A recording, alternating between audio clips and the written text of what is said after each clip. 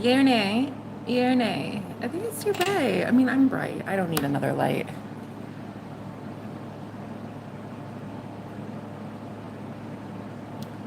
Hold on, I still want you.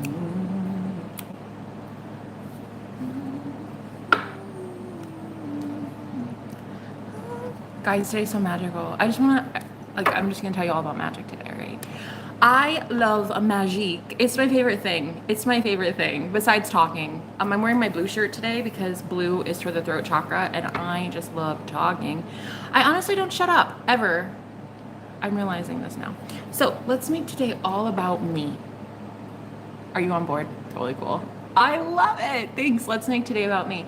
I think every day should be devoted to me in my life. I mean, it's my life. Hi, White Witch. Hi. Hi, babe. So I had this great idea in the shower where all my great ideas come from. And I was like, you know what? Let's do spirituality time today. Let's just talk about all kinds of magic shit, okay? And then I was like, I got like this idea that I should like just ask everybody what their magical stories are. And then I thought, no, I don't want it to be about that today. I want it to be about the dreams I've been having, the symbolism, what spirit is showing me in dreams about the future for the collective. I really want it to be about love and about just really fun shit. So forgive me, guys, for not focusing on you today. Sorry. It's not a you day, honey. It's a me day. It's a Goddess Jenna day. And if you don't like that, there's the door. There's the door. Actually, my neighbor just left. Listen, yesterday I manifested something crazy. The day before yesterday, I don't know why, but well, I know why. I want caffeine in my system. Who doesn't? But I normally don't drink coffee. So I was gonna just put instant coffee, because I don't even have a coffee maker. So I was gonna put instant coffee on my grocery list, right? Tell me why.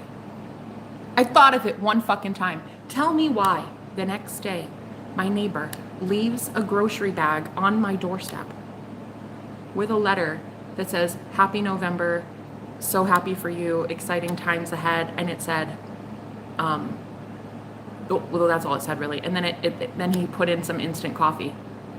Huh?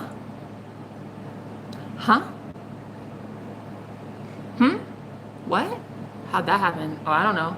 I don't know, because I'm magique, bitch. I'm magic. I'm magic, bitch. That's why. That's why. And also I started my period and I was like, can we do chocolate today? I only have that unsweetened cocoa in my cabinet, and I'm like, fuck that. Fuck that. I love you, cocoa plant. I thank you so much for your service to mankind and humanity, but fuck that. I was like, where's the sugar with this shit? Hello. Women are allowed to have whatever the fuck they want during their time of the month. I'm telling you. So I was like, excuse me, what is this? I'm not going to the grocery store. Absolutely not. Not for another week. I'm all like huddled in my sweatpants and hibernation mode. I'm not going to the fucking grocery store. Yeah, right. Like, people can tell when you're on that time of the month, you know? And people can tell, and they're just like, they're ultra bitchy that day. I'm not going to the grocery. Hell no. So anyway, tell me why chocolate was also in that grocery bag. My landlord, no, wait. That's not who it was. It was my neighbor. I guess we're going to talk about another magical story that happened. I keep seeing my landlord because we have some unfinished business to wrap up. He and I are past life soulmates. We've got like a thing. It's kind of cute, actually. I really love that guy. I love him a lot, actually. Like, I love that man. I've had dreams about him. He's been having dreams about me. Like I love him a lot, all right? And so we keep manifesting each other on accident. I don't think he realizes he's doing it too, but like, I used to go 6 months without ever talking to him, and all of a sudden it's like a daily thing. Now I go to get my mail, boom, he's there. I go to get my laundry, boom, he's sitting there. It's like that kind of thing. So I yesterday was literally affirming to myself, everybody loves me. I get exactly what I want. I'm chosen, I'm wanted, I'm desired. And I went to go get my package in the mail facility here at the apartment. I went to go get my package. And literally as I'm bending down to pick it up, he turns the corner. He's like, oh my God, hi. And we just have like this small little chit chat because my heater went out. I don't have heating. And he was like, oh, I was gonna bring you a space heater. I forgot all about it. And we were just so caught up in like just excitement of seeing each other that I forgot to tell him, like, bro, you already sent your assistant to give me one. I forgot to tell him that. So he's like out there beating himself up for not getting me a space heater because my heater's out. And I'm thinking to myself, oh, I should have texted him this morning. I should have told him, wait, what are you doing? I already have one. Anyway, so that's another magical thing too. And then I had a dream last night. We're gonna talk about this dream, okay? This dream was so fucking cool. Here's the coolest part about my life. I dream and I walk into people's dreams and people walk into my dreams. And I'm a dream walker, but they call it dream walker, which is like, that's one of my psychic gifts is I get to just go wherever the fuck I wanna go. I'm a free bird, honey. In the astral plane, anywhere I want to go, I go. Do I want to go to Area 51? Sure. Free my brothers and sisters? Yeah. Yeah, we're all fucking aliens over there. So I went last night to a vending machine all by myself. I'm like, if you can go anywhere on the planet, why would you not go to a Mountain Dew vending machine? Really, I don't know what I was thinking. Anyway, I went, I don't even drink soda, so that's weird. But anyway, I went to this vending machine and it was in some sort of terminal, like a bus station or something. I don't know. I was all by myself and it was $11. I was like, bitch, no. Bitch, no. I don't think so. Look, in the dream, I knew my power. In the dream, I was like, fuck this. So the Mountain Dew, which I also don't drink, but I guess whatever, my subconscious is starting to understand caffeine a little better, which is good. So I was like, $11 for a fucking can of soda. And then I saw that it was a bottle. And I was like, oh, okay, let's think positive. $11 for a bottle of soda. $11 for a bottle of fucking soda. It's like I became lucid in the dream. And because I was shocked by the price of fucking Mountain Dew, I was like, ain't no way in hell. That's not real. So I said, you know what? I love that I get this for $2. I said that. I said, I love that I get my Mountain Dew for $2. I love it. I love it. So I put a $50 bill. Look, there's 5 people, 5 likes in here. Look, I put a $50 bill in the thing. And then I was like surprised because it's one of those really cool automated ones. It's like an experience. You basically pay for an experience when you pay at vending machines. So I could push this button and every soda would just like present itself on this like little turny wheel thing. And I was like, okay, so I don't want Mountain Dew, actually. They had this one option that you can make your own soda. Surprisingly, I didn't choose that one, but you could like make your own soda. They were like you could add flavors and shit. I was like, that's gotta be disgusting. So I said no to that. And then I saw root beer and I'm like, that's the one. That's the one. So I hit the magical root beer button in the dream. Tell me why. Tell me why. I had a $50 check print out instead of the root beer. $50 check. So suddenly the $50 bill that I had put in the machine, I got to have back, and it was in the form of a check. And then there was another duplicate copy printed out to me in the form of a duplicate check. I had 2 checks of $50. No fucking root beer. I don't remember seeing the root beer though. I'm still a little salty about that. But I was like, what is this? What's happening, huh? And I took both checks and I was like, this is weird. This is cool. I mean, I'm here for this, but this is a little weird. So I went outside in the dream. And as I went outside, there was this guy. He was a very hippie gypsy, oh, loved him. I don't know who he was, but he's fucking amazing. I kind of hope I hope he watches my channel. If you had a dream of me last night and I told you about something really cool, if you told me about a manifestation that you just had, please call me, because I swear to God, I saw you last night. Okay? So anyway, hey Aparna, welcome. Hi Wait Witch. Girls, listen, this is crazy. So I saw this guy, cutie patootie, honestly, so fucking adorable. And he was telling me about, he's starting a business, this guy. And he was telling me, because when I turned I left the door and I turned the corner and I saw this guy and he was like, he was walking right ahead of me and I was like, excuse me, sir, hi, sir. Tell me about your manifestation. What did you just do? I don't know why I knew to ask him that, but he immediately stopped and he was like, oh yeah, listen to this. It's really crazy. I did this and this and this and this and wow. And I'm like, oh good, you're the perfect person to tell this to. Do you think this is legit? I just got like a $50 duplicate copy from a fucking vending machine. It's all because I was positive. It's all because instead of $11, I said, no, I'm going to get this shit for $2. And then I put the money in and I trusted it. I trusted my magic. I didn't trust the vending machine and I certainly didn't trust the $11 I saw in a Mountain Dew machine. Fuck that. So this guy was like, oh, wow, that happened to you? And he's like, let me look at it. So he took it and he like put it up to the light and he's like, well, there's no signature. There's no signature. I don't know why, but my other check had one from like someone who wrote it out. This was a machine printing out checks. Methinks the way of the future are machines printing this shit out for you, so you don't even have to, there's nobody even employed to write that shit. Anyway, point is, he was like, well, there's no signature, but it is valid because there's a stamp on it. So your bank will accept this. I'm pretty sure. I was like, bitch, shut up. You lie. You're lying right now. And he's like, no, I think it's real. And so he's like, he calls over another woman right at his car because he was about to get in and leave. And he's like, come here. I just heard the name Lisa. I don't know. Maybe, I don't know. I don't remember what her name was. But he was like, come here. And he told her the story. And she's like, wow, I think that's legit though. I like that for you. I think it's legit. We were kind of concerned that there was no signature though. So I think it was implied in the dream that a lot of people right now are going to be manifesting money that is so unheard of. It's going to be like, you're not going to believe it at first. Not only are you not going to believe it, you're almost not going to think that it's going to go through.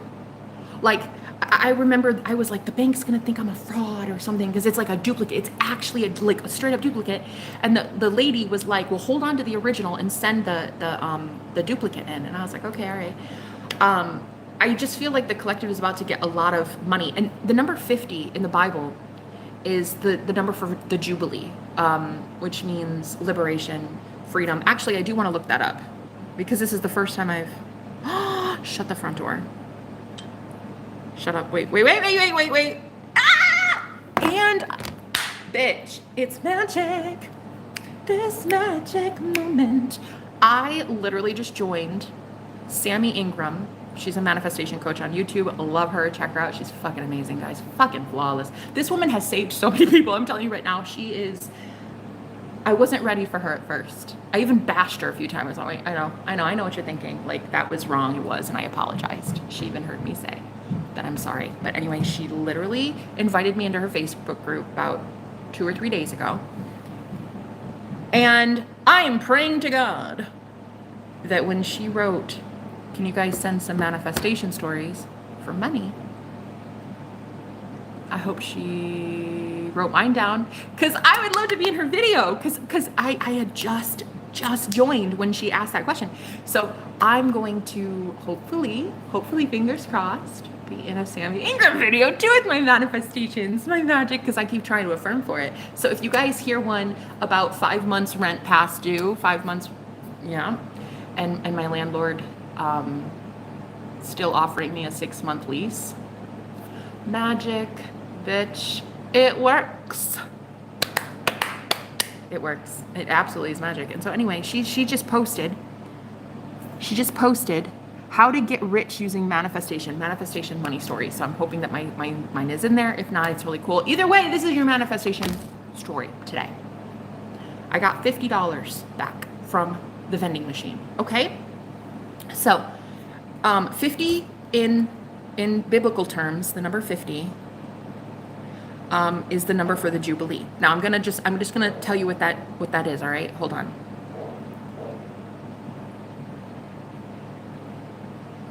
Hold on. 50 Jubilee. 50 Jubilee meaning. This is not the first time I've had a dream with the number 50. I'm hearing redemption, because in another dream, I was in a theater with a white screen and we were all in heaven, and I had to go punch in my ticket to leave heaven, and the number 50 was on my ticket. So this isn't the first time I've had 50. The year of the Jubilee. Are you fucking ready, bitch? Are you ready? Are you having a seat? The year of the Jubilee, which comes every 50 years, was a year full of releasing people from their debts, releasing all slaves, and returning property to those who owned it. This year was also dedicated to rest. That is the Jubilee in Christianity. That's the Jubilee in the book, in the Bible. In every 50 years, the Israelites would have a year of rest. Wow. This makes sense. God would have them rest on the Sabbath once a week. It's the 50th anniversary. Yeah. As an agnostic, are witches not allowed in church? Witches create their own church, honey. I'm telling you that right now. Anyway, welcome to church. I'm taking you to church, honey. Have a seat in the pew. All right? Grab your blunt. Have a good time. So the Jubilee is the year at the end of 7 cycles of 7 sabbatical years.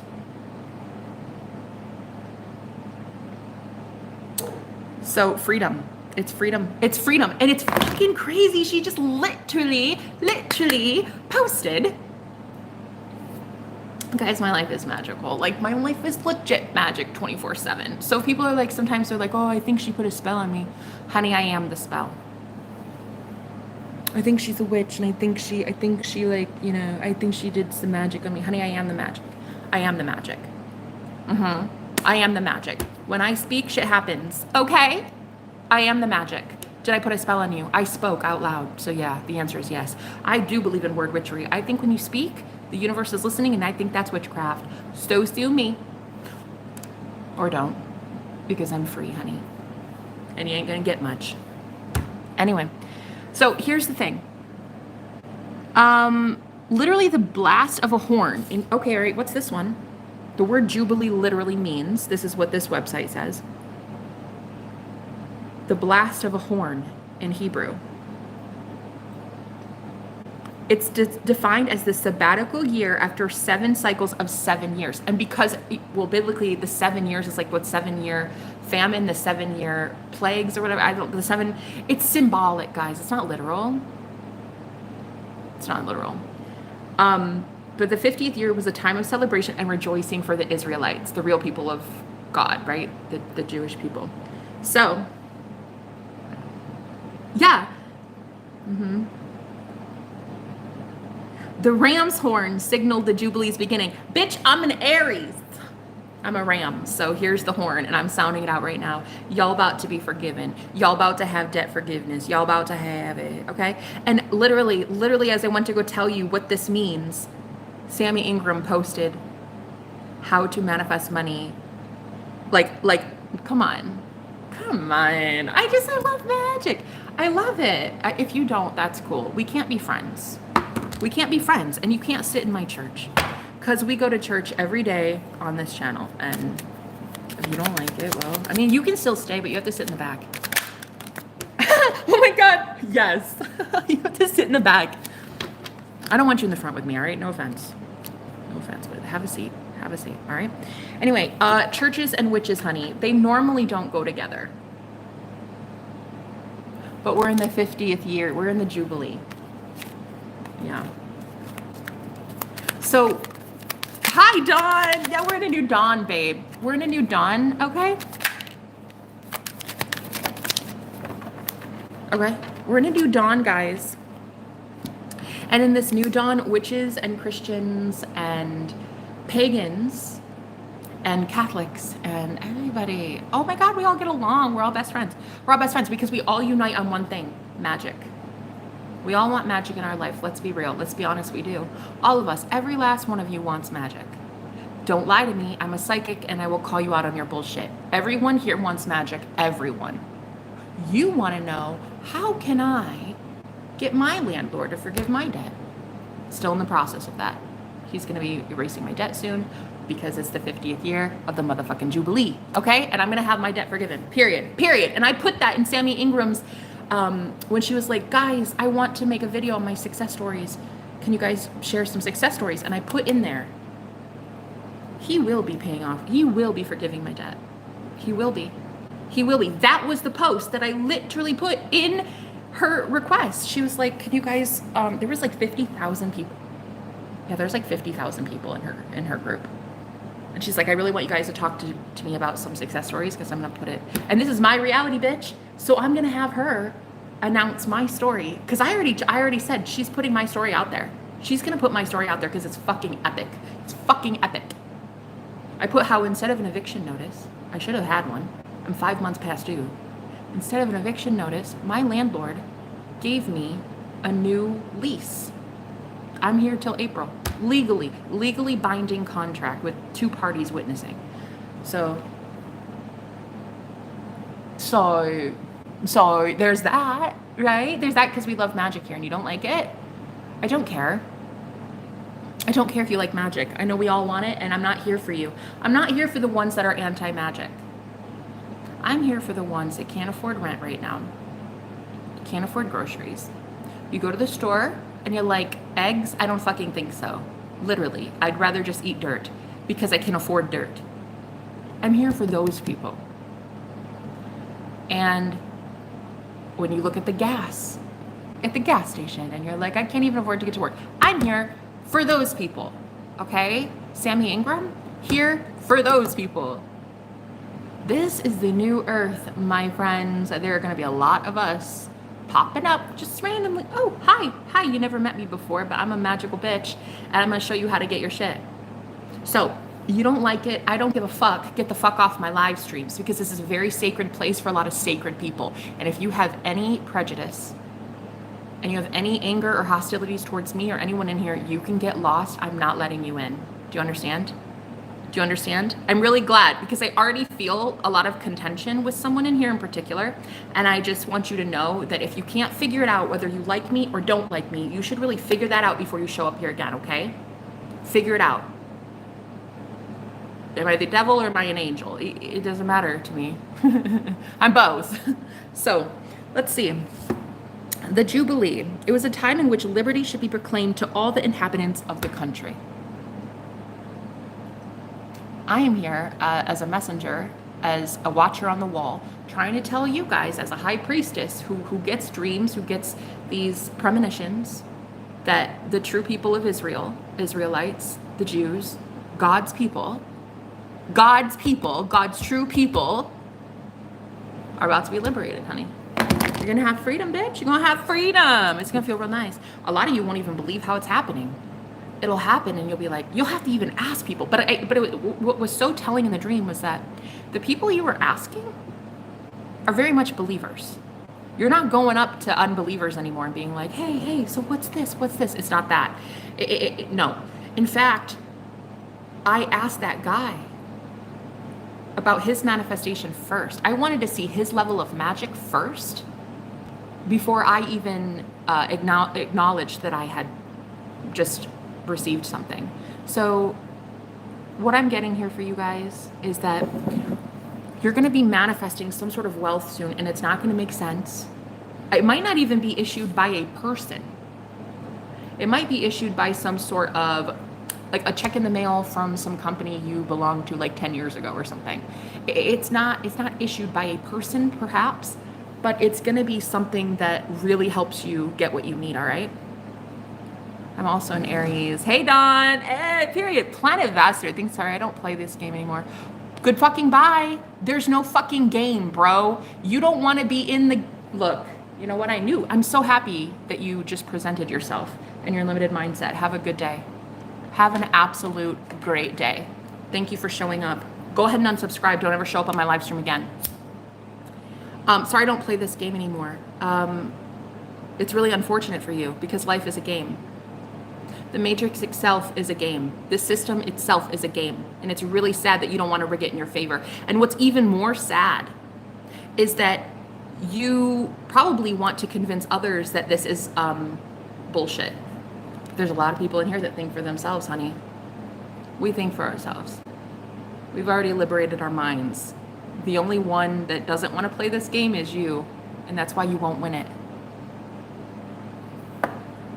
Thank you. Appreciate that. It was very sweet. I appreciate you, Lazar. Hello. Hello. Welcome from the States. Hello. I'm from the good old US of A. Let me clear the space, guys, because I can already feel it. See, this is what the message was in the dream. You are going to be asking people who believe. You're not going up to people who are unbelievers being like, oh, so do you think this is right? Do you think that I got this? What's their answer going to be? I don't think so. I think it's fake. I think it's fake. That will never cash. That will never... No, that's not how money is made around here. It was a glitch in the system. It's just a game. We don't... Okay, bye. Okay, bye. You're going to literally find the right ones very soon who are going to mirror and parrot back to you what you think about the game of life. Which is, this shit is easy. I get everything I want. Life is so fucking good. All the time. 24/7. Literally 24/7. 24/7 life is so good. Magic. All the time. And anybody who opposes you, you'll feel it in the heart space. Because that's where I started feeling it. That's why I'm burning my sage. I felt it in the heart space. I felt like somebody was really, really triggered by me. And that's cool until it starts affecting me. And they just dropped like flies. Did you see everybody just leave? Like more than 50% of everybody in here just dropped like flies. You're out. Bye, bye, bye. It's a frequency and you can't hold it. Get the fuck lost then. Bye. I'm not even trying to be mean. But when you come in and the first thing you say is like, this is stupid and you're a witch and this is weird and this is a game. And it is a game, honey. It is a game. And you're losing. Me and these beautiful people are going to be winning. Because they know it's a game. You have to know it's a game to win it, don't you? So, you can still be logically minded in that you can, even in the dream space, I was asking this guy, like, is this legit? Because, I mean, I'd like to think I have a sound mind. I'd like to think I'm pretty normal, other than I talk about magic for a living. Literally. But I would like to think I'm pretty, like, I've got it together normally. The gift of the Holy Spirit is a sound mind. So I'd like to think I've got it, you know? I mean, I'm not completely deranged just yet. Give me a few more years. But I'd like to think that I'm logical enough to understand the concept of, could this be real? Could this not? But yet I have faith that why wouldn't it be? Why couldn't it be? Why? I'd rather take a chance. Is there a 50%? It's 50% chance. Yeah, okay. In the dream, if I would have deposited that into my bank, there was a 50% chance it would have rejected it. I didn't get to that point in the dream. I woke up before. But there's also a 50% chance that shit could have been legit. What my consciousness says in my reality is true. You are your friends. You are who you hang the fuck around, okay? And so that guy and that chick, Lisa, they were both believers and they were both encouraging me that it was real. Because they are a reflection of me. I now know that the Holy Spirit is trying to channel through me right now in getting you guys this message. You're going to be met with believers, okay? Believers. I'm not hating on witchcraft. I don't know what you're hating on. I'm still not sure about you, Pixel. Point is, I am understanding a whole different level to this complexity of spirituality, psychic abilities, being in the astral plane. Time is an illusion, so I'm going into the future, but I'm also pulling information back. I think it's really fucking cool. And I'm not about to give pearl. I'm not casting pearl before swine anymore. I'm sorry. Biblically speaking, that means giving prized knowledge to people who are not ready for it. I've seen so many men do horrible things with the magic I teach them. Horrible things. You shouldn't have had that access. I should have pulled my head out of my ass and not given you a damn thing. I watched men do so many horrible, leading people astray with the magic that I taught them. So it's a sacred thing. It's sacred science for me. It is the occult is sacred. And I'm not about to just be blasting it out for everyone. Not anymore. So if you don't like magic, you don't like me. You don't like that I talk about magic. You don't like the one that sent me, bro. You don't like the one that sent any messenger. You don't like anything, probably. We can't be friends, honey. We can't be friends. And so I really want to make this public service announcement on my channel that if you are undecided about whether I'm an angel, I'm a devil, I'm a Jezebel spirit, I'm a demon worshiper, I'm hacking the system and using the Illuminati shit. Think whatever you want, babe. Okay? Think whatever you'd like, but don't show up here again. Okay?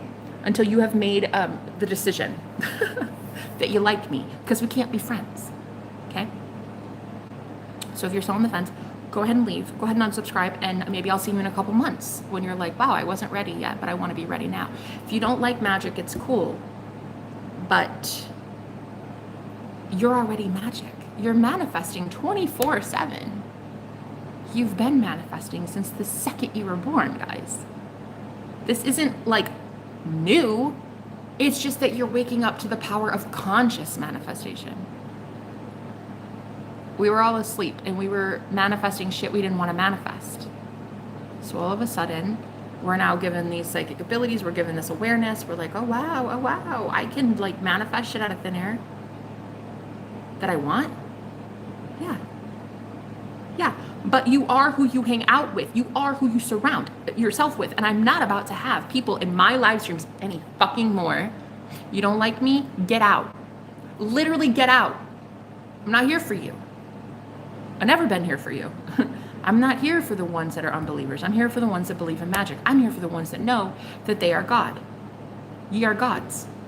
The children of Israel, right? The real children of Israel. The ones that Jesus came for too. There were so many people begging Jesus, hanging on his every, oh, I want your healing, grabbing on. He wasn't here for them. He even said, I'm here for the lost sheep of Israel. The believers, the real ones. I'm sorry. Starseeds, you are not here for everyone. You aren't. You are a particular flavor, and not everybody likes that flavor, okay? You are not here to please everyone. You are here to find the believers. You are here to find the ones that are ready for the healing. They're ready for magic. You know, it's a sacred thing for me, magic. The occult itself is sacred. The dark arts, dark as in hidden, just like dark sayings in the Bible, just like Jesus was talking in a parable. It's all sacred to me. And quite frankly, I'm tired of giving it to people that aren't ready for it. Like, get the fuck off my live stream. Really, truly. And this is a public service announcement going forward. I'm too magical for that. These people are too good for that. And we don't need people to hate on us for being different. We see what's happening in the world and we're like, this is bullshit. I don't like it. Something's off. It feels funny. I can't pick up what it is, but something is weird. And then we're like, wait a minute. Can I change it? I don't know how. I'd like to. I'd like to learn. I'd like to know how. But also biblically, it says, my children perish from a lack of knowledge. The true Israelites, the true Jews, the true followers of God, I'm telling you, you are perishing from a lack of knowledge. And it's because a lot of people try to beat you up for having this knowledge. That's why you're not about to be telling people the good news unless they're believers in it. So in the dream, I made sure that guy told me about his manifestation first. I was not about to go tell him like, oh my God, so this happened. Like, isn't this so great? Isn't this so great? I made him tell me first what he just manifested. I made him show me his level of magic first.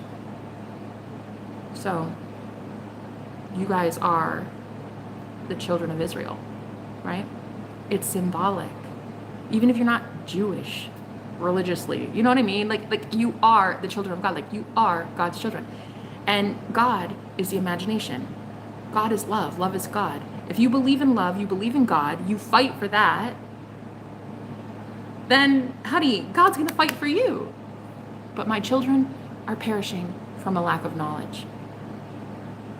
This is a very sacred place for me. And I really want to protect this space with everything I've got because it's, I don't know, I think it's the past life mystic in me. I just really want to keep this shit sacred.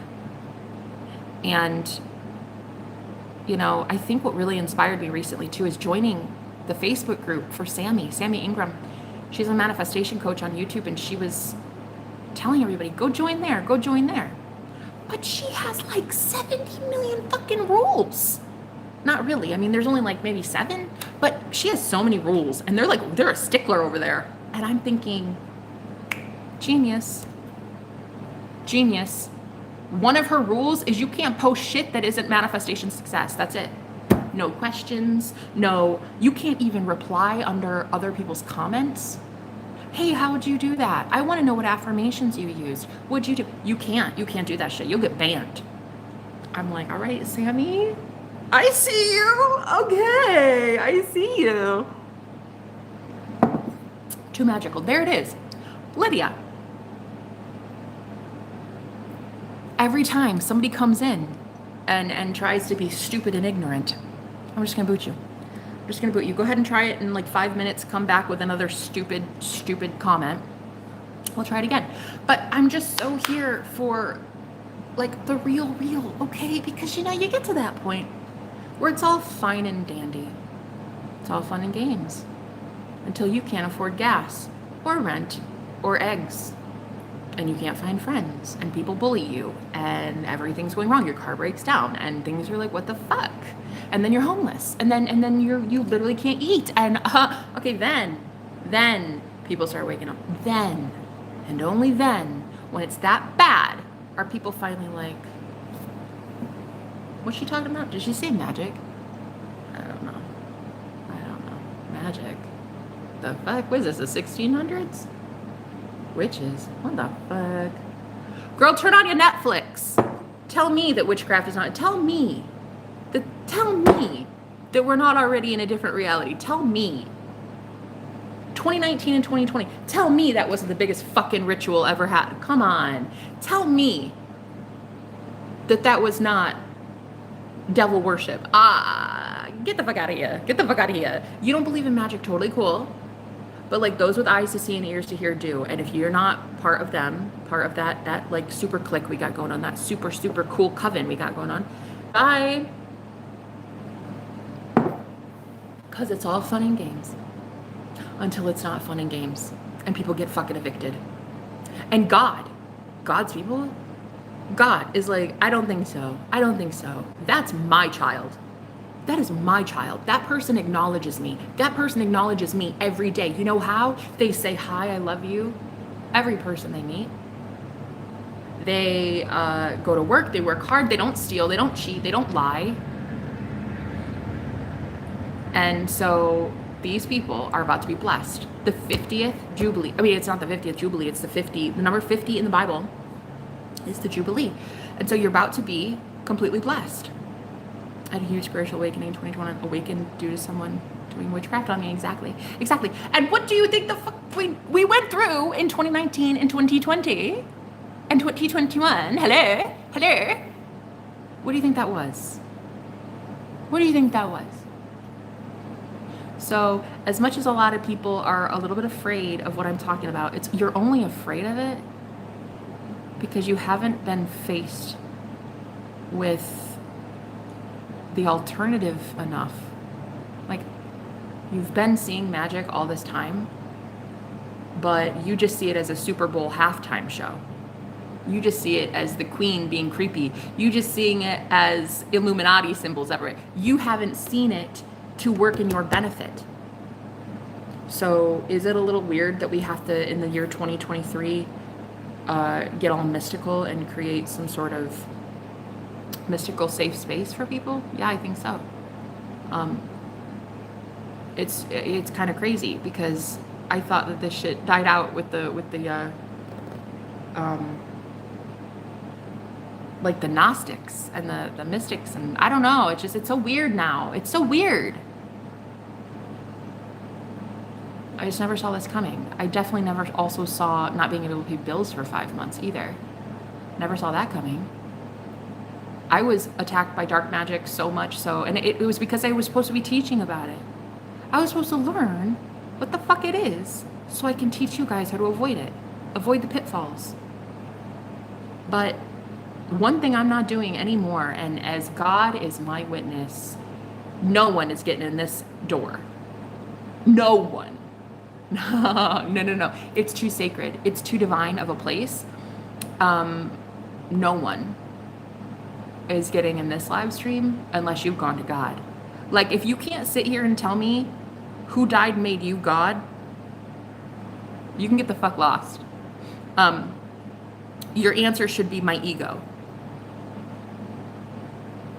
I died and became God. If you can't answer that question, I'm so sorry, but it's not for you anymore. And I am really sorry, because it sounds really very much like gatekeeping. It kind of is gatekeeping, isn't it? I think that a lot of us are gatekeepers, and we're not supposed to be sharing all of this with just anyone. You can have this available in broad daylight. Like, what time is it? Like noon, or yeah, literally 12 o'clock on the dot. Why? Because it's fucking magic, and I literally just predicted that it's 12 o'clock on the dot, noon, on, what day is it? On a Friday, and I am out here in the YouTube streets just magically talking about crazy ass shit.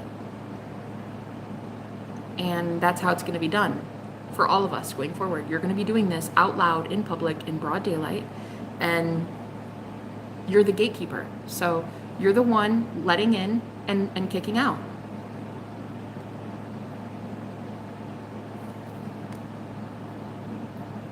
I had a huge spiritual awakening. Yeah, hello, White. King Solomon went through that. King Solomon went through what? I'm sorry? I know that's right. Oh, is that what that is? I love it. I love it. I know that's right.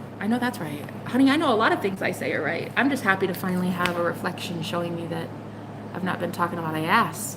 I've not been talking out my ass for 34 years. I've actually been speaking truth, preaching it from the rooftops for a very long time. People were not understanding, and they weren't ready yet. And I'm really pumped to know that people are ready. Do you know what's really sad, though?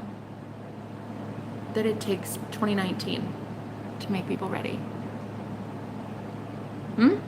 Pretty sad that it takes witchcraft at a level of the darkest epic proportions for people to be like, you know what, something seems off.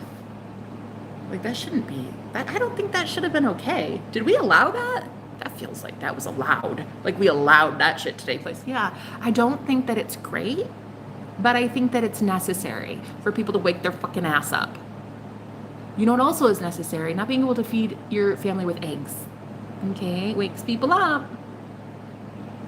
Not being able to put gas in your car to get to work wakes people up. So, as much as I'd like to sit here and be like, oh guys, well, you can just stay asleep. It's fine. It's fine. Magic is fun. We'll dabble once in a while, and it'll be really cool. Like, when you want to just manifest a new car, let's do it. People desperately need places to live. And they need their bosses to stop verbally assaulting them and getting away with it. Yeah. And the ones that have met their soulmate and they feel like ending it all because they can't be with their soulmate. Yeah, that's not going to work anymore, because God is intervening. All right, God's hacked this system. God has hacked the matrix now, so. You guys work for God, I work for God. Let's do this whole godly thing. Let's try it. And that's why I watch you, Humble and Blessed. You're so honest, and I love it. You don't sugarcoat anything. You speak facts. Girl, I preach facts. And I love you so much, Humble. I'm so glad you're here. But that's what we're going to do. We are going to sit here in broad daylight talking about magic. And if people don't like it, they will present themselves. They'll just show us who they are, and I will be like, out you go. Toodles, frittles, honey. Bye. Like someone saying, I don't play this game anymore. Yeah, it's called the game of life, and you are playing it, you're just losing.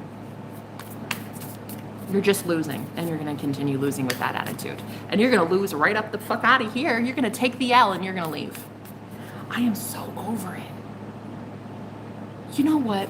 I'm going to tell you one more thing, because it's spirituality time today. I have fallen in love recently. Whether this guy loves me back or not, I don't know. Hopefully, fingers crossed.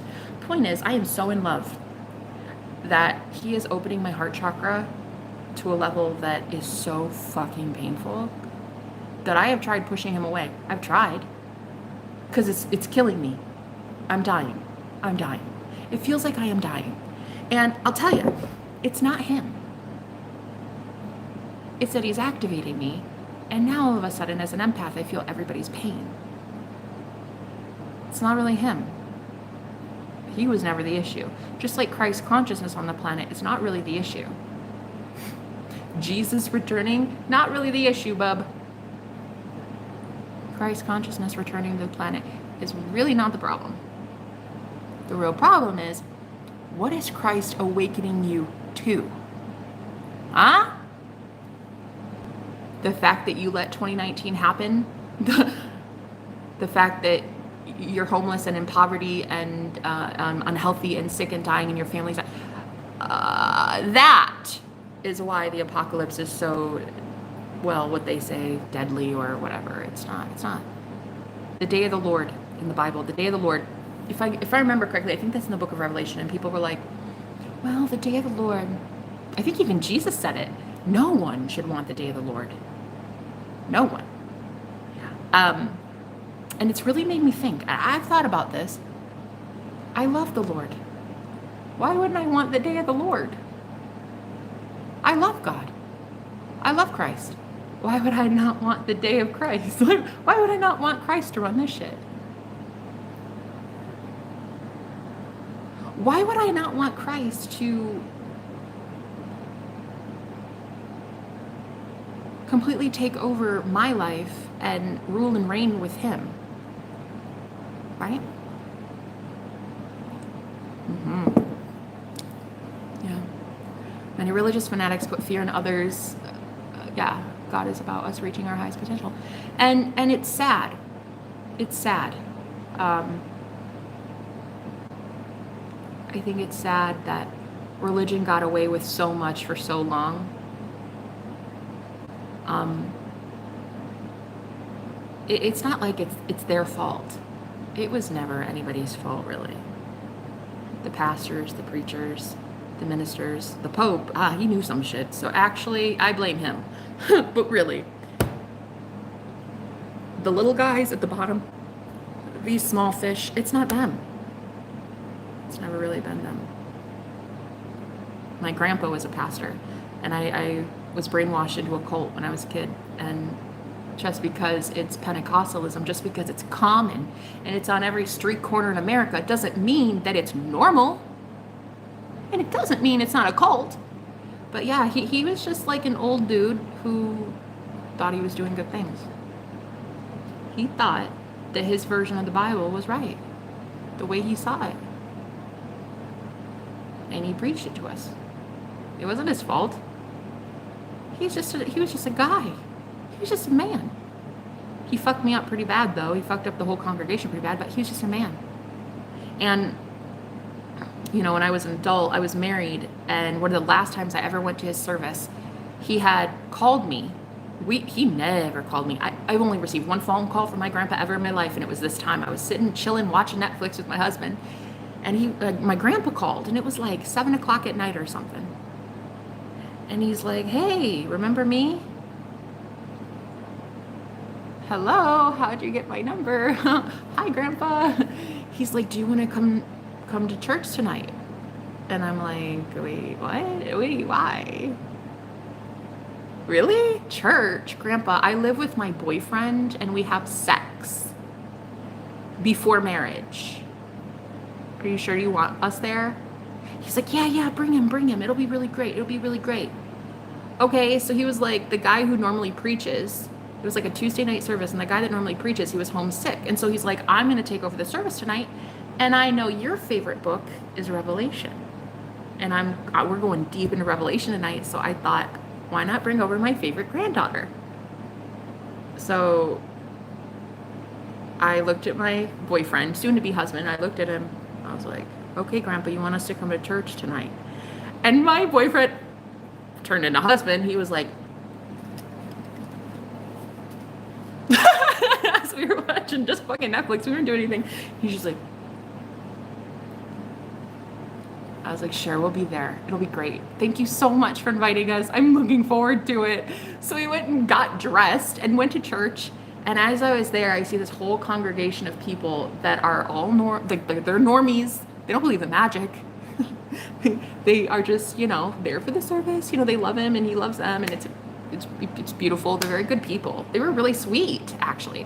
And so I sat there with my husband next to me, the whole congregation, and then my grandmother sitting behind me.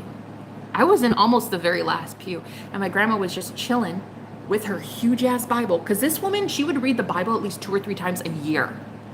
A year, guys. So anyway, she had her Bible open, of course, because she loves the Bible just as much as she loves Jesus. And he starts preaching, right? He introduces everybody and me, and he's like, this is my daughter, and it was cute. And then he gets up there and he starts preaching literalism. Literalism. The book of Revelation being taught literally. Oh, my ears were burning. I wanted to put something right inside there. But I couldn't say anything. I was just like, oh God, kill me now, please, end me, do something now. And my husband was just sitting there, like, we were just holding hands, and he would just be like, it's okay, shh, it's okay, I know this is bothering you. Because by this point, I was going through my awakening. By this point, my husband was the only man who knew that I was going through an awakening. He was the only guy I was ever talking to about this stuff. He was not awake, though. But I would complain to him all the time that the Bible was changing, and I had no idea why the Bible was changing. Whatever, guys, the Mandela effect, if you know, you know. My reality was changing. Everything was changing. And so when I started to believe in non-literalism, I saw the Bible as like a code. So here my grandpa is preaching literalism. I'm like thinking to myself, bro, you cannot teach literalism. You can't, man. Oh God, please don't do this. Grandpa, there's a flying fucking donkey. A flying dragon. Not a donkey. A flying dragon in the book of Revelation. That's not literal, man. I don't think. If that shit's literal, we all need to buy fireproof houses. Like real fast, honey. Real fast. Because thinks the book of Revelation is real, and I think it's here now. So please buy a fireproof house. Quickly. Manifest that shit, honey. So anyway, I sit here squeezing my husband's hand like this. I'm gonna die. I'm gonna walk out of here. I'm gonna walk out. No, you're not. And my grandma, not even 2 feet behind me, can hear us. So I'm like, I'm gonna do it. I'm walking out. An hour and a half, something like that. I don't know. It felt like an eternity. My grandpa comes over to me in front of the entire congregation, looks at me and says, so, what did you think of tonight's presentation? In front of the entire congregation, in front of everybody who didn't even know me from Adam. He's like, so what did you think of tonight's presentation? I squeezed harder and harder, and I think he was losing like blood circulation. I was like, you know what? Oh, I love your passion, Grandpa. I love how passionate you are. Yeah, I love how passionate you are. And he's like, you know what I mean? What did you think of the service? And I'm like, oh, okay. You mean the context? Yeah, no, I'm going to have to say I don't agree. With any of it. Correct. Yes, with any of it. And I thought that he would be offended. I did. I thought for a second he'd be offended. But he actually kind of looked at me like, wow, can't believe you said that in front of everybody. Like he was almost like taken aback, like shocked that I would say it. But girl, when I tell you my grandmother, I felt her eyeballs in the back of my head. She was about to kill me with fire. She goes like this. As soon as I said it, she was like, oh.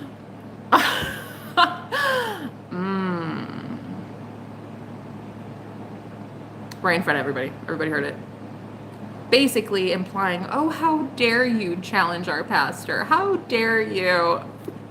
I'm thinking to myself, he's fine with it.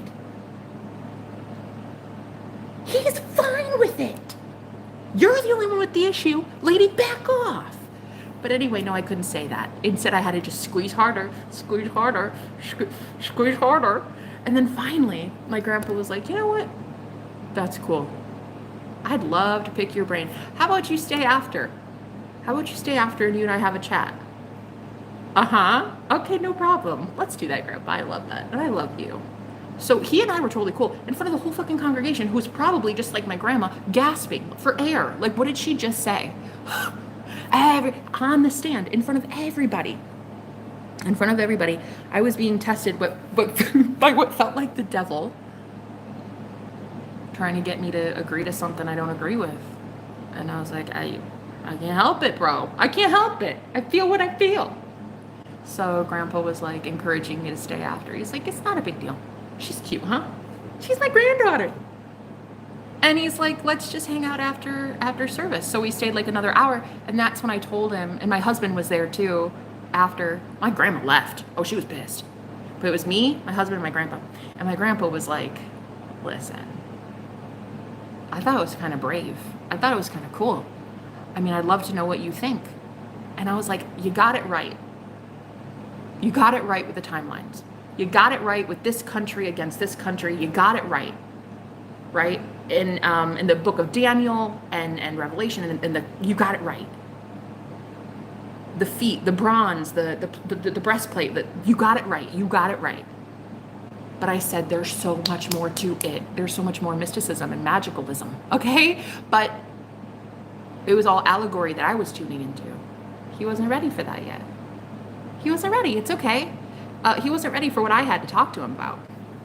So as he was sitting there, he's like, okay, so what's been going on with you lately then? And I said, well, to be completely honest, Grandpa, the Bible is a moot point for me now. I don't believe in the Bible anymore. And not in the way that you do, like I don't think that it can be infallible. I think that it can be changed and altered, and I'm seeing it change and alter itself. Just magically, randomly, with the law, or with the Mandela effect, I'm noticing things. And this is when my husband rolled his eyes and he's like, oh, here we go. Here we go. He's like, just humor her, please. If you humor her, she'll stop. So I started telling Grandpa, like, bro, the Bible's changing, man. Don't know how, but that shit's changing. You ever go outside and look at the fucking sun? Remember when the sun used to be yellow? Uh-huh. Yeah, I'll wait. So I said, Grandpa, I'm going to prove it to you. What animal in the Bible, what animal lies down with the lamb? And my grandpa, the pastor, who knows this like the back of his hand because he's got that imagery, the lion and the lamb, painted all over the place in the church. He says, well, it's the lion and the lamb. The lion shall lie down with the lamb, yeah? I was like, exactly, yeah. Okay, now look up the verse. And because he's so good at knowing the Bible, he did. He instantly opened the book. And then he said, the wolf shall lie down with the lamb. Bro, as soon as he said it, I was like, right? Right? Yeah, it's the wolf now. Isn't that cool? Isn't that cool? He just immediately, like, his eyes just like glassed over, like blank. And he's just like, wait. Oh, I guess I had it wrong the whole time. It's the wolf. It's the wolf shall lie down with the lamb.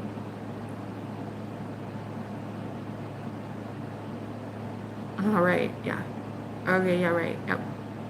Okay, gotta go, Grandpa. I gotta go. This was so fun. I had like such a great time. Thank you for inviting me. I am literally not doing okay. I have got to go because I'm gonna have a fucking brain aneurysm. So I left with my husband as he's gripping my hand and he's like, breathe, breathe, breathe, breathe. The poor guy didn't understand any of this shit, but he was so supportive. At least he tried to be.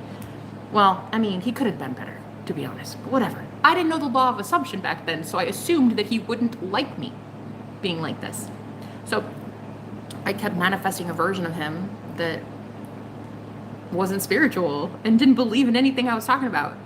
And so my grandpa, the cognitive dissonance in 2 seconds flat, it was insane. It was almost like there was a computer program, a script.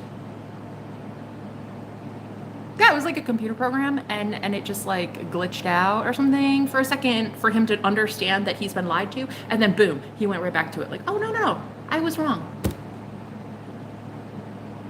For 50 years, you got that fucking verse wrong? For 50 years, bro. That's a long time to be lying to yourself.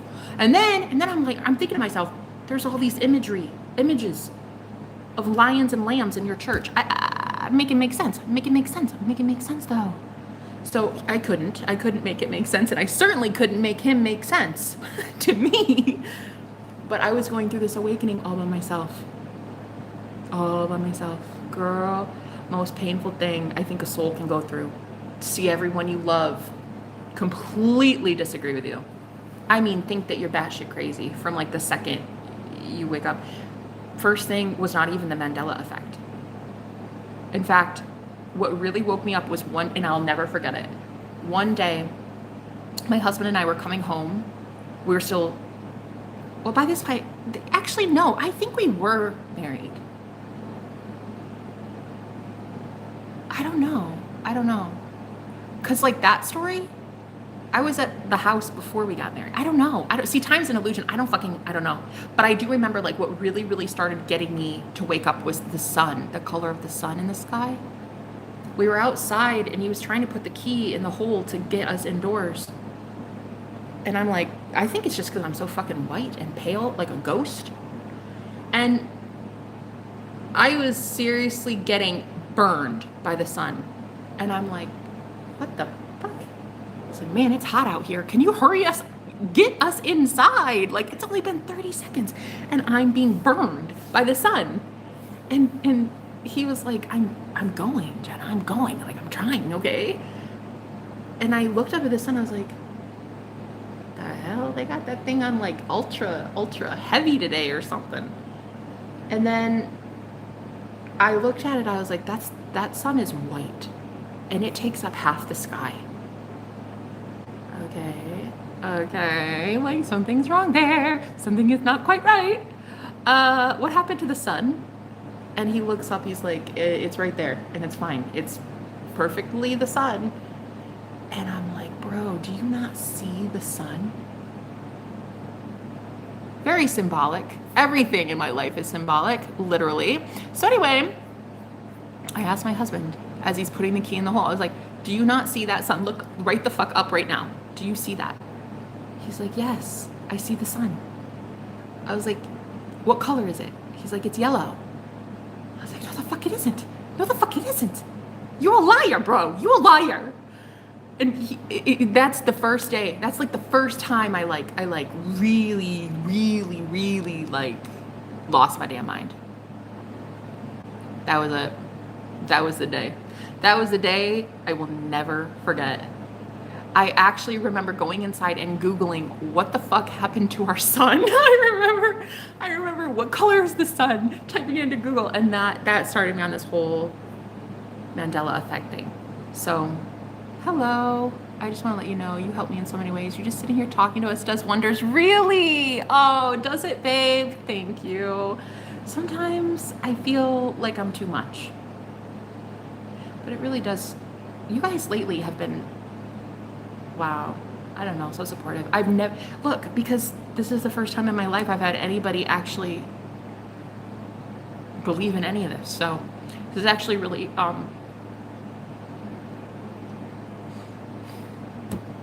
it's weird. It's weird.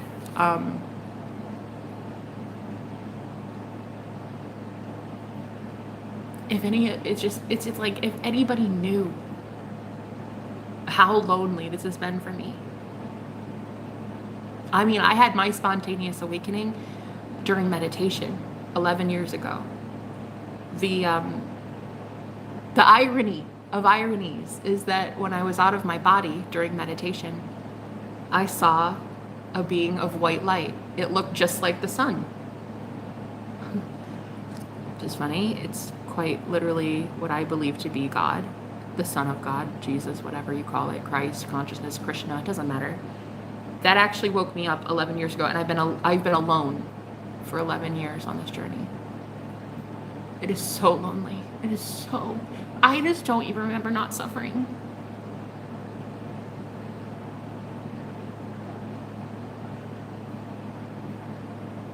I don't remember not knowing pain. 11 years, losing hundreds of friends, my husband, my dogs. I couldn't take them with me in the divorce. My whole family, my parents, everybody. Boyfriends. Yeah, right. Dating life, that's fun. That's cute. Yeah, like that's gonna happen. And it's just like, man, it's so lonely. And I never knew what it was like to not be lonely until, I don't know, I'm still not sure, to be honest. I'm thinking that these changes in my life are permanent, but I don't know. And I can't bank on it. I'd like to. I don't know. I'd really like to believe that my soul family's coming in, but I don't want to get my hopes up. Because I just don't want to love something or someone, because I'm so scared that it's an illusion too. When you see your entire reality change and shift, and you lose everyone, I'm afraid to find out this is yet just another illusion, that you guys are fakes. Like I'm sorry. I don't mean to even be like that. It's just like I'm so scared that you're not real, and you're a figment of my imagination. And that the guy I met too, it's not real. I am trying my best not to get close. It's like it's too good. It's too good. You ever have that where it's like it's too good to be true, and you're like, nope, I can smell the devil from a mile away, and this feels like the devil. I don't want to get invested in that. No one knows the pain. Like, I thought for the longest time I'd have to be the only person forever.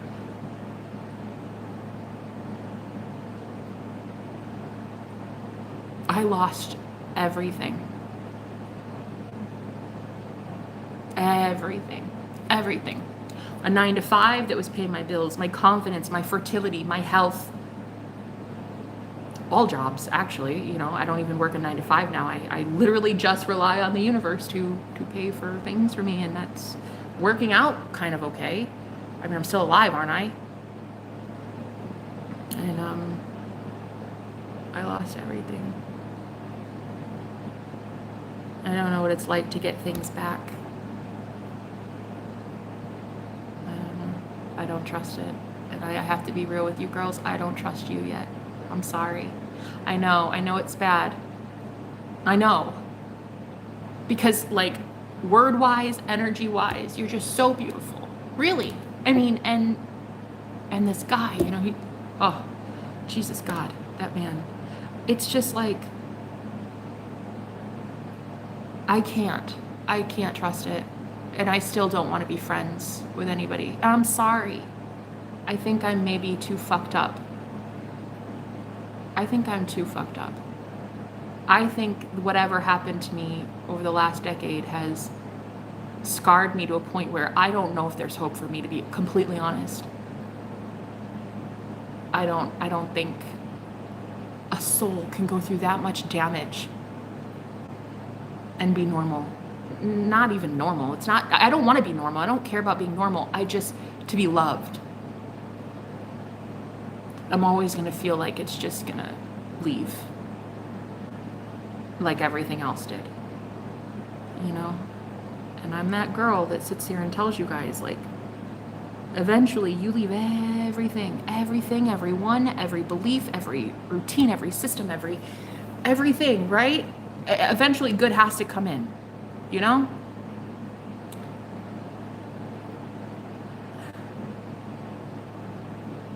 But what if good comes in and it's not real? What if that's just a head fake too? What if the universe really, the same cruel universe that took everything from you is the same cruel universe that would give to you just to take away again, you know? And how deep does this shit go? How many more layers of reality distortion am I going to have to see? If I start loving you girls,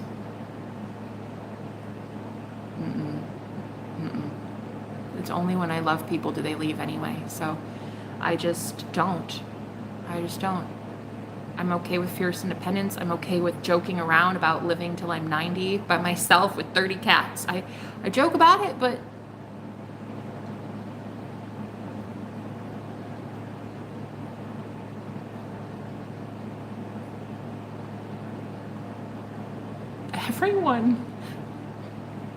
every single person I've ever loved, every human being I have ever loved,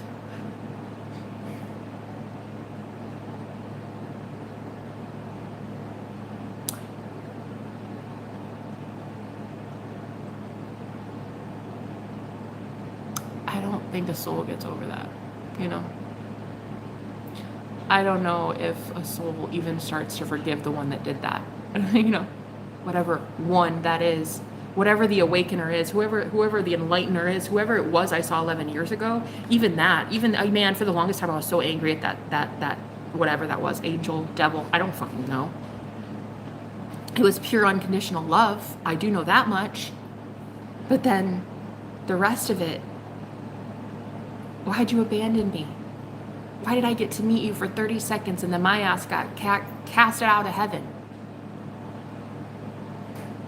That's you shouldn't have allowed that.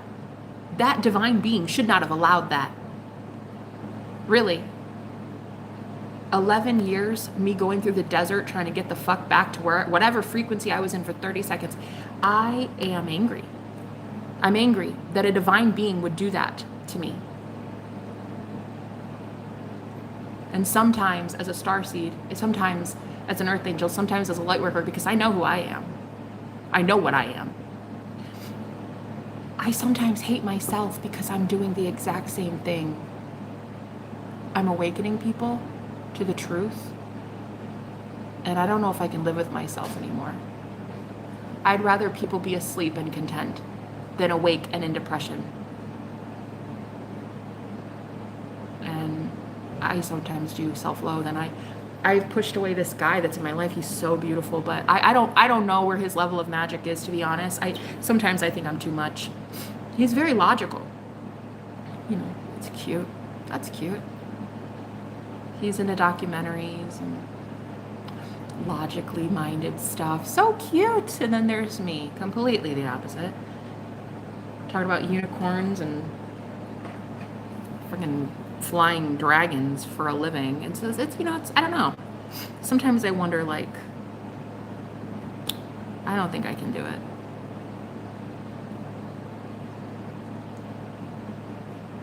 I don't know. I don't think I can be in love with somebody. Because it's not fair what I'm about to have to do to him, you know. What I'm going to have to do to him is wake him up, and I don't want that. I don't want that for any man. I don't want that. I saw what I went through. And this is why I was okay with being a hermit for so long. I didn't want to even put myself out there, really. I was actually just one day talking about, I don't even fucking know, just something in here with you ladies, and then boom, he showed up. And I was just like, wow, okay, well, what's this? And now, I don't know, he won't go away. And I'm trying not to be rude. Because I really, really want him. But I also don't want to be bamboozled. I'm scared it's a fake. He's a fake, I think. I don't know.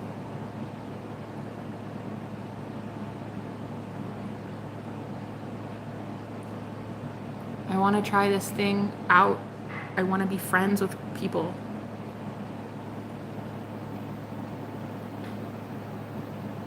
I want to have, like, connections and stuff. And I do. I'm scared you girls are a fake. You're fake. I've seen so many women along my journey. They're so adamant about it, being friends with me, right? It's like, oh, I'm good. I'm enlightened. I'm a light worker. I'm an earth angel. I can prove it. I'm going to tell you everything. And wow, we're soul sisters and I love it. And no, you hadn't made room for love at all. You hadn't, no. Breeding contempt and jealousy and envy. And I'm fucking over it. Because the second I start telling the girls that I've been in my circle, they're just catty. And the second I would tell them, oh, I manifested this guy out of thin air, or oh, I just manifested money because God loves me. Oh, I'm manifesting healing for you and it works, or something. Envy, jealousy, complete anger. For me. I don't know. I don't trust that you girls wouldn't be jealous. I'm sorry. I don't trust that anybody wouldn't be jealous of what I can do in my power. If I really knew my power, if I really stood into it, I don't know. So I just kind of try to play it small on purpose. But man, it's getting hard to play small anymore. It's like not only does your soul crave playing it big, but being the biggest fish in a small aquarium, it's fucking boring. And it's like you really are just begging the universe to beam you up, Scotty, take you out of the fucking aquarium and go put your ass in a pond somewhere. Or better yet, an ocean. But there are barracudas there. There are sharks there. There are like, you know. But you have to do it. I don't want to be the biggest fish in the smallest aquarium. And I know that I have to start letting people in, and no offense, girls, but I don't trust this yet. I don't. I don't trust this guy yet either. Yeah, you find strength, you do, but do you become so strong that like it's impossible for people to get to know you?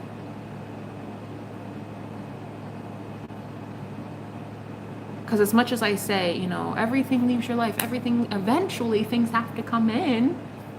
You can't just walk away from things forever. Something has to replace it, right? But I say that as I talk out of my ass. And I tell you guys like, oh guys, great's coming in, get ready. But hell if I know. I've never seen great come in yet. Fuck if I know, don't trust me. Shit, I don't know.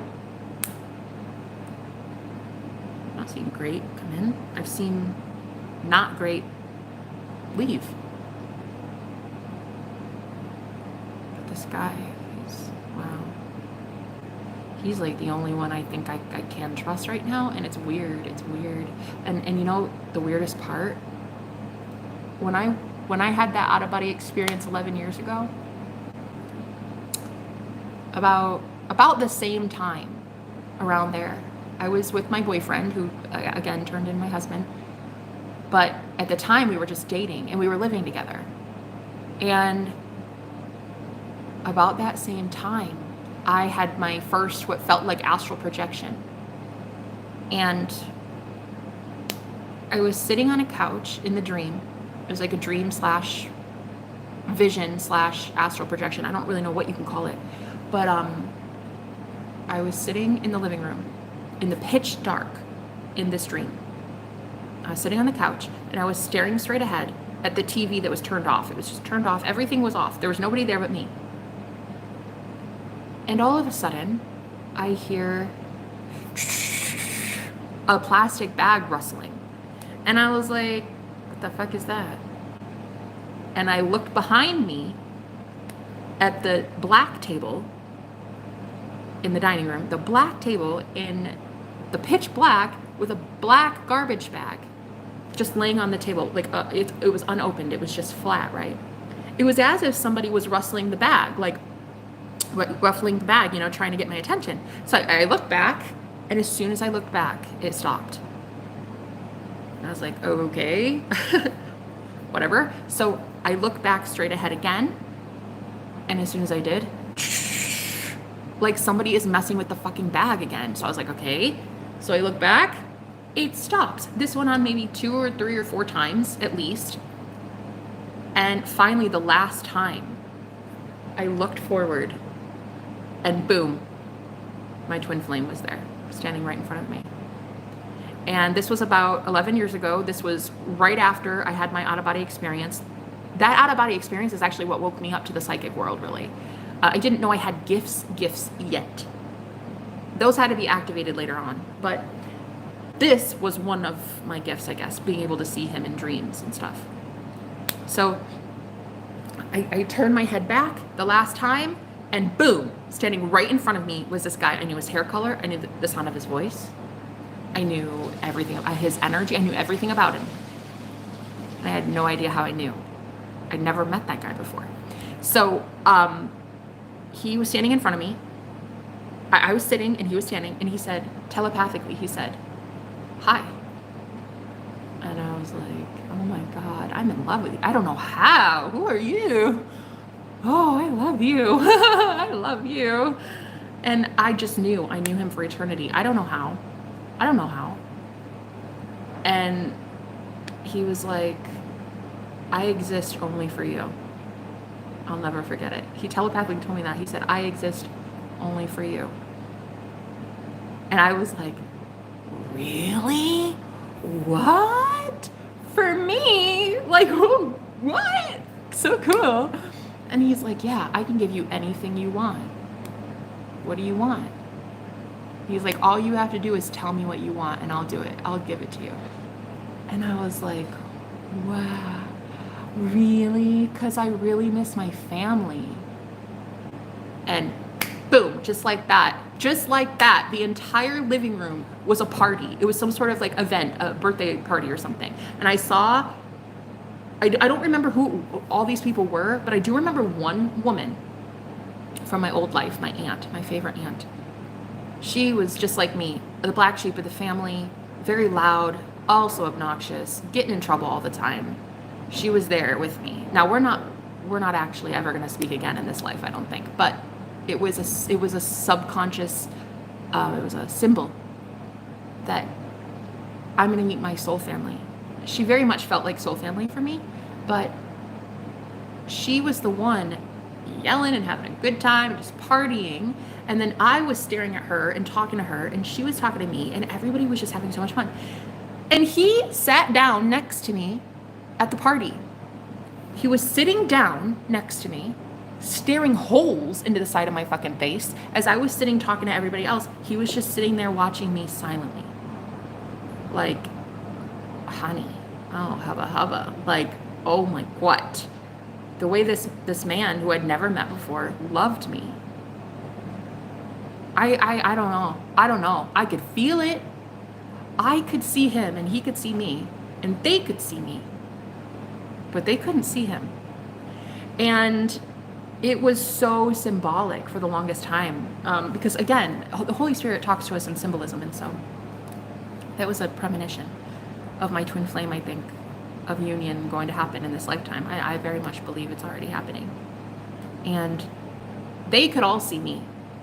We were having a grand old time, just partying it up. It was fun. And then he could see me, and he could see me enjoying them, but they could not see him. He was invisible. He was like, they didn't even know he was there. Oh, it was so sad because they were really missing out. He was sexy as fuck. And I remember the intense passion that he had for me. Like, if there were not a party going on, if there wasn't like 12 to 15 people in that room, okay, I know you know what I'm saying. If there were not people present, we would have, oh honey, it was so intense, this vision, this astral projection. It was so intense, the passion that we had for each other, that it actually is what stopped the entire astral projection. It's what stopped the vision. It was almost like it was a manufactured dream. Like it was like a manufactured event. And we were breaking it. We were breaking the matrix. We were breaking down the simulation by being that in love. And it was like, oh, fuck. Like, we would have ripped each other's clothes off if there wasn't a party going on. So he was so into me. He was so into me. And once, so that was the end of this vision. It was a dream, really. It was a dream. It was like my soul was in a different realm experiencing this.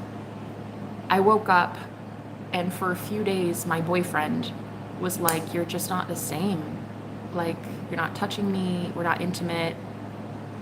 It's, I don't know, something's going on with you. And I had to be honest with him. I said, look, I have a soulmate. I think soulmates are real. I don't know, but it's not you. And I didn't want to, I wasn't a liar. I told him, it's not you. You're not my soulmate. And he, of course, was sad. He's like, well, you know, I understand. I don't think you see me like you would see him. He was really starting to see that I was shaken up. And I was like really questioning our relationship. I was like, I don't think I can do this. But I thought that this guy was just like a dream. Like, really, no, for real. I'm like, okay, yeah, he's my soulmate, right? But it's like a dream though. It's a fake, it's a fantasy. I really thought this guy was imaginary. I thought like it was a coping mechanism or some shit. So my boyfriend was like, well, I mean, we're already engaged. Like, do you still want to get married?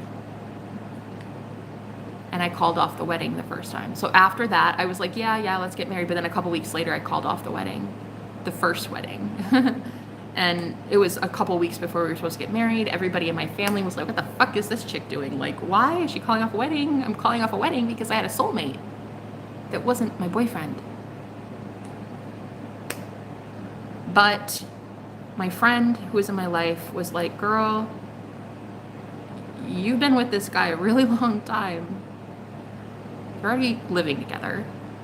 You're talking about future plans with babies, like a marriage. Like, you need to get hitched. Like, you need to get married. And I was like, but there's this guy though. Like, everybody thought I was insane. It's not their fault. What was she gonna do? She was just trying to look out for me. She's like, I get it. I get there's this guy in the sky, right? Fun. But that's a dream, honey. That's a fantasy. This man is rock solid, tangible. He's the one that picks you up when you're drunk, pulls back your hair when you're vomiting. This man loves you. You need to marry this guy. And so we, of course, planned another wedding, and we actually went through with it. And then there was always this, like, guy that would show up in my dreams every, maybe, I don't know, couple months. Nothing really too crazy. When I was going through intense changes, he would show up. Or when I was like really hating on myself, like if I had body image issues, which always happened because I was with a guy who, he tried his best, but he couldn't love me. Not like I deserved, of course. I couldn't love me the way I deserved. So this guy this imaginary fictional character would show up in my fucking dreams every once in a while, like every couple months. And he would just stop by and be like, you're beautiful. I love you the way you are. I remember I had this skin tag on my body. It was on my stomach. And I remember my husband would make fun of me for it. Every time like he would see me naked, he'd just be like, oh God, get that thing away from me. Let me see the other side. And it's because via the law of assumption, I assumed that my husband did not want me, right? Now I understand it so much better, but because of my awakening, but he was like so grossed out by it. And I remember that day, my twin flame came to me in a dream, and we were naked on the floor while I was married. Okay?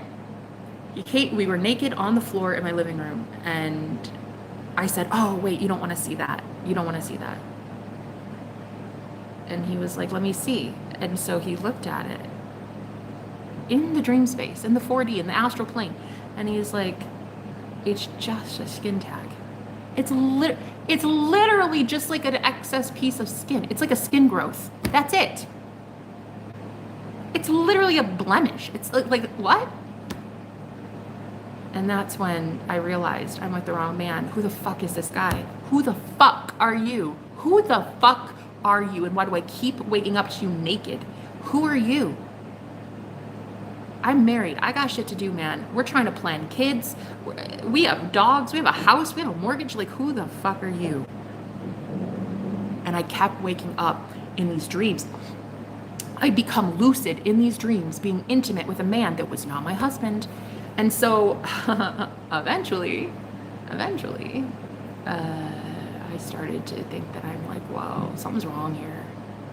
I don't know. But he was just an imaginary fictional character. What are you going to do? You're not going to leave your husband because of some guy that's a figment of your imagination. So I didn't. I didn't leave him. I kept staying and staying. We were together 8.5 years until I had my near-death experience in 2019. And when I went to the other side, which was not heaven, by the way, hell is real. It's what you fucking make it. And I was in hell, trust me. Trust me on that. I was in hell. And that night happened, I agreed to God, which is consciousness, by the way. It's not a gender. It's not a female or male. It's just consciousness. I agreed to come back to life. I agreed to a soul contract that I would help people right now during the Great Awakening if I got to come back. And so about a month later, I met him. But I had to first go through a near-death experience because I wasn't high vibrational enough to find him. So I met the guy that I'd been dreaming about for years after my near-death experience. And so he was exactly as I saw. Exactly. I knew it the first second I heard his voice. I knew it. The first sentence he said, I knew it was him. I knew it was him. He told me the first day we were together that we even met each other. He said, we're past life soulmates. I know it. I absolutely know who you are. We are past life soulmates 100%. He knew more about this shit than I did. He knew about astrology. That was like his thing. He was already teaching me astrology like the first day we met. He had like a ton of friends around him and they didn't understand any of this shit. And he was teaching me from the first day we met, and he was just the most beautiful thing I'd ever seen in my entire life. And I was still married. So I started having an emotional affair with this guy. And about 6 weeks into the emotional affair, I wasn't lying to my husband. My husband knew. My husband knew that I had found that guy, the soulmate that I had been telling him about for years. He knew I found him. I told him. Of course, he wasn't happy. I mean, what man would be happy about hearing something like that? But I told him, and he said, huh, so like, this is like the beginning of the end for us then, huh? And I started telling my twin that I don't want to be married anymore. I don't want to be married. I thought you were a head fake. I thought you were fake. Like, I don't know. I thought that you were like invisible or some shit. I don't know. I don't know who you are, man. Who the fuck are you? And then he started to mirror back because I didn't know the law of assumption. I didn't fucking know what this was. What this is, the matrix, I didn't know yet. So he started to mirror that back to me. He started to say, oh, I don't think we can do this. You're on the fence. I know, I can feel it. You're not really all about it. You're married. What are we doing? This is wrong. This is wrong. So he started telling me, this is wrong. I don't want to be investing. You're married. But I kept telling him profusely, no, I'm not married anymore. I'm getting a divorce. Trust me. Oh yeah. I'm done. But he didn't believe me. And I kept assuming that he wouldn't believe me. Guys, it's the law of assumption. I started assuming that he didn't believe me. So he breaks up with me. He ghosts me completely. And this is the first time I ever heard about ghosting. I didn't even know what the fuck that was. So all of a sudden, I'm like chasing this guy energetically, like, hey, wait, what? Hello, call me. What? Chasing him down the fucking ethers, everywhere, every place you can think of. I tried to chase this guy down. And he just went completely ghost. And here I was, stuck between a rock and a hard place. I'm married. I can have normalcy, comfortability, my bills paid, a family, kids. Or leave everything for some guy that I've known 6 weeks. What? Okay, I don't know. This doesn't sound right. Nobody's gonna believe this shit. So I battled with it for a really long time until, well, I can't say a really long time. I'd say like a couple weeks until I said, you know what? We're done. You and I were filing for divorce. We're done. I love you. But you know what you deserve? What the fuck I just felt. That's what you deserve, honey. That's what you deserve. You deserve to find someone that chases you down the motherfucking galaxy too. That's what you deserve. This vanilla, this isn't gonna work. We need Rocky Road in our lives separately. I love you too much. I'm leaving.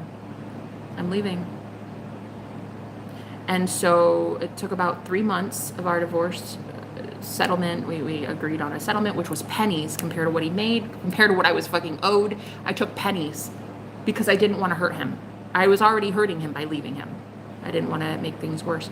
So about 3 months later, I go to live with my parents, 700 plus miles away. And I had nowhere else to go. I hadn't had a job in like 5 years. I was a stay-at-home wife. I was trying to get pregnant. We wanted to have a baby. So I hadn't had like a real job because I was going through my awakening. I needed to be set aside. God was working on me, and I was not about to be in the public sector for that. So I didn't know what God was going to do. I had no idea where I was going to live. My mom at that point had told me absolutely not. Not only are you not going to divorce this guy because we like him for you, but you're not living with us. Where the hell are you going to go? It wasn't until my dad, who did not like me, we were not friends at all. My dad told her, no, she's coming to live with us. I want her here. She's not going to be safe anywhere else. We have to have her here. So my dad changed my mom's mind, and they drove up, packed up my shit. I left my husband and I moved down to Virginia, where I lived with my parents for a couple years as I got my business started. But ironically enough, the week I got to my parents, I thought, you know what, I'm going to call this guy. The guy that I promised I would leave. I told you I'd leave. I told you I'd divorce. I'm not a fucking liar. If I do something, I'm going to do it. So I called him and I said, hi, remember me? It's been like 3 or 4 months by this point. Hi. Oh, how are you doing? Well, could be really a lot better. To be completely with you, completely real, I literally just divorced my husband. Uprooted everything, left my dogs behind because my parents are allergic. So yeah, no, honestly, I could be doing better. How are you? He's like, oh wow, you did divorce your husband? Yeah. Oh wow. Well, I'm doing okay. I met someone, and she's actually living with me. She's got like a drawer at my place, and it's, yeah, I'm doing okay. And I was like, oh honey, I was holding back the fucking tears. I was like, there's no way. Really? Oh, wow. I'm happy for you. Wow, you deserve happiness, like, yeah, like, good for you, really. I mean, you deserve happiness. You deserve all the happiness in the world. And I wasn't being sarcastic. I was truly like, you've saved my life in a way. Like, you do deserve happiness, and I want to give that to you. I want to give you freedom. I want to give you free will, like, you're choosing, and it's not me. So started my business. I started finding other women who were going through the exact same thing, and we had no fucking clue what the fuck was going on. None of us knew. None of us knew what the hell a twin flame was. None of us knew what the fuck we were going through. Spiritual warfare, magic, black magic, whatever you call it. He actually, because he was so invested in the occult, he was the one teaching me shit. Okay? He was a warlock. Everybody knew it. I mean, that's who he was. He got involved. She was some sort of high priestess. She was some sort of occult. I don't know, man. She was pretty bad. She was pretty bad for him and for the whole world. They started sending, it wasn't his intentions, I don't think, but dark energy started showing up. You know what's really funny? The trash guy just showed up at my apartment. It's funny. Remember the trash bag? In that dream, the trash bag actually is representing this. Wow. Spirit's telling me that right now. That the trash bag represents taking out the trash. He was sending me dark energy. He was sending me a lot of magic. He belonged to a coven. And he was actually one of the bigwigs in that coven, actually. So he was sending me a lot of dark energy. But I was just trying my best to keep avoiding it. I was like learning about witchcraft. I was learning about divination. I was learning about how to protect my energy. I was helping you ladies do it too for a career. Like I was literally becoming high priestess by training. He was literally teaching me magic. He was cursing me continually. And I remember I just thought, oh God, I'm never going to get over this guy. Like, it's just going to be him. And I hate that he's doing this to me. Like, what the fuck? This is not him. But you can't really tell anybody that, because the first thing anybody that loves you is going to say is, honey, you deserve better. You deserve better. This guy's a tool bag. Like, he's just a complete asshole. And I had to agree with them. Yeah, he is. This is wrong, right? Yeah.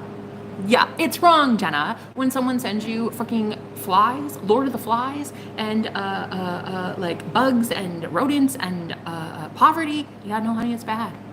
Okay, it's real bad. When he literally sends you demons. I had an incubus sexually assault me in my bed. And, you know, that's something I don't normally talk about. I'll probably end up talking about it more with you ladies. I didn't really want to talk about that stuff so much with anybody.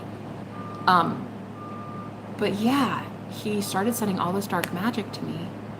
And I'm like, the fuck? I thought you loved me. Oh, you were such a sweet guy. You were just so nice and cute and cuddly. What the fuck?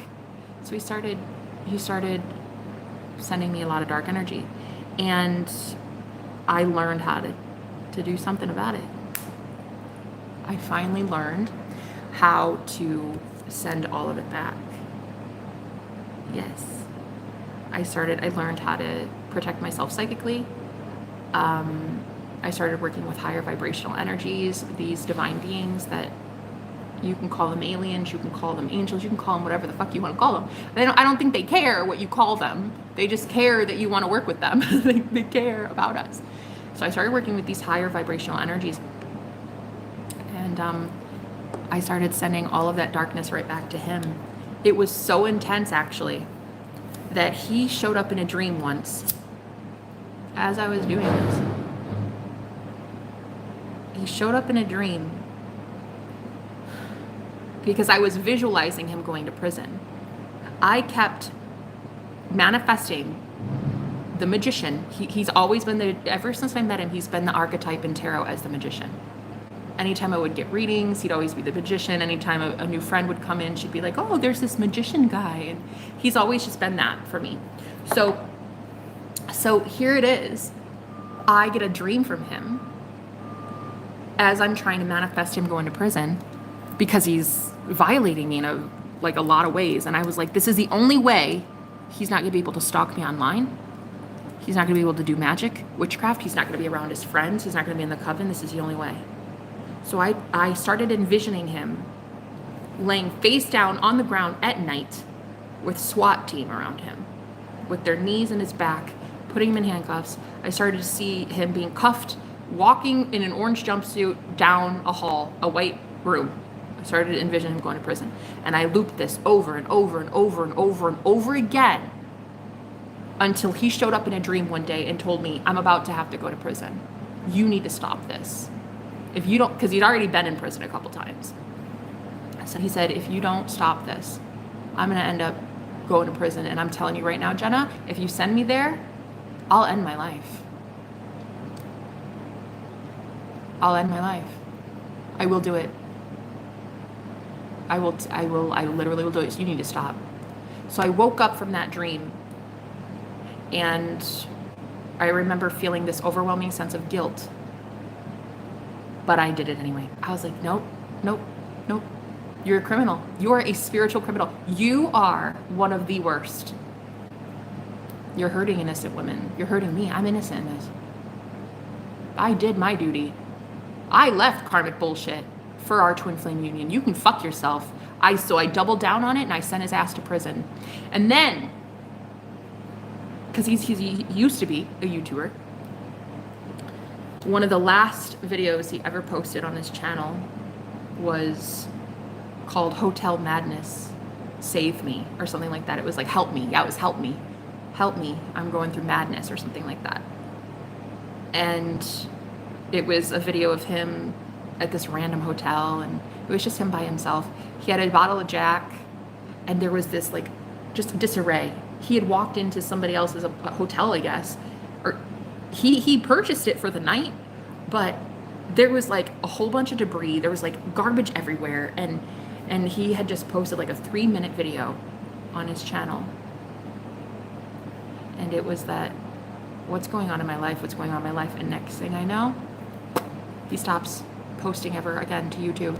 And I want to finish this story. I have to pee. I'm going to finish it for you girls because I love this story. It's really the best story. It beats Beauty and the Beast. This is a great story. I'll be right back. I have to pee.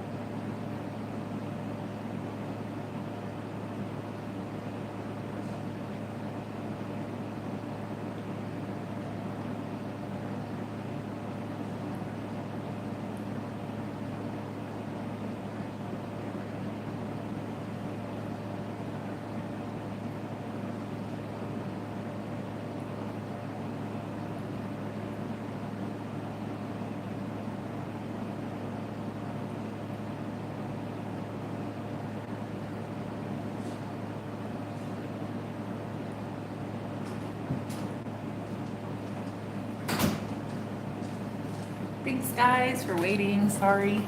I had a tinkle winkle. Are you guys even still here? God, nobody's talked in a while. I think you're still here.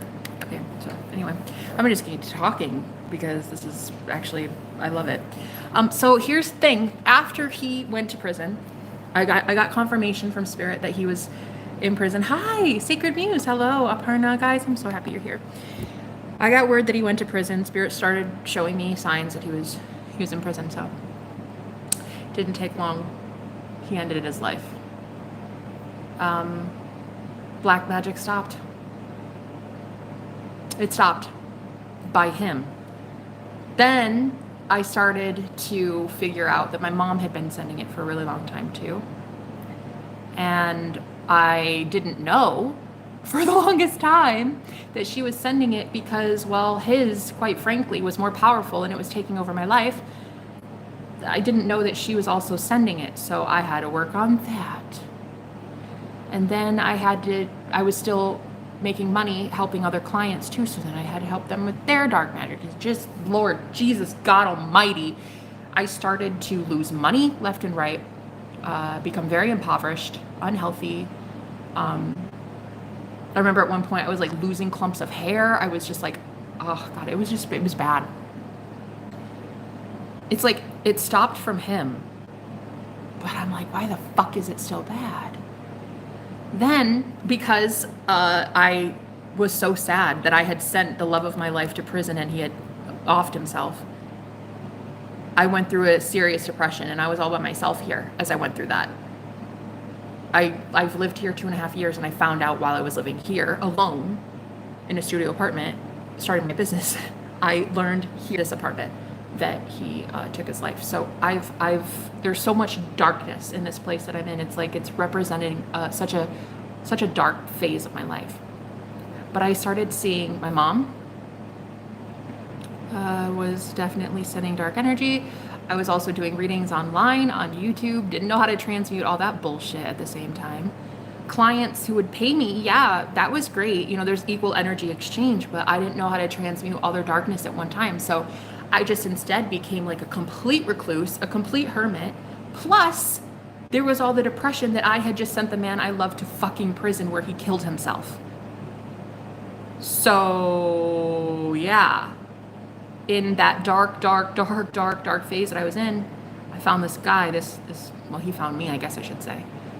I went in 2022, so in February 2022, at the 222 portal, February 2022, around there, around the 22nd. Ironically, it was the 19th, the same day of my near-death experience. It was the 3-year anniversary of my near-death experience.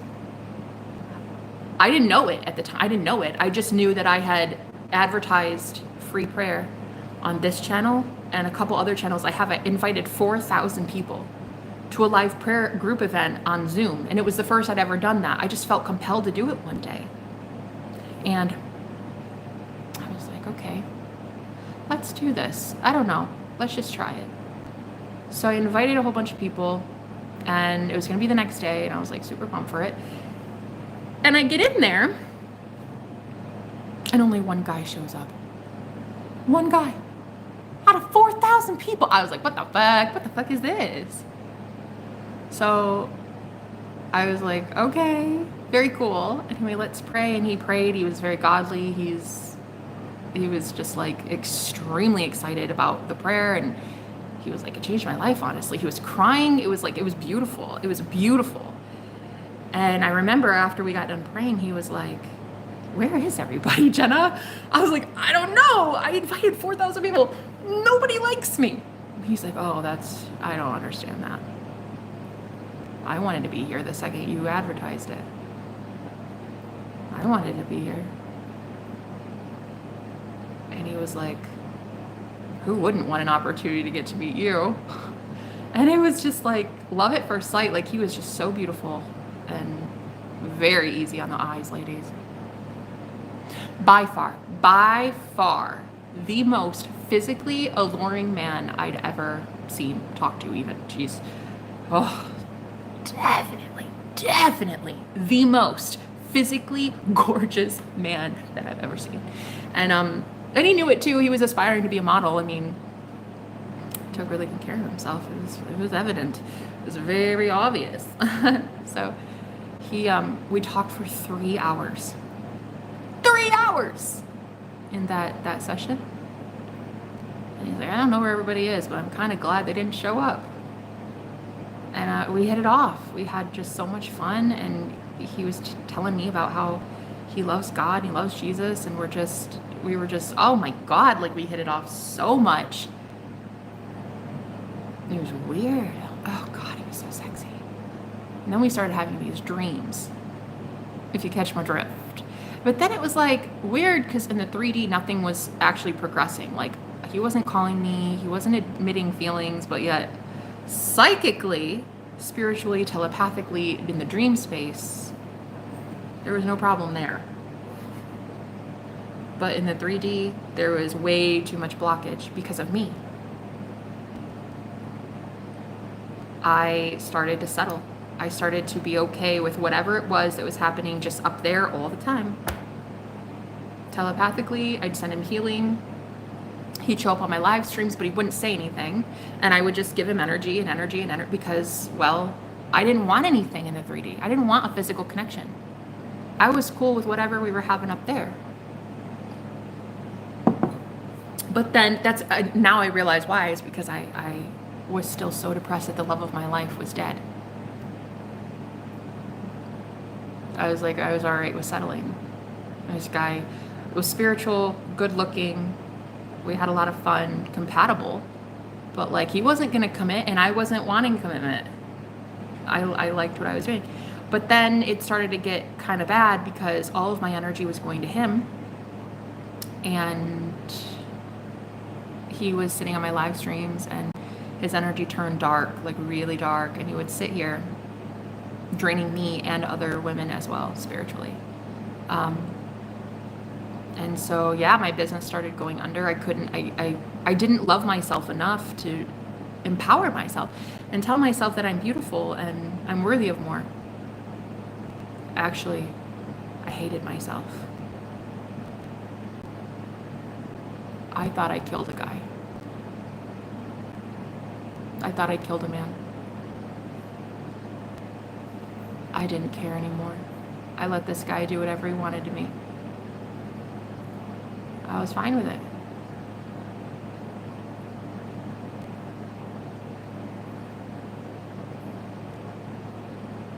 So, energetically, he took from me.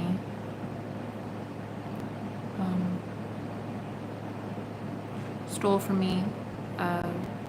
Sat on my streams and and then there were times in the dream space, like he would do things that I didn't approve of, but it was like, I don't care. Do what you're gonna do. And then he would send these dark, low vibrational energies my way, these like gremlin, goblin looking fuckers, and it was just like, whatever, do what you're gonna do. I don't care. I don't care anymore. The one I loved and I left everyone for died, so, and I killed him, so do what you're gonna do. I don't care.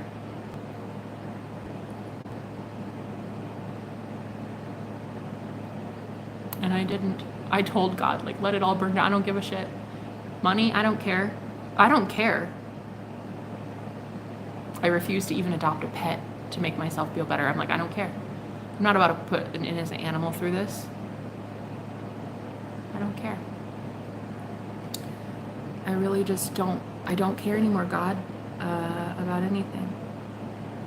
I'll sit here and lie to these ladies and tell them that love exists, guys. Love's out there.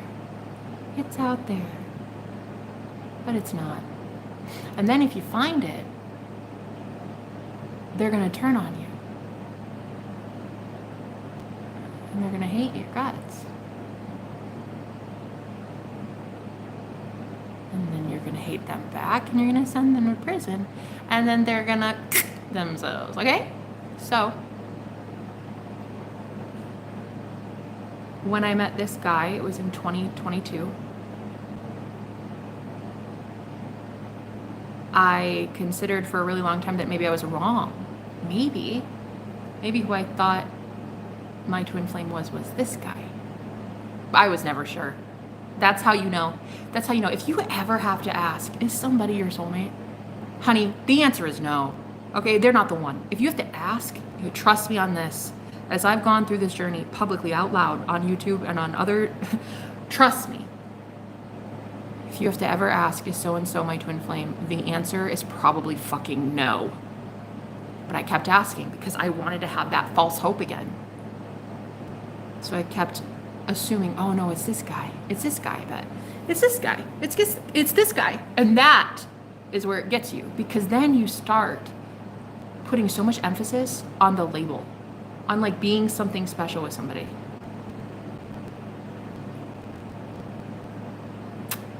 I wanted to be special in the eyes of a man again. I wanted to be somebody's everything. I wanted him to be my everything. I wanted love. I wanted what everybody thinks love is. And so I allowed him to take advantage for so long because I wanted that. But I started to see that no one was going to ever replace the man that I had seen for 11 years, every couple months throughout my journey.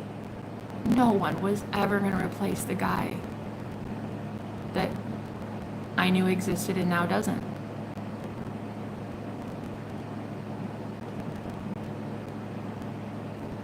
So I decided, he's not the one. This dude, no. And Spirit started telling me, they're like, do you think this is love? Do you think this is what a twin flame would do? Hide you? Be embarrassed of you? Because he's a model, you know, he's got these like insane standards, and he's very worldly. He's not about to show you off, Jenna. You're not exactly the type that I think his family was expecting. So, do you think this is love? Can you handle this? Can you live like this forever? Loving a guy who doesn't love you? Because one of the things that this guy said to me, when I at first, like, this was weird to me. He was like, I love Jesus, but I don't talk about him. I don't want to. I'm embarrassed by my connection to Christ. And then I should have seen it right away. Like, if you're embarrassed to talk about how much you love God and how much God loves you, you're going to be embarrassed to tell anybody about me too. So he was okay with getting energy from me. He was okay with the healing that I was giving him. He was okay with sitting on my live streams and energetically dominating the place and taking from you ladies as well. He was okay with that, but he was never okay with announcing that he had feelings for me ever. So I had to actually be the one to, shocker, love myself and say, you know what, we're done. This is over. I did a lot of cord cutting. I already knew what it was. I already knew how the fuck to get rid of a man energetically, using imagination only. I already knew how to dump a guy energetically. But this one was harder because he was very much not about to leave.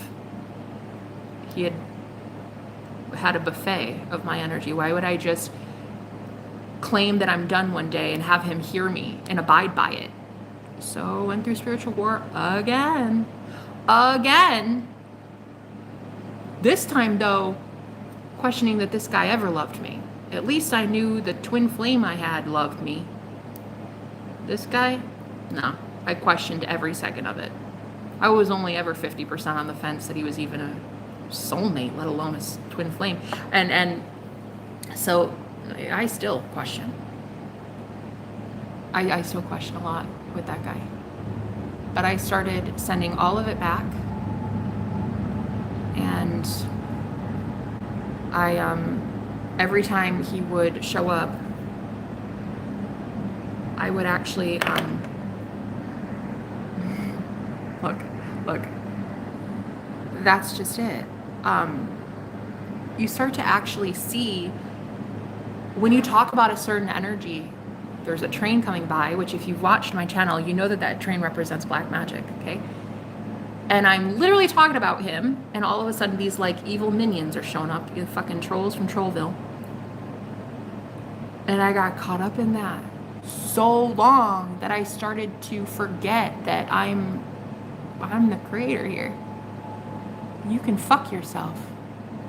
I created you, bro. Who are you? That's right, nobody. No one will ever know your name. You will never have a chapter in my book. Your name will never even be spoken on my lips again. Not only did I go through spiritual war to completely remove this guy from my energy, in the process of doing so, I met someone new. And the person that I met recently, there is so much love that I was like, oh, this is crazy. This is weird. This is weird. Because I had gotten a message from Spirit. I did a channeled message on Patreon one day, and the first words out of my mouth during that pick a card, the card pile that I was going to read for, as I was channeling, I said, I don't know, guys, you're going to have a seat because Spirit's going to really lay something out right here. I don't know what it is, but I'm being told to have you need to take a seat. And they started telling me, as I was throwing cards, I thought it was for a viewer at first. They started throwing cards and channeling through me that one of my viewers, one of my patrons, was going to meet a soul walk-in. Someone who shifted their soul from one body to another. I'm a soul walk-in. When I died in 2019, I'm not the same soul that I was when I died. I'm a totally different consciousness. I'm a totally different soul. Completely. That's why I had to leave everything. Because it didn't resonate with me. So I'm a soul walk-in. So Spirit was saying in that reading, your twin flame is a soul walk-in too then. If you're a soul walk-in, so are they. And so I started saying, like, I don't know if I believe this. I don't know. I mean, I believe it for me. I was fucking there and I witnessed it. But these guides, they started saying things like, you're about to meet somebody. And this is not only a past life soulmate, but this person was once dead and is now not. And metaphorically speaking, of course, you know. And they started saying things like soul walk-in, reincarnation, incarnation, not really reincarnation, but they started saying things like that. And of course, it's really difficult to believe stuff like that. You know, because I thought it was just wishful thinking and I'm just talking out of my ass. Especially because at this point I was dealing with spiritual warfare, like I am right this second as I talk about this asshole from the past. This douchebag that never loved me at all. I would be completely violated energetically throughout the day, in my dreams, and on my live streams. And there were like all these evil minions coming in, these trolls from Trollville that every time I would talk about him, because it's a frequency. He's a frequency. Like his soul vibration is shit. Like his vibration is shit, in my opinion. And so I thought, oh, this is just wishful thinking. This is just like a fantasy. It's like, oh, it's like a little fictional story that Jenna's just making up today, a little imaginative thing. I was okay with it though. I was like, this is probably some way to cope. Some way to cope. I think that a girl who's been through what I've been through, maybe you don't stay normal. Maybe you're just not going to be normal. So they kept promising, there's this guy coming into your life.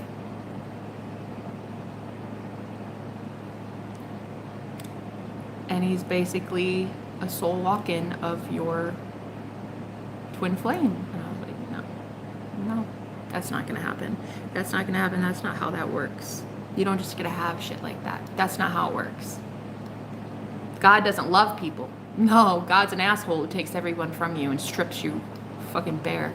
There is no way that a loving source would do something like that.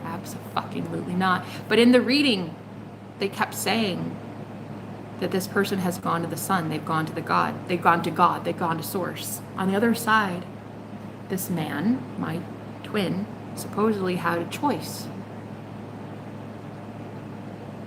He was told, either you come back and help Jenna in the physical, because she needs you here in the physical 3D world, and help pay off your karmic debt, or you help her from the other side. Doesn't really fucking matter. You pick.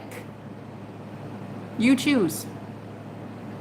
You either come back, try it again, and be with her in the physical, or either way, you're a spirit guide permanently as she goes through this life. And supposedly, in the reading, he wanted me so bad that he incarnated again. He signed a soul contract, and he came back, supposedly. Supposedly. If you believe in that kind of thing. It's a theory. It's a theory until it's not. So I was sitting here battling this dark energy for my false twin flame, knowing full well that it was a false twin flame, but that I'll never see my twin flame again. He was dead. And then imagine my surprise when recently I meet this guy and he's got like the same energy, the same mannerisms, the same, it's just weird. It's weird.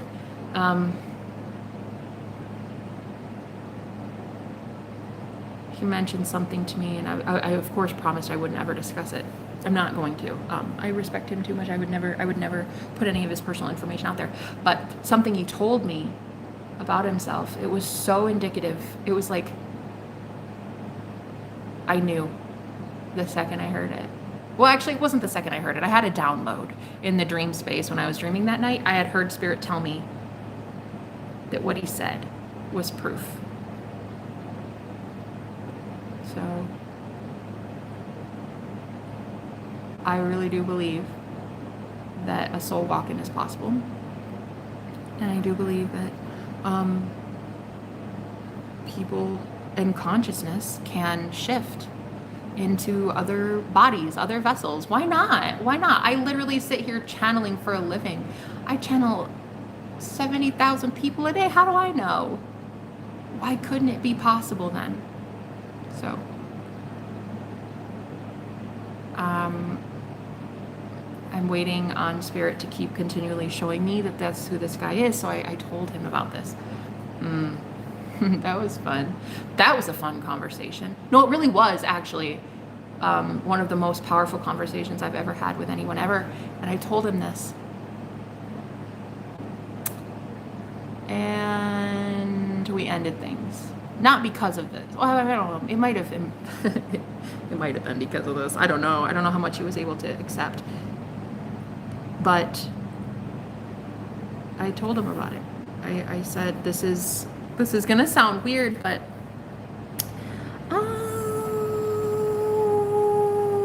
you remind me of someone. I was like, yeah, it's weird, right? It's weird. He was like, yeah, I don't know about this stuff. I definitely believe in past life soulmates, though. I definitely believe in past lives. And when I said it, he was like, no, I'm not weirded out. I'm not weirded out. I think he was shocked, and I think he thought it was just some grieving woman, a widow, going through a coping mechanism. So we parted ways, and yeah, and I can't really stop thinking about him. He's really cool, and I like him. I think he's a great guy.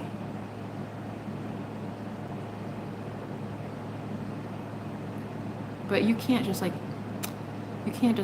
unload that on somebody like, oh yeah, by the way, so your past life is really not my past life.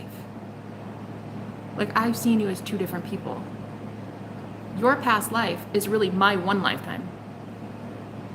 Yeah, so I legit told this guy, I think you are my deceased ex. Yes, I said that out loud and in English to a man. Correct. I did that. good news is he hasn't really stopped loving me yet, so I don't know. Don't necessarily know that he believes it. He's quite logically minded, so I doubt he believes it, but it's I don't know. I'm not sure. I think that anything is possible. And maybe that's why I'm just like that delusional girl who believes that everything is possible, you know? I think I believe in too much magic anymore. I think that's my problem. I just think there are things that we can't explain. Why you feel so strongly about somebody, why you speak telepathically, why you have dreams and encounters and you awaken each other and you bring each other into your psychic gifts and awareness, and it's like, I don't know. There's something to it, I feel. So anyway, I told him this and we parted ways.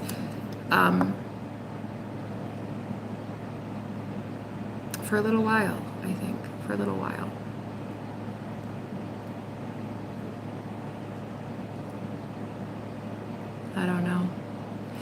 I don't know. He's always been in my life as the magician in tarot, like always. You know, he's always been the magician.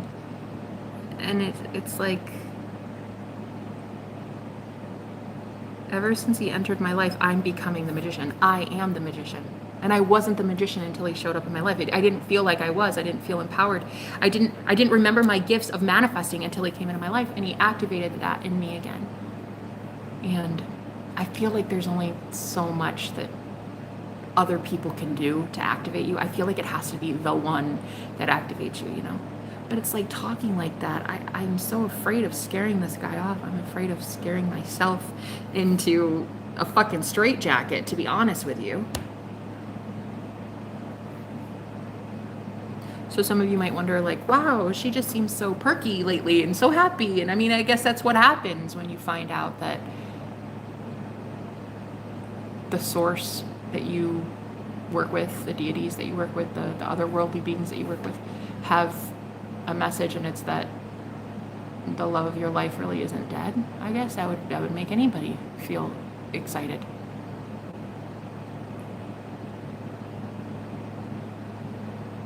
I don't know.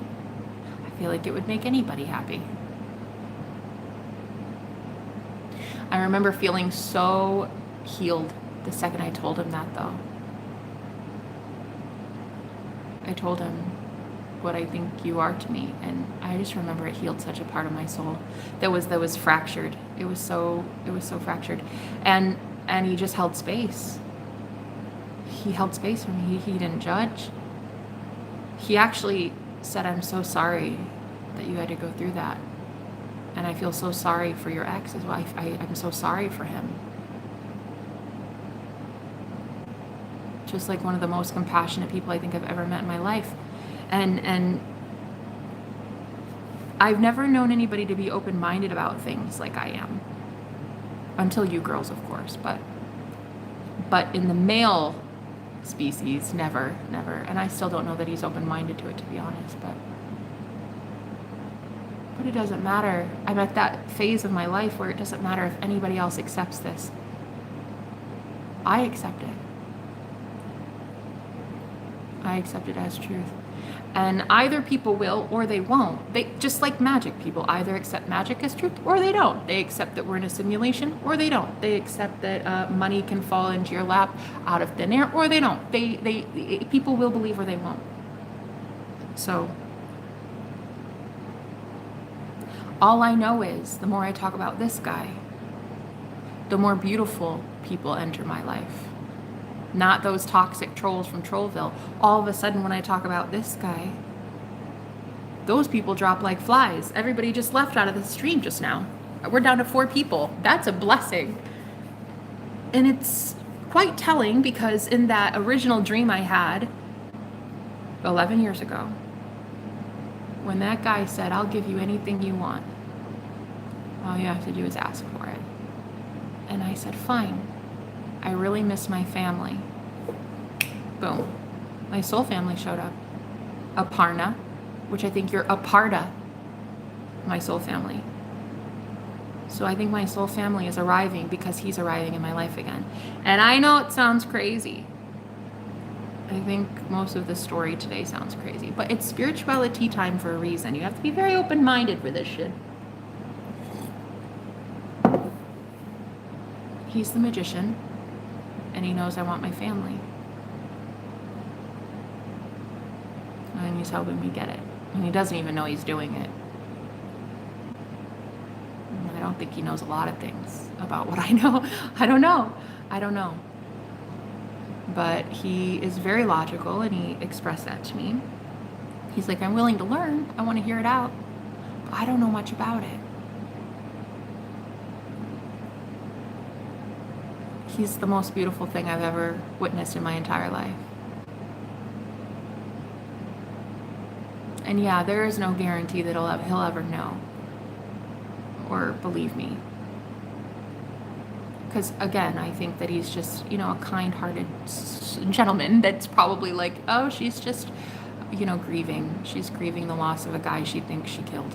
So I think he's just too kind for his own good, and he'd probably humor me just because he's like, I don't want her to turn into a delusional girl that I think he's just so sweet that I think he would, I don't know, humor me. It's funny. Hold on just a second. Shows how open-minded he is. Speaking of, hang on, guys. I'll be right back. Hold on. Who is it? Maintenance? Hi. Oh, is it enough?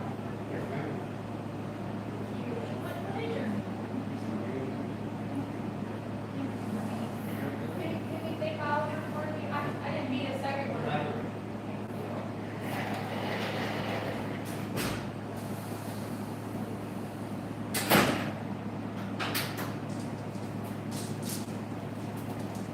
Wow. And do you remember how I was just saying that because I talk like this, how good people are to me, and how all I have to do is talk about this guy.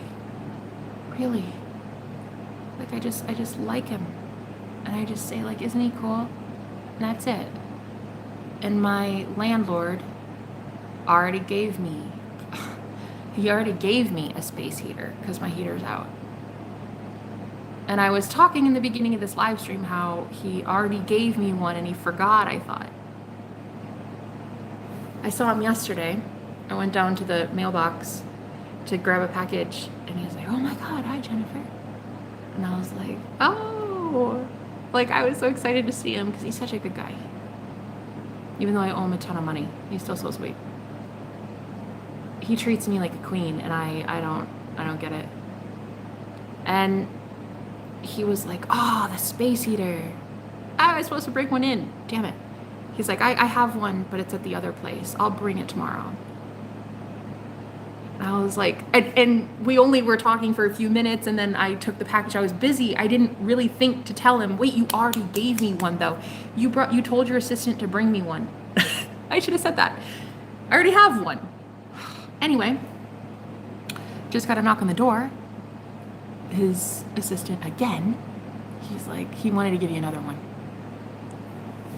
I was like, wait, he remembered that he already gave me the first one?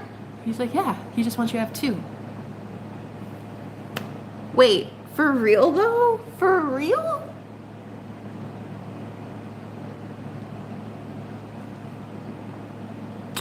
So I was like, man, I've seen you for years and I don't even know your name. What was your name? Randy? Oh, God, you're sweet. That was the first time he's ever been kind to me, really, though. Like, he's been in here a couple times fixing that damn heater, and he's never really been kind to me, and he was sweet to me today.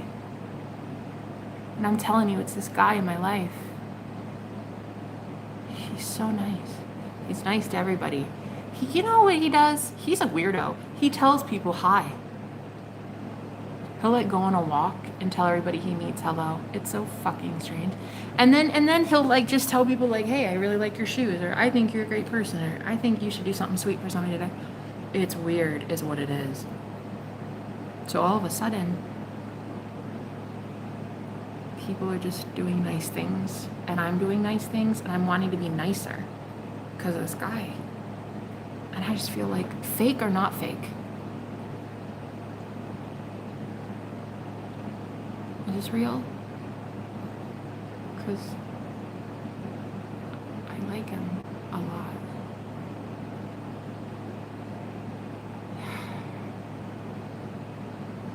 I mean, I just literally said he's helping me manifest. And I just manifested something out of thin air. And I'm telling you, it's weird. It's the magician energy, but will this man ever know that he's the magician? Will he ever think that he's the magician? Am I too weird to even imply such a thing to him yet again? I mean, I did once. I told him once, and then we ended things, and then he's probably like, that's weird. But then he's like not ignoring me though. He's still kind of in my energy, and he still kind of likes me, and I still kind of like him, and so I didn't scare him off enough.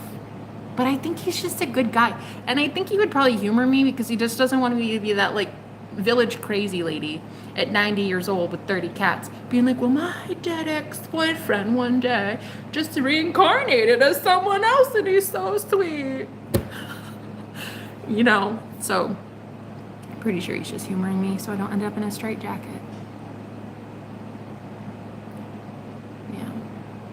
So anyway, that's my story. That's how I went from being completely afraid of everything to just believing that God is good again.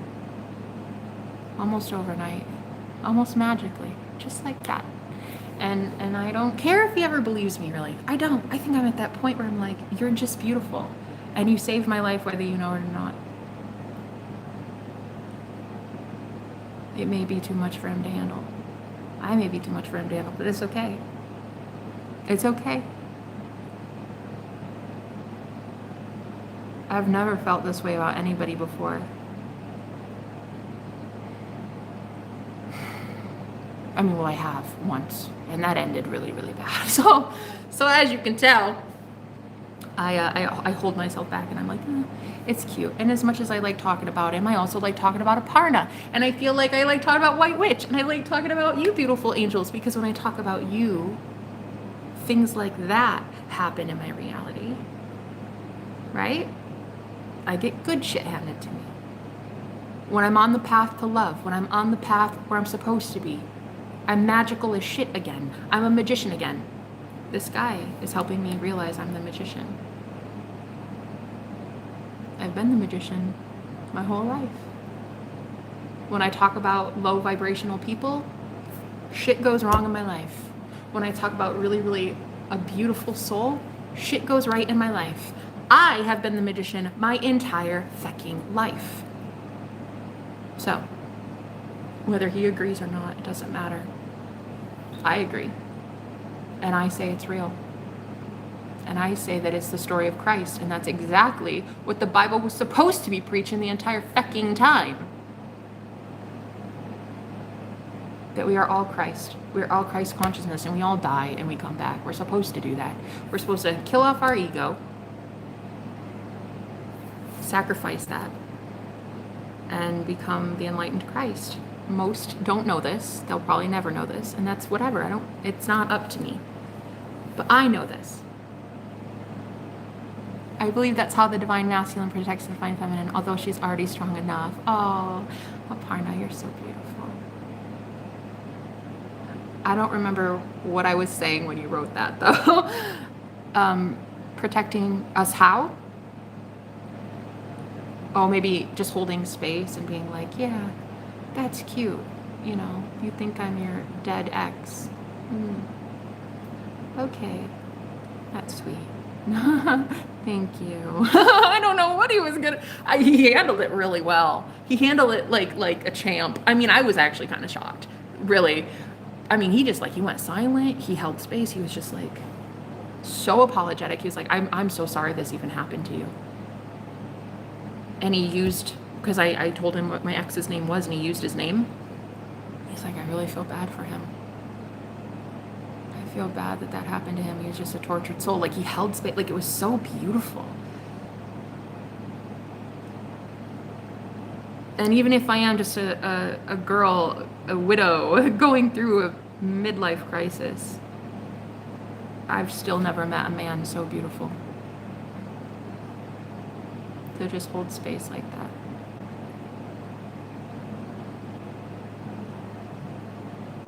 Really. I've never seen anything like it, so I don't know.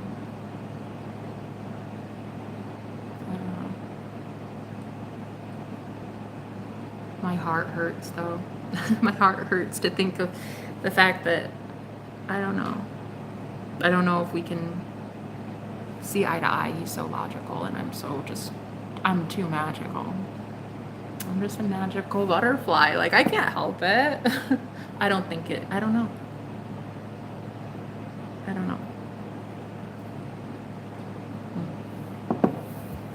But I do know I really care about him. I really like him. I think he's sweet.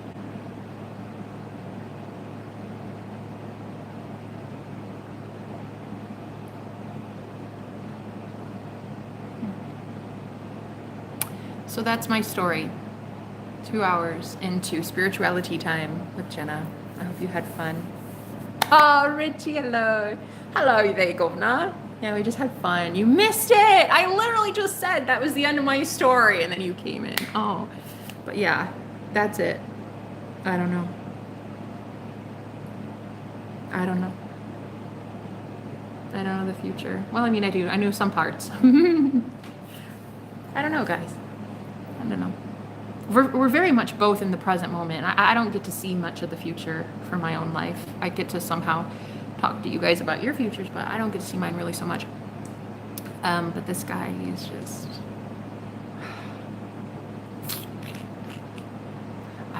Can you say perfect? I think you're supposed to be finding that one that's like so perfect for you one day that you just are like, no way. No. I don't know. I'm the magician all of a sudden.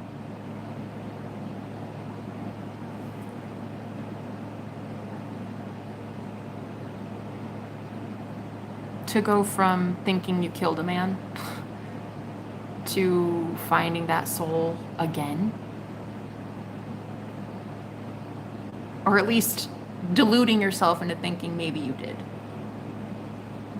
Like, being that ignorant and that crazy, I guess, to think of something so outlandish. Like, I pulled it out of my ass? Like, where did I pull that from? You know? To think of something like that. I don't know. I mean, I am quite imaginative, but I should write a book.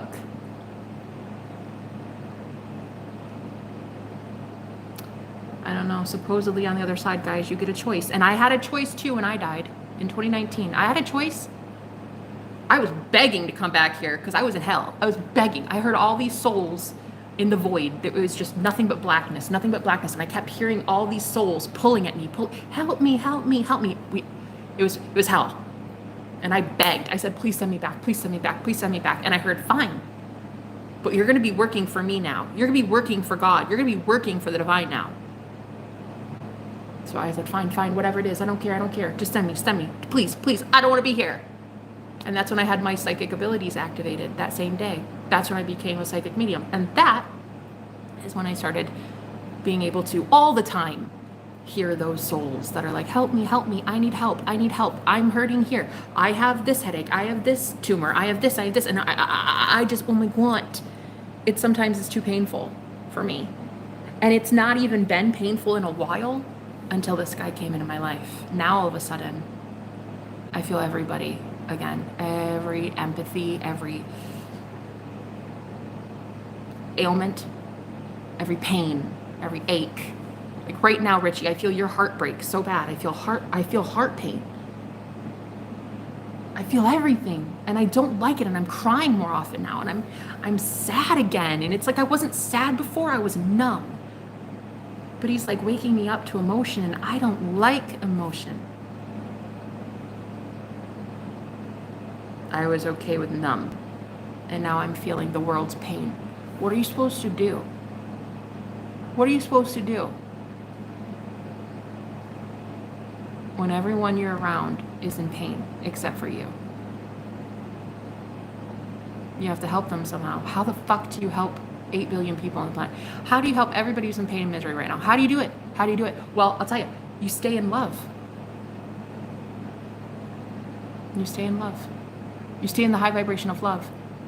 And if people are dragging you down to a place where you can't stay in love because it's too painful, you have to let them go. You have to let people leave your life that are in pain. And they're not clearing their energy. They're not taking care of their psychic health, their spiritual health. If they're not taking care of themselves, they have got to leave your life. And I'm sorry, Richie, but unfortunately right now that pain hurts me too bad. I love you a lot, and I've been trying to manifest you because I think you're beautiful, and I loved having you here. But that pain, I hope it activates you, and I hope you go through a catharsis today. I really do, because I love you. But I can't do it. I can't do it. I can't be around people anymore, it feels, and it's killing me.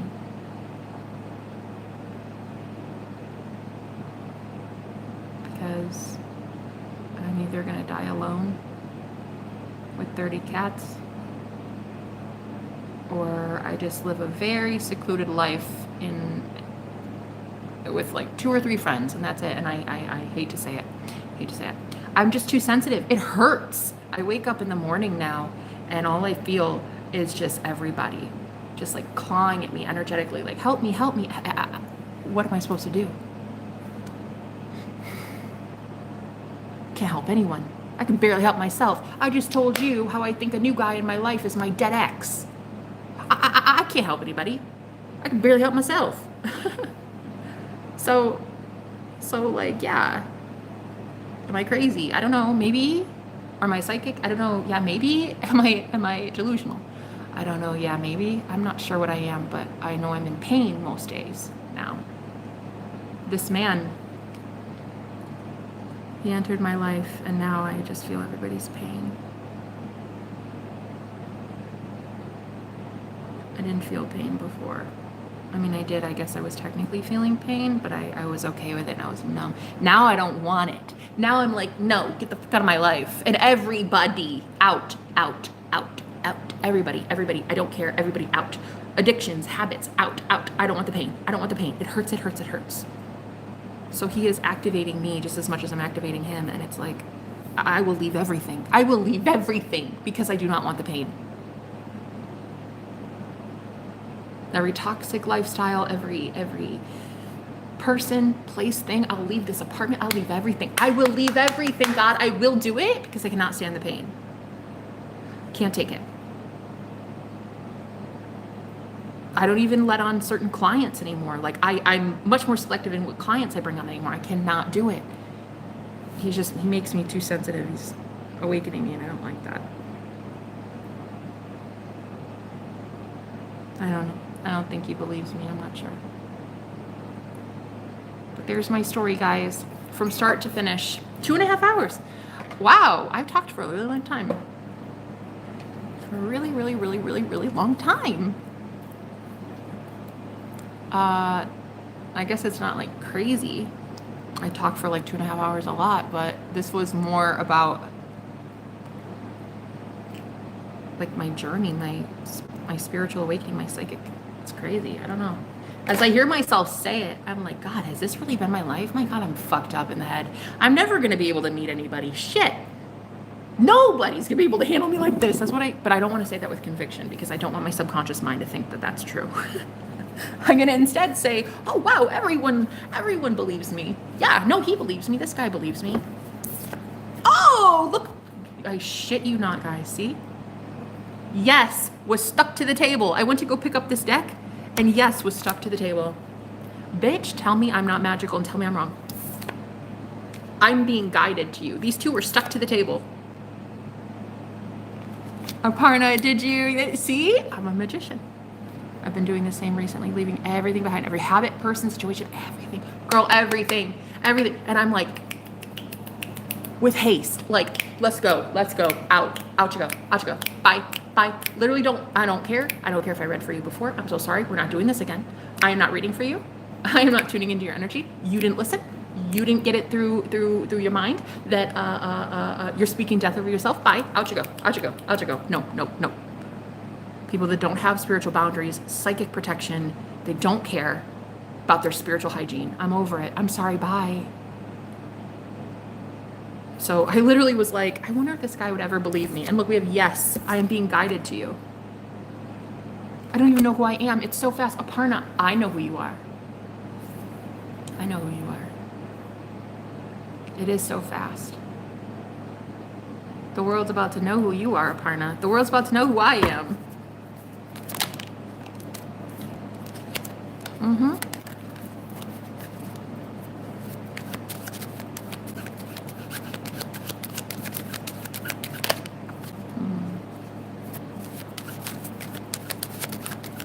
This guy,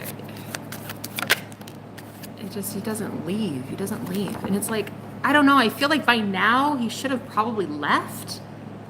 You know, it's like he told me, he's like, nothing could scare me off. And I'm thinking to myself, bro, I just told you.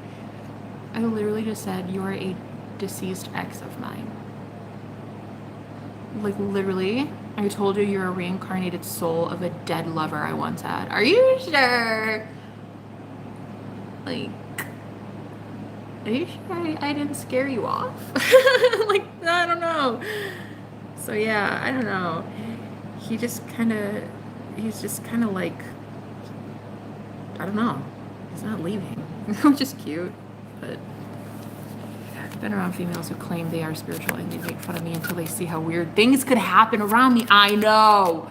I'm telling you, it's the jealousy thing. And girls, look, White Witch, Aparna, and One of the Most High. I like you three the most. I do.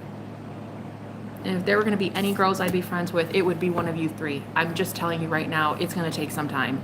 And I do not trust what's in front of my eyeballs yet. I'm going to keep affirming, you know. I'm going to keep trusting that God's going to bring in the right ones, but I hope you guys can understand. I was going to share with you a great idea that I had today. Thanks for reminding me, White Witch. You were supposed to remind me. Actually, I don't know, maybe you did, but I just reminded myself, which is pretty great because I did not see that coming.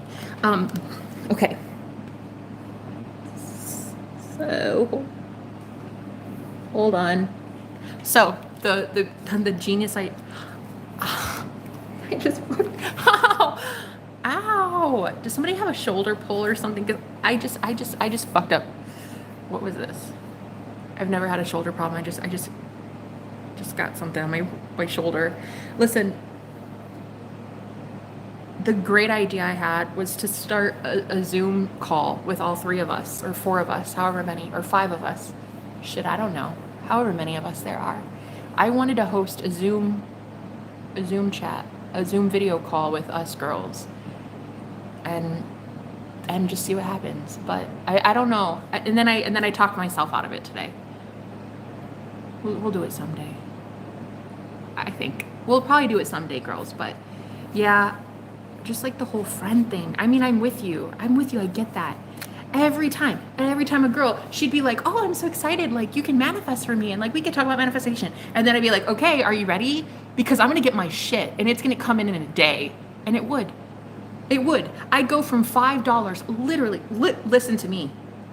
I remember one time I was with this friend and I called her or I texted her and I told her I was literally crawling on the floor at the grocery store to buy the last bag of discounted beans. Talk about poverty. I literally told her I was in the grocery store on my hands and knees pulling out a bag of discounted beans. I was like, you get it, right? Poverty. I mean, she wasn't there. I don't think she had that problem. I think she lived with her parents. I don't think she was facing that. But I said, okay, this is what I have in my bank account right now. And it was like less than $4 or something. And I even told her at the grocery store, at the checkout, I was so fucking embarrassed because as I was putting all my stuff on the conveyor belt, guess who shows up right behind me? My maintenance guy. The guy that checks all the heater all the time, the air conditioner and the heater. He shows up with his entire family right behind me, and I get to the part where I'm supposed to pay, and it's over the total, and I have to tell the guy, please put some of that back. Right in front of the guy behind me who sees me on a weekly basis.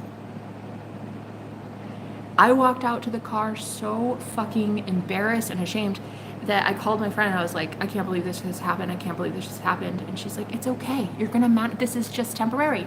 You're going to manifest your way out of it. And the same day it happened, and I instantly felt jealousy from her.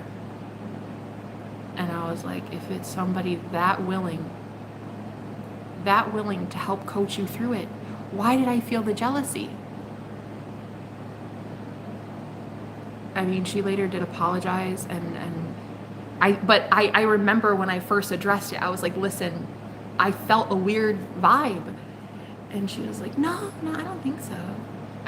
Eventually she came around and was like, okay, maybe, I'm sorry. But it's like, if even that desperate of a girl, that she is literally not even able to pay her rent or put food on her table, and you're jealous that she got blessed by God. Good fucking riddance. Out forever. Goodbye. Yeah, and I ended things like a couple days later. I'm done. And I'm sorry, girls. I know. Like, you guys are probably legit. You're probably really good people. Really.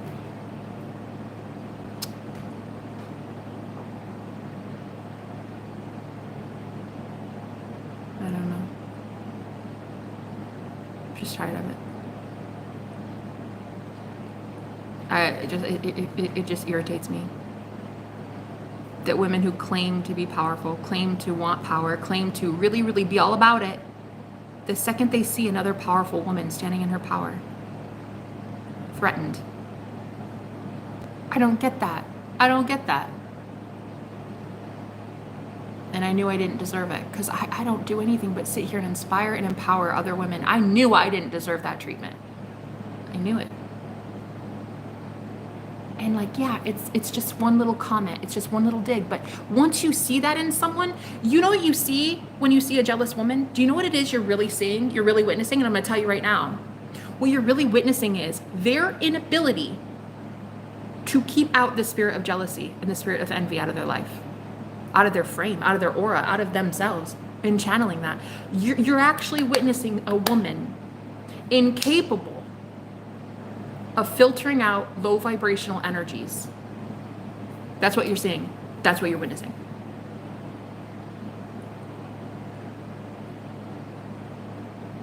The lowest I've ever been, quite literally, low on the floor, hands and knees, in the fucking grocery store. One day that'll be in my book. That's gonna be a tell-all. And I grabbed the beans and I was like, this is desperation on a whole new level. You think beans are desperate? Nah, try discounted beans as desperation. And then try discounted beans while pulling it from the very back while on your hands and knees. Try that for fucking poverty. Try that. And for her to immediately watch me get something I manifested same day after having less than $5 in my bank account, for her to be like, wow, must be nice. Must be nice. Must be fucking nice. Having to tell the grocer, please go put half my shit back. Must be nice to be embarrassed in front of people you see on a... Yeah, must be nice. Must be nice. Poverty. Those struggles must be nice. Must be nice. And that's when you learn people are jealous as fuck at your struggle. Your struggle is a blessing, and people are even jealous about that. Wow. They're not even jealous of your highs. They're jealous of your highs and your lows. It's insane.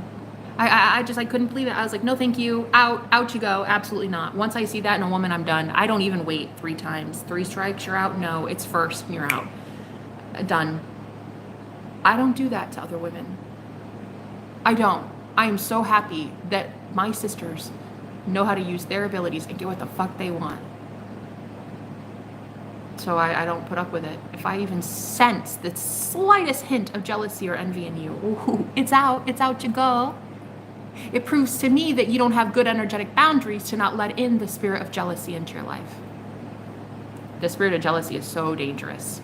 Oh, it's so dangerous. It could take out people's self-esteem and self-worth. Oh, so fast. I'm done. And that's why it takes me a really long time to trust women again, girls. And I love having you girls here. Trust me on that. I do. Oh, I love you guys. And I think you're so amazing. But to be like friendly, and I just got that download yesterday about starting that Zoom call with you girls. I think maybe one day I'd love to do that with you guys. You know, it was a download for a reason. I hope that one day that could be possible. But yeah, I'm still working through some things right now. Because what's about to happen to me, like I just know good things are about to come in, and it's going to come in fast. Because I was negative, pessimism. And then all of a sudden, one day, I meet my magician, which is me, bitch. I'm the magician. I meet him, I meet her. And now, 180 degrees, positive, happy, good karma. I love you. Speaking life. You change on a dime like that, your 3D reality will shift overnight. That's where people really get envious. That's when people really get jealous, because that's when your shit goes from barely any views to like 100,000 subscribers overnight, or dry love life, a dry spell for 4 years, to like marriage in 3 months. Like that kind of shit is what real magic is made of. And I'm telling you, that's when people start getting jealous. So as much as I want to say I trust you ladies, I still, it's taken a minute, okay? Yeah, but I'll get there. I trust me. You know, you can't trust 8 billion people on the planet, but you can trust yourself. I trust me. So, I trust me. And you know why I trust me? Because who was the one that wasn't embarrassed to go feed herself with discounted beans at rock bottom in poverty? Me. I wasn't embarrassed. Who wasn't embarrassed to wake up every single day and talk about magic on her channel in front of people that hated her? Trolls. A false twin flame that wouldn't leave her alone. Me. Who scripted and journaled and still tried to manifest? Me. I did. I woke up every day, showered, took care of myself. I am my sugar daddy. I am my God. I am God. And so you get to that point where you're like, I am that bad bitch. I am that bad bitch, and I need 0 other bad bitches in my life. But if you'd like to be here, totally great. Fucking prove it. And if I sense the slightest bit of jealousy, it's out. It will be over so fast. It would make your head spin. So if you don't want to take good care of your psychic health, totally cool. But don't call me. At least be willing to say, I'll learn. I want to learn. I'm desperate to learn. At least go through the steps in applying yourself, right? Any guy that I'm interested in going forward, like, at least say, I don't know, but I want to. You know? Because I was just around so many people who claimed they knew it all. And then I would come in proven that their ego doesn't know shit, because magic surpasses the ego. And as soon as it would happen, ego death. Their ego would flip out. And then I'd end up hurt somehow. So I need friends in my life that really, really want me to succeed. Because I want me to succeed. Because I saw the embarrassment in my own self when I was at the cash register. And I said, I'm going to need you to send back that stuff. So embarrassing hearing the clerk call for the cleanup crew to come in and like take back the food that I couldn't afford. That embarrassment. So I know desperation. Oh, I know poverty. Oh, I know suffering. I know it. I know I've left everybody behind. I know true suffering. So if you see a girl like me suddenly turn on a whim, and all of a sudden there's hope in her life, there's this renewed sense of passion. You don't know how the fuck it got there. You're not sure. What is it about her? Why can she sit here for 3 hours for free talking about absolutely nothing and still having fun? I don't get it. What? It's shit like that that makes others start to believe my story. What I just told you that sounds crazy, the part about the magician coming back to life, yeah, it might sound crazy. Proof's in the pudding, bruh.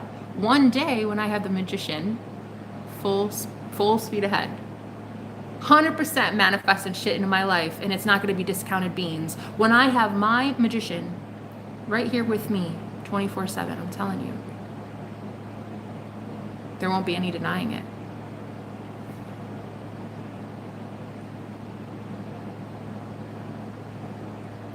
Oh, I hope you're okay, Aparna.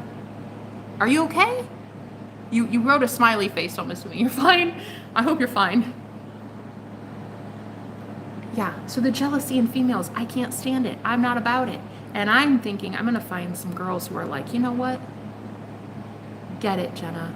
Get it. Oh, I'm so happy for you. And you're going to know. When they say, I want that for you, you're going to know and you're going to feel it. You're going to know. Because like one day they're going to call you and be like, hey, guess what I just prayed for you? Or, hey, so I saw this and I thought of you and I thought we should try that to get you your manifestation. Right? That's why I'm so excited to be part of Sammy's mermaid gang on YouTube or on Facebook. She's so awesome. I fucking love her. She has 50,000 members over there. And man, she just wants people to get her shit. She says it all the time. Stop with the fucking list of stupid things you have to do to get your manifestation. Just affirm. Just literally tell yourself what the fuck you want. That's it. That's it. And that's exactly what I was doing because I wanted the chaos. I wanted my false twin flame. I wanted his ass to sit here and live stream and take from me. And I kept affirming it over and over and over. Oh, I'm fine that he's a narcissist. Yeah. I'm fine with it. I'm fine with it. I'm fine with it. And then you find somebody who really, really, really, really, really does love you and you love them. And you realize love is real. And then you're like, fuck off. I don't deserve that. Never deserved that. So even if this guy is not my ex like I think he is, doesn't matter, does it? He woke me up to the fact that I deserve better.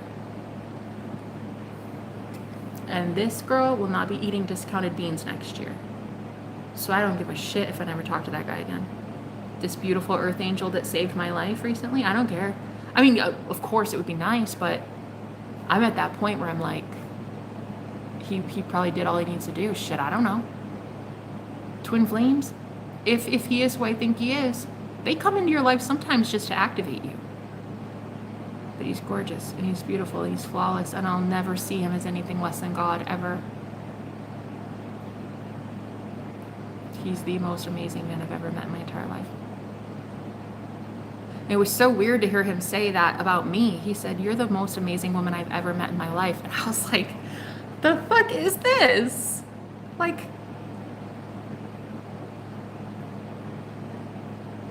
we don't even know each other. Do we? I don't know.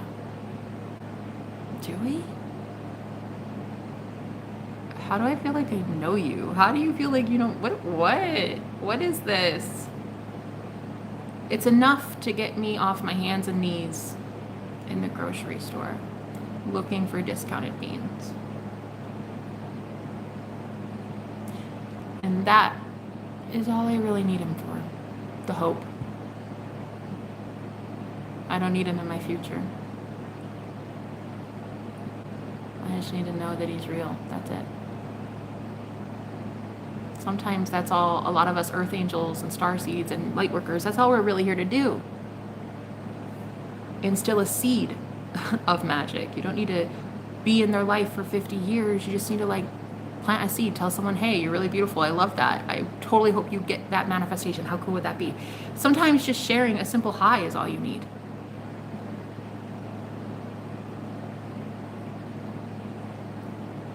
I think for the first time in my life, it's all making sense. if I'm too much for him, and trust me on that, that might be a possibility. Now that I speak out loud and I'm hearing myself think, I'm like, oh shit, yeah, no, I might be too much. If I am, and he doesn't want anything to do with me, doesn't matter. He will always now be that new standard by which I measure all relationships. He will now be that man that repeatedly tells me all the time, I better never find out, Jenna, that you cut off the crust of some guy's PB&J ever again. I better fucking never find out that you take another boy. You better find a man, and it better be the right one, and it better be. That will always play in my mind. He's like, I better never find out that you cut the crust off some guy's sandwich again. I swear to God.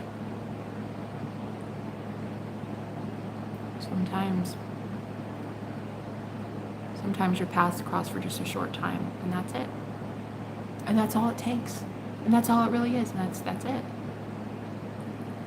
Nothing more than that. Oh, to get to that point in life. Oh, could you imagine, guys, to never have that like, oh, I wish we could be more though. I hope he calls me. I hope he texts me. To just have it be like, I may never see him again. I might never talk to that guy again. Maybe ever. Wow.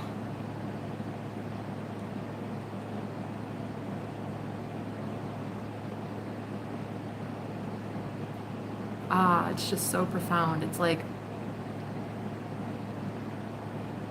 I don't know. It suddenly makes life richer, you know? It's like, wow, I might never see him again. I may never talk to that guy again, like ever. If every human gets what they want and I'm the only one left, will I be jealous and insecure? For the first 2 times, the answer was yes. I had to be honest with myself back then. Now I know myself. I know that I'm capable of my confidence, self-worth is so high. I'm happy that so many of my classmates are getting, oh, that's beautiful. The chasing should go both ways. You know, for the longest time, so many women on this journey, like especially like the spiritual leaders of the world and online, they'd be like, oh no. Well, and even I said this. Ladies, he's gonna chase. He wants to. He loves it. But like, what if I love it? There's a big difference now between chasing because you're codependent as fuck and because you're unhealed, and chasing because that shit's fun. And it's like, hey, there is a big difference in initiating something because you're in a whole, healed, confident place. Even as a woman, chasing as a woman. That is sexy as fuck. A lot of men like that. They don't want to be the only one chasing. And I never knew that. I never knew that because I was never confident. I always just associated chasing with bad. Because, well, I had done it so long. It was embarrassing as shit. But now it's like, chasing sometimes, yeah, it's fun. That can be fun when you can keep it in check and realize that if it's coming from a desperate place, is it coming from desperation? Or is it coming from, I want you, you're mine. That's it. Have a seat, sir. Have a seat. I'll be with you in just a moment. Is it coming from a place like that? Because if it's coming from a place like that, that's confident as fuck and that's sexy as fuck, and go get your mans, honey.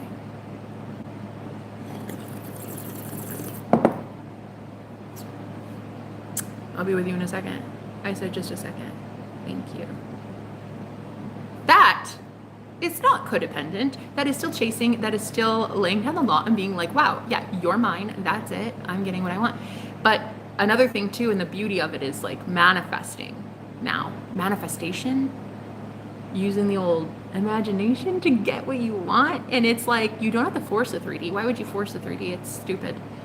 It never worked. If it worked, wouldn't your life look better? It doesn't work to try to conform and change the 3D. You have to change it up here first. And so like being someone now who feels like she can manifest the perfect man, it's unreal. It's unreal. I never thought in a million years.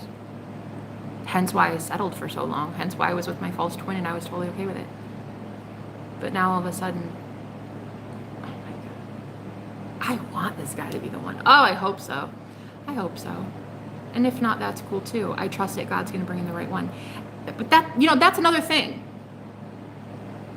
How many of us say shit like that though? And I get so tired of hearing that in the fucking manifestation community, especially the law of assumption community.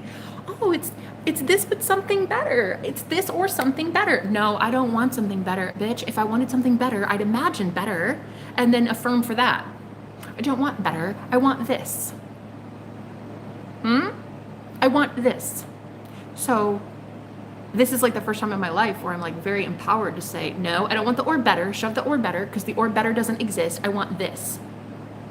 And then when I get this, if I want better, I will make this better.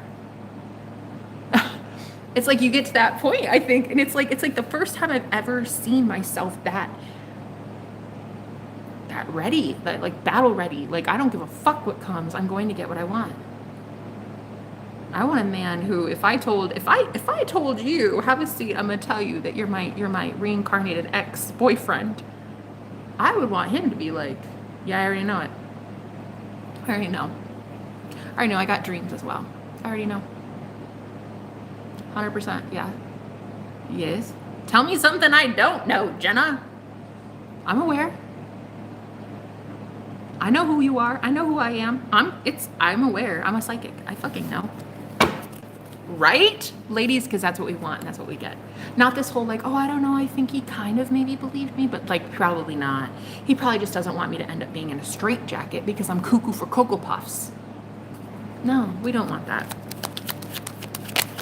We get what we want. I want a man who is 100% aware of his past lives. And his past life, he would fucking remember that guy. He would remember being that guy.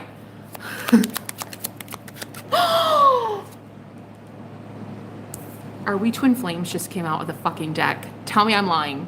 Tell me I'm not. Tell me I'm lying. Tell me I'm dying. I just said, tell me I'm dying.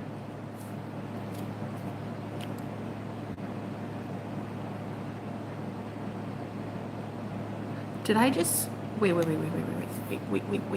Did I just channel that he would have said, oh yeah, I already had dreams of it. I already got dreams of it. Did I say that? Because that's what I was thinking. Tell me, did I say that? Because I thought I just said, I want a man who says, yeah, I dreamed about it. I already know. Dreaming of our futures together. I just literally, I think I said that. Yes, you said it. Oh my God. Bitch, this came out. Are we twin flames dreaming of our futures? And I just saw the word past. I heard dreaming of our past together. Shut the fuck up right now. Dude, did I say that? I said that, right? I was thinking it. Okay? Okay, let's see. Can I know more?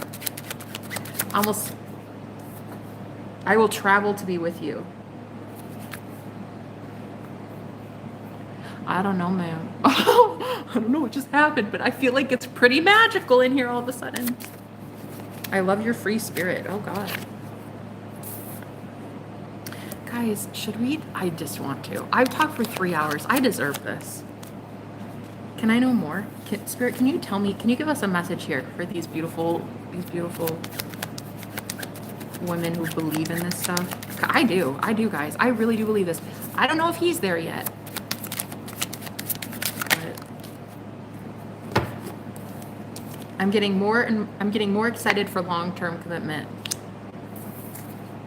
You know you want me. Oh! I don't know if that means anything. I'm just wishful thinking at this point. This is called the wishful thinking debt.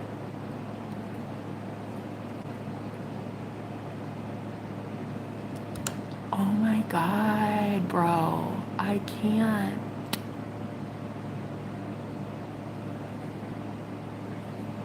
Bitch.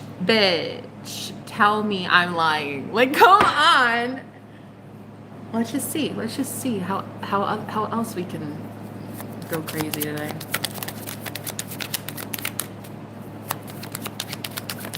I wake up now, and one of the first things I say in the morning is like, oh, today's like such a beautiful miracle's gonna happen today. It's crazy. I'm gonna expect the biggest miracle in my life today. And so far, you ladies, and a space heater. Miracles are everywhere. All right, any other? I want a message from this guy, please.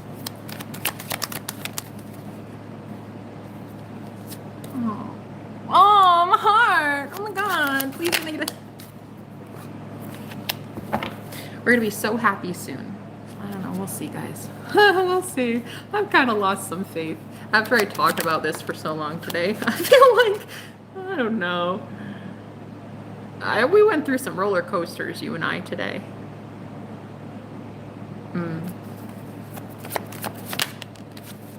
Anyway. What does this person want to say about the past life thing? Past life recollection? Past life.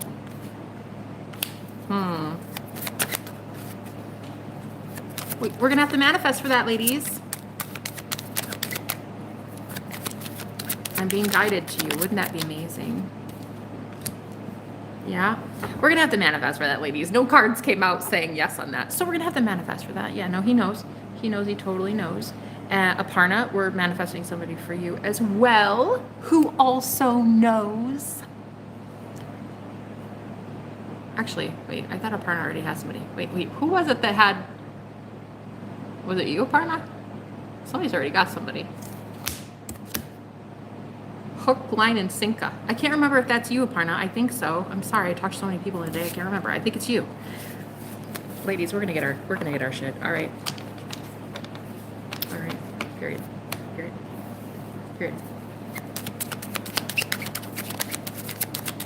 She's too beautiful. I refuse to move on. And he knows this. I've already told him that. Bitch. We Are Magic came out. I fucking called it. I told him, I refuse. I want the magician and only the magician. That's it. I dare you to fucking challenge me on that, bitch. I dare you. I will get what I want every time.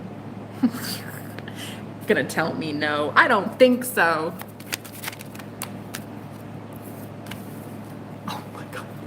I just shuffled in the word no is there. Tell me no, I dare you. Tell me no. I told him we were twin flames and then he pulled back, probably got scared or something, because it's our assumption. Because we have an assumption that they do. They do. They do have the, they do get scared because we have the assumption that they will.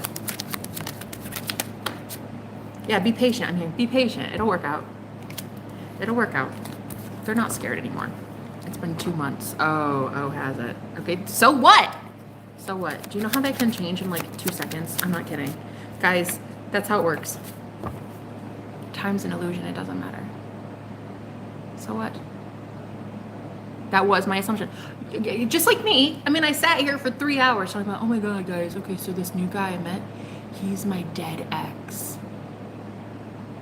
I hope he's cool with that. Like, I hope he's like not too weirded out that I said that. I was like, oh yeah, you're my past life soulmate. Huh? Call me. Is it any fucking wonder we split up afterwards? Because, bitch, I had the assumption we would. I had the assumption that he'd be like, hey, yeah, by the way, it's been really great knowing you. Have a good one. We have these assumptions. You assumed. So now it's true. So change the assumption. All you have to do is just affirm for something different. No, he absolutely knows who we are. 100%. If I know, he knows. If I know, he knows. The same source that told it to me is going to tell it to your person, Aparna. Okay? That's how it works. Start a different assumption. Oh, he 100% knows. How many twin flames are in union? How many twin flames are in union? A lot? Both parties know. Right? It's not like you're reinventing the wheel. If you know, they know. That's how easy your assumption needs to be. That's how different it needs to be, but it's so easy to do so. You can change that shit like that. See, look, please forgive me. This is what he's going to say to you, Aparna. He's going to come in, please forgive me. Oh my God, I was such an idiot. I was such an idiot. was like, no, there's no way that we're soulmates. No, twin flames, what the fuck is that? And then, please forgive me, I was such a moron. And they'd be like, wow, not only are we soulmates, I think we're twin flames, and I think this is like a thing. I love you. Please forgive me, I love you. Wow. So I'm telling you, I miss you. Ooh. Ladies, we get what we want, right? All the time. All the time. What do you want, Aparna? Change it. Change your assumption. What does this divine masculine woman say? Divine masculine energies, please. Holy Spirit. For these lovely ladies in here today. Did I say I had to pee? You said go tinkle girl. Did I say it? I didn't mean to, because guys, I don't even know. I channel most of this shit. I don't know what I say. It goes in one ear and out the other, but I do actually now. I have to pee all of a sudden now that you said it. Holy Spirit. Let's confess. Let's confess what exactly? Ooh, that I loved you since the first moment I met you. Okay, you can start there.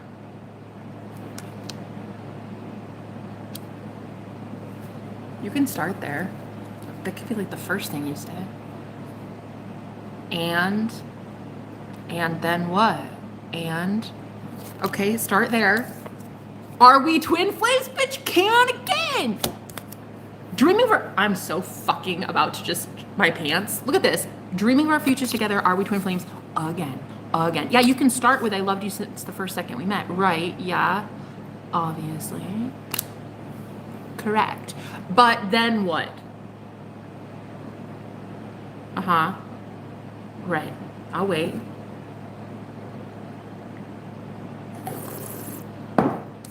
Then, are we twin flames? Because I've been dreaming about it. I think we might be. The video just restarted. Did it? Did it even start? Did it? Whoa, hold on. It was a complete reset. Like it starts at 0 minutes again. Is it at 0 minutes? Because girl, I've seen that happen before. Look, it restarted and these cards came out again. I'm telling you, it's fucking magic, bro. It's magic. It's magique. If I know he's my twin, then he knows I'm his twin. If I loved him from day one, then he loved me from day one. We have the same consciousness. Bitch. Somebody get this girl a pulpit. She needs to start preaching. We need to give her a fucking microphone. Hallelujah. Magic in the live stream. There it is. Did it go back to 0 minutes? Get her a mic. Get her a mic. Get her a fucking pulpit. Get her one of those podium things. Yes. Yes, Aparna. Get her a, thank you. Preaching today, honey. Preaching truth. Look at you out here. A 3-hour church session. All right, let's see for real though. What does this person want to say? Hubba. Okay, so you can start there. I've loved you since the first second we met. Right. Correct. Keep going. Are we twin flames? Okay. Better. Warmer. Keep going. I've been having dreams about you. And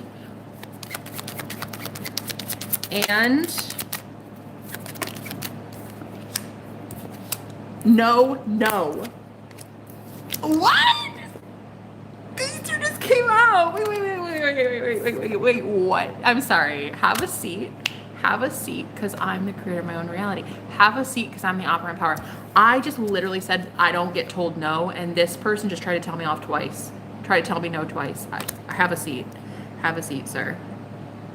Right, have a seat right there. I will be with you in a moment. Trying to tell us girls no. I mean, literally, a girl with the username White Witch just used the words powerful magic, Lord Jesus, and amen. And you're thinking you're gonna tell us no? Fucking cute. Fucking cute. It's adorable. I've never loved anyone like this before. I love you. That's what, yeah. See, now we're back on track. Yeah, no, we're back. We're back where we were.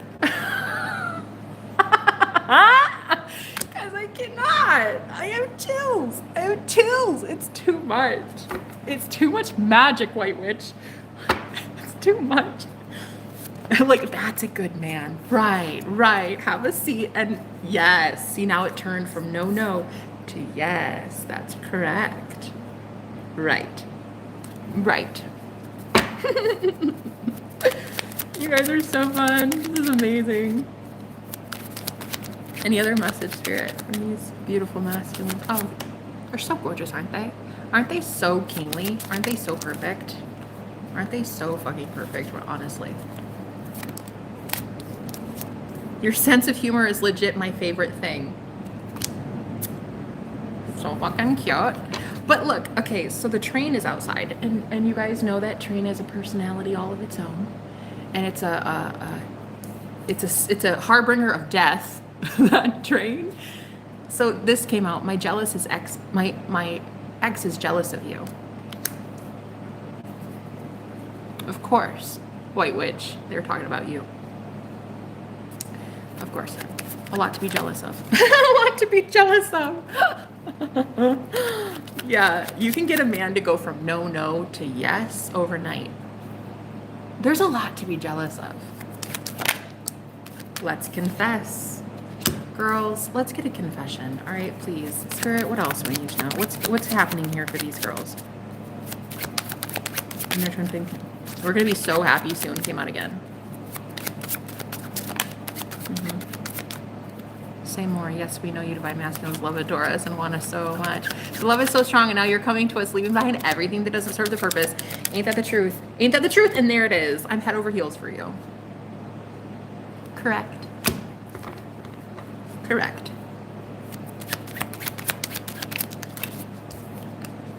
Let go and let God.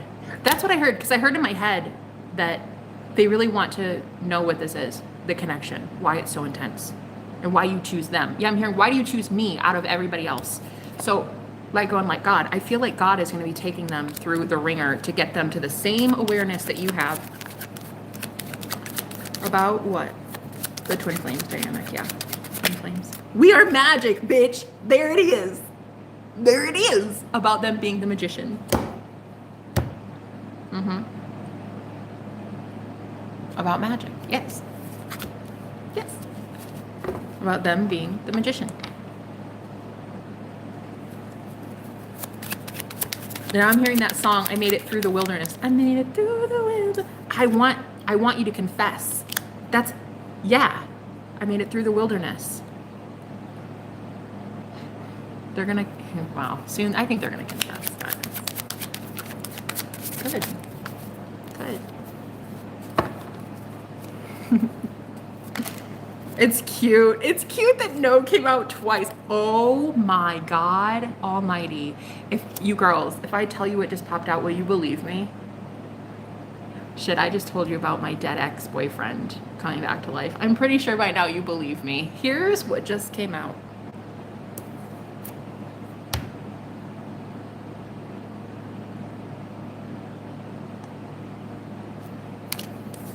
Right after this one. I want you to confess that I remember. I want you to confess that I remember. We are magic. That's what I want. That's what I want. And I get what I want.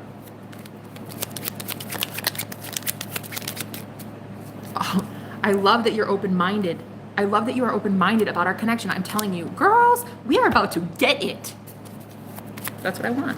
Spirit, as God is my witness, you better tell them. You better tell these boys. You better tell these boys.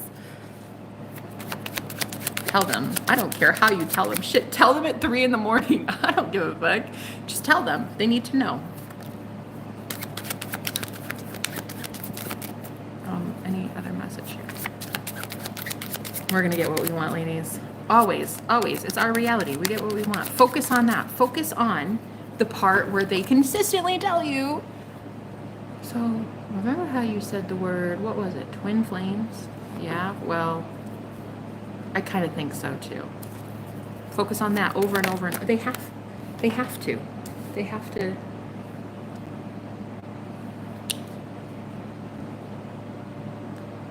I now see that you're definitely the one. Precisely. Manifesting at its best. This is it. This is it, girls. You get what you want. You get what you want, honey. Holy Spirit, what's coming in for these ladies and I? What are these men gonna say? What are they gonna say? You are my dream. Something about dreams. I'm getting that. Okay, that's a yes. I'm getting dreams here. I've never felt like this before you. It's cute. Very, very soon. So I really do think they're going to be telling you something.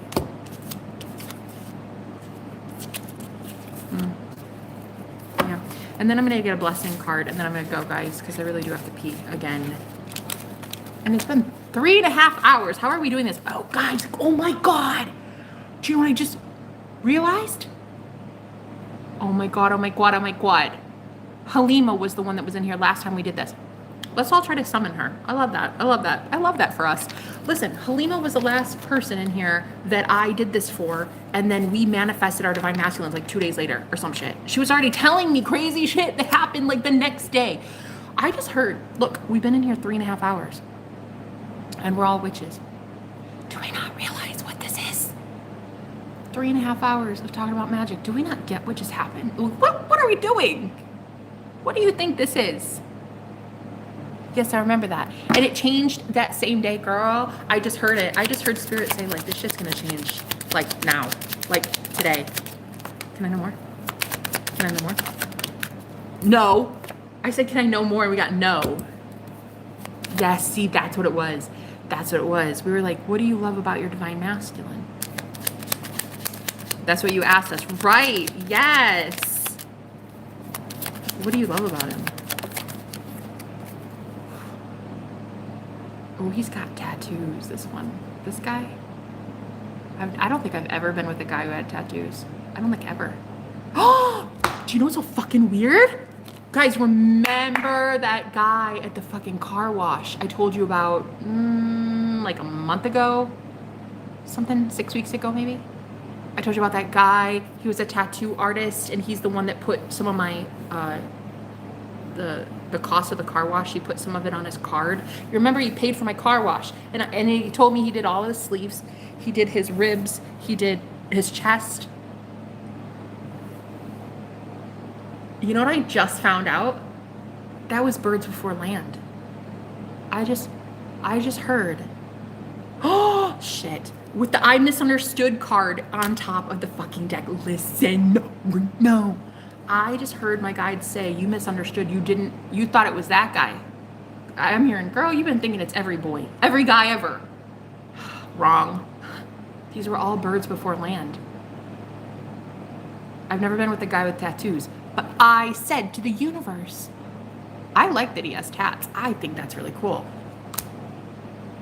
I manifested a guy with tattoos. Oh my God. So, wow. Okay, so the whole I misunderstood, Spirit's like, you misunderstood. We put that guy in front of your path to get you to see what you liked about him so that you would help us build a man workshop. What do you like about that guy? Well, he was really generous. He paid for some of my car wash. A complete random stranger just paid for my shit. Like, okay, I liked that. I also liked that I paid for the VIP wash, which was like the tires, the wash, and the vacuum. Tell me why I go to leave to pick up the car when it's done, and he is literally in my car detailing it with microfiber and some spray in his hand. And I'm like, this isn't what I paid for. He's like, I don't care. I don't care. You're gonna have the nicest car on the block. I do not give a shit. So he just like stayed there for another 5 minutes just cleaning the interior of my car after paying for it. And then telling me that my nails looked really, really nice as they were chipping.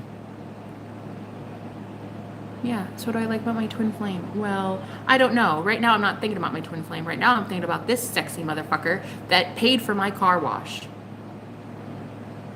I can think of every good guy that I've ever met. I love all of them. Oh, they're all sexy.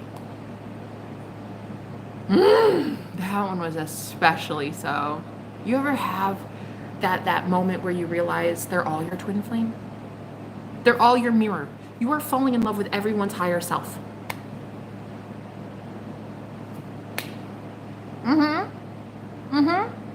You're falling in love with a million people a day. And that's your twin flame, and that's your twin flame, and that's your twin. They're all every aspect. So I'm hearing spirit say like, oh my God, stressed out was right under it. No. Listen. I'm getting word from my guides that they're like, you had us stressed out because there was a strong connection with that guy. And I heard, and you kept misunderstanding us. His name is even your twin flame's name.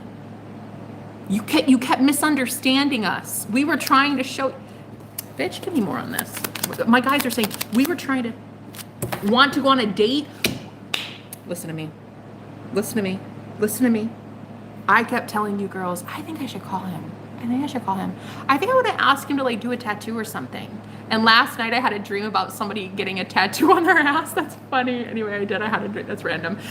Look at this. My guides are like, we were so stressed out. You were like, I think we should go on a date. And then I don't think that that's what was supposed to happen. I was just supposed to like see what I liked in that guy and then say out loud, I like that. I like that.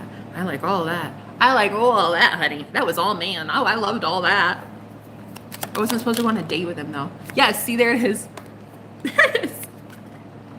I wasn't supposed to go on a date with him. I was just supposed to like it. My friends say I should move on. I heard my invisible friend said I should have moved on. Don't stay attached to that guy. He was just birds before land. All of them were birds before land, honey. All of them. In the manifestation world, the law of assumption, birds before land means something or someone shows up very similar to the thing you're trying to get. It's like when you're on a boat in the middle of the ocean. If you see birds, you can pretty much assume that land is very close. This guy, the guy at the car wash, was just birds before land. But I was so hooked on him. I was like, oh my God, we should go on a date. I think I should call him. I told you guys all about him, and I kept going on and on and on. I'm like, he's so cute. Of course he's cute. They're all cute. You should have seen his butt. They're all adorable, but they're not all the one that I'm supposed to be with. So this is what I'm hearing. Your invisible friends said, you should move on, Jenna. Move on, Jenna. But I wouldn't. I was like, oh my God, he's so cute though. Oh, he's got these like really cool tattoos. So sexy. And the more I talked about his tattoos, I guess I was bringing in the right one who's got tats now. This guy has tattoos. Sexy as fuck. This guy is so sexy. Oh my God. Honey, oh my God. What do I love about my twin flame? Oof.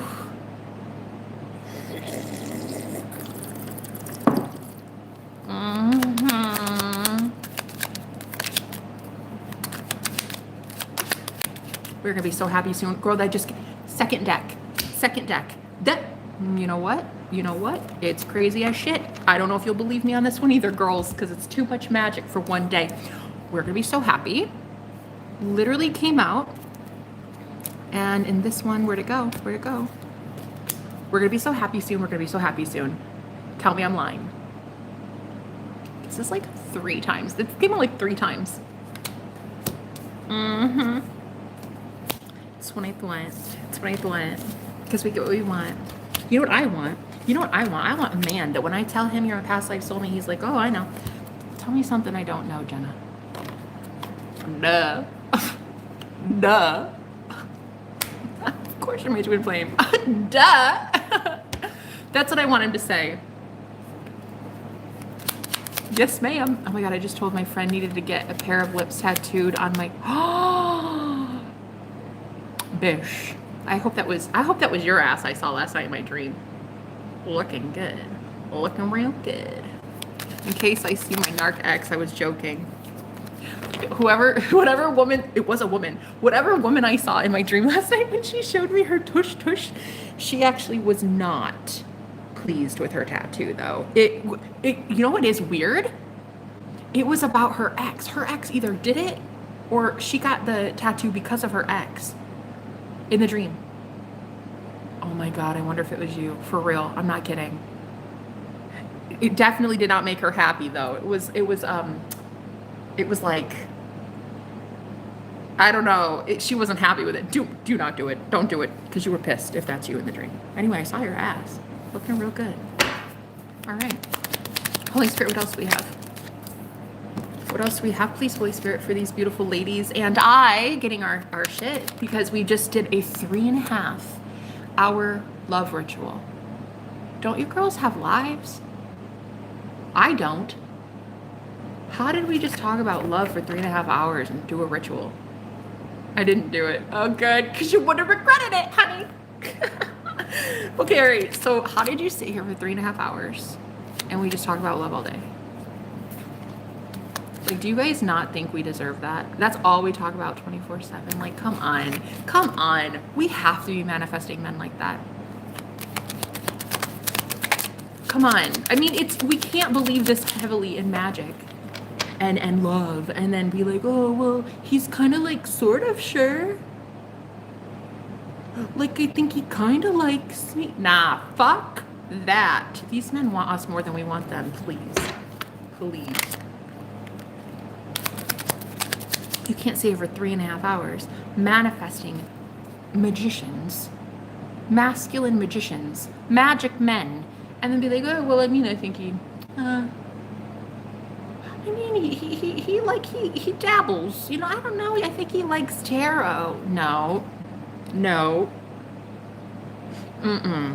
He went to God and he knows that you guys are eternal lovers. Do you understand?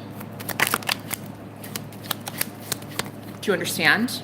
Because that's what we get, ladies. What else do they want to say? I know, I love talking about it too, girl. 3.5 hours! 3.5 hours! Oh, I think we are so compatible. Your energy is like a drug to me. That's what I thought. That's what I thought. Wish we were a lot closer. Do you remember the first time we met? Which lifetime? That's kind of what I want to ask my person. When? I'm sorry? Which time? The time we were in Paris? The time we were in Egypt? Which one? Which one? I'm just kidding. I don't know if it was any of those. But I do know that in a past life, I was an Asian war general. I was a male Asian war general in a past life. I do know that. I do know that back in the samurai days. Way back when. I don't know when that was, like the 500s or some shit. I don't know. I do know that though. Other than that, I'm not really sure. Let's see, what else this guy was. Ooh, notice less trolls. We scared them off, I think. Too much energy. Levi, how funny. Bro, did you just... White Witch, look how fucking powerful you are. Girl. She just summoned a damn troll. No offense, Levi. Hey, listen, I love you. You're actually not really a troll. I know you love Jesus. I love Jesus too. Actually, Jesus and I are real tight, man. Levi, I love you. I love you. It's funny. Yesterday, I actually channeled a message of Levites, right? Or Levites. That name came up. That's funny. Hello and welcome. But it's so funny. It's so funny. My witchy friend here, she practices witchcraft. She just literally spoke. That's all she did was write one thing. Oh, she's so powerful. And yes, I do know Jesus is very powerful. Yeah. He wants a relationship with y'all. Answer the call. Stay safe and stay blessed in Jesus' name. Amen. Oh my God, my twin loves Levi cheese.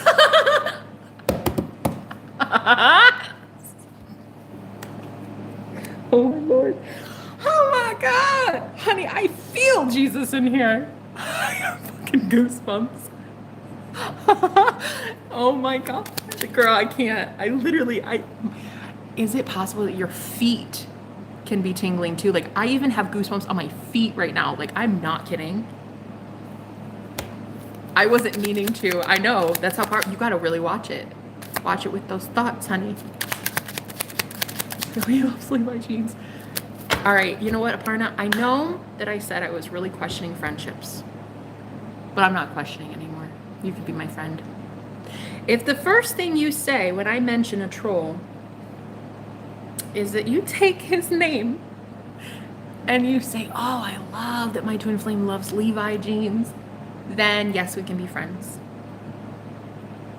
If you take that negative and instantly turn it into a positive, you're my soul sister and we can be friends. Let's do magic for a living, you and I, huh? Let's just be magical beings every day, 24/7. Being quiet. Being quiet. You can't say shit. You can't say shit anymore. Don't even think anything. Don't even think anything. You're so powerful. Don't even think. Oh. Did you see what I just did with my hair? Your hair is so gorgeous. Look, look, look. I'm trying to manifest us getting back together. I just said, you're such a powerful manifester. Don't even think. Look at this, guys. Look at this magic in live time. Look at us bringing in our mans. He's so sexy. You know what I love about my twin the most? Is that he knows we're twin flames. That's my favorite part. Oh, nope. I'm not validating that. Wow, okay, I have to. I'm stuck. You are so brave, but I'm stuck. Okay, well, here's the thing, late teas. What we're gonna do now is we are going to get through this blockage that a lot of us have. How many guys did you tell something to in the past and immediately they were like, okay, I gotta go buy deuces? A lot, right? Like a lot. Like for me, it's like a lot. It's embarrassing. Not as embarrassing as the discounted beans, but it's right up there, okay? I basically met a lot of guys who, when I would tell them like, oh yeah, I had a dream about you like this, or I met you already, I already know you. It's really weird. I know where your mole is. I know you got a freckle right there. How many times? Ladies, how many times? Okay, and the first thing they do is they skedaddle. Right. There were a ton of realities like that. Okay. Those were real. They all broke your heart. They all left you high and dry. Literally ghosted you seconds after you said something like that. It was all reality. It was all true. All of it. And it did happen. But there's also a reality just as likely where they're actually excited to tell you. I know we're twin flames. I already saw it. I already looked it up. I was like, wait a minute. Why do I want this girl like that? And they Googled, how do I know that this person's a soulmate? Boom. Next thing they know, twin flames.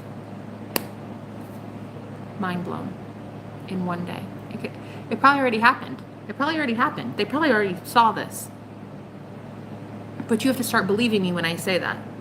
Because you believe in that shit reality where they're all like, oh, I gotta go though, because like that's weird. Okay, bye. That shit reality is gone. You need to start believing somebody who knows what the fuck they're talking about, honey. And it's not your ego. It's me. You're welcome. So yeah, I'm stuck. I know you're brave, but I'm stuck. No. Thank you, Jesus. Thank you, Lord. I owe you one. I said no, and no came out. Why? Because we fucking get what we want. I literally said no, and there it is. No. I don't accept it. You've already had a dream. You already got a download. You already know in your soul, in your core, that I'm fucking right, because I'm always right, always, because duh.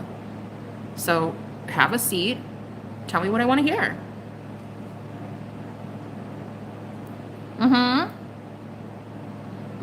Oh, wait.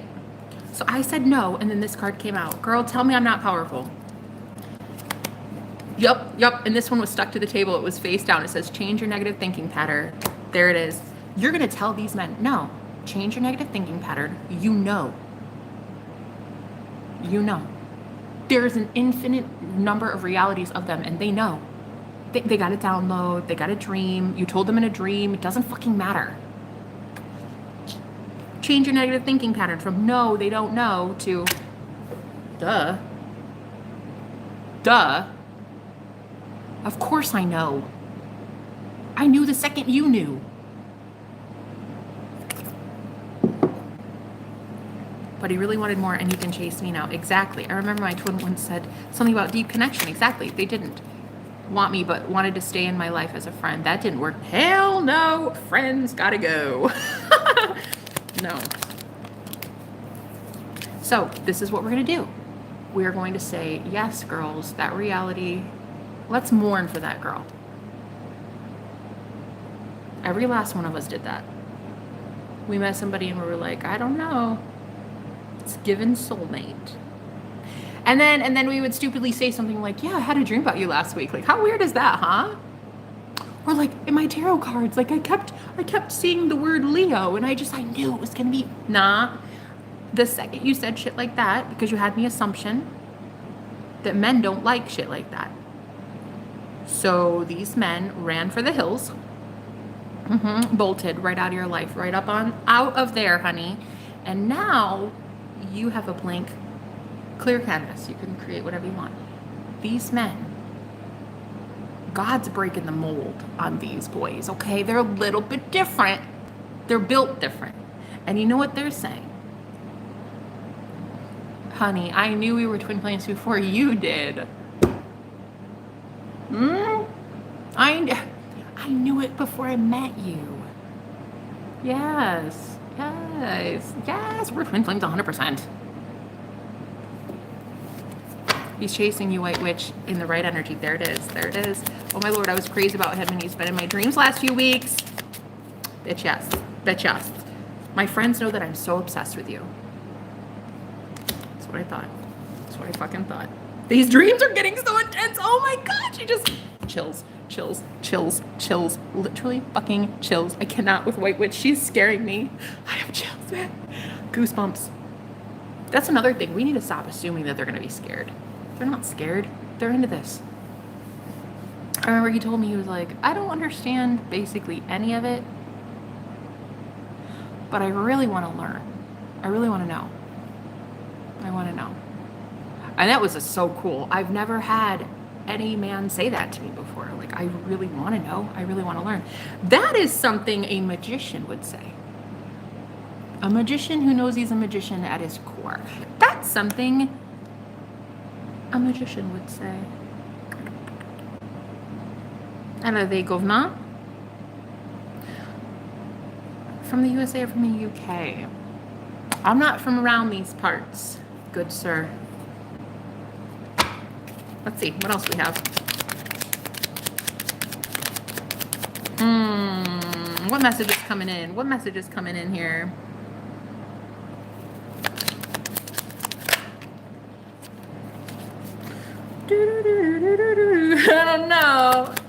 I don't know. You guys, you have.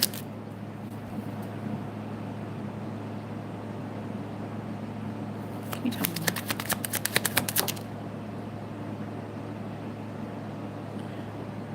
I can feel it coming in the air tonight. That's what I just heard. And then I'm like, can you tell me more? And then the why card came up. It says, why? Does this scare you? Did somebody just join our little shindig? The divine masculine will now show up. I swear to God, I'm about to stroke the fuck out because Aparna, I feel like somebody just. No, there's no way, right? Confessing they already knew about it. They even saw us in their dreams and everything. Exactly. Girl, I think the reason that troll just came in is because I heard, tell me, I said, tell me more. And then the why card came up. Why does this scare you? Like, why do you need more? I will travel to see you. I want to see you. Bitch, I cannot. I feel your ghost all around. Did somebody just join? Did you just show up? Did somebody just show up? Because I'm telling you right now, This feels like, I don't know. What does this feel like? I have chills. I have chills again. Nobody knows where I went, including him. If he shows up, I'll be getting my witchy wings. Girl, I have chills when you speak. Maybe. See, and this is another message, guys. It's all about what you say. Do you say that they just showed up? Who was it? Aparna, did you say, I think my twin joined your stream?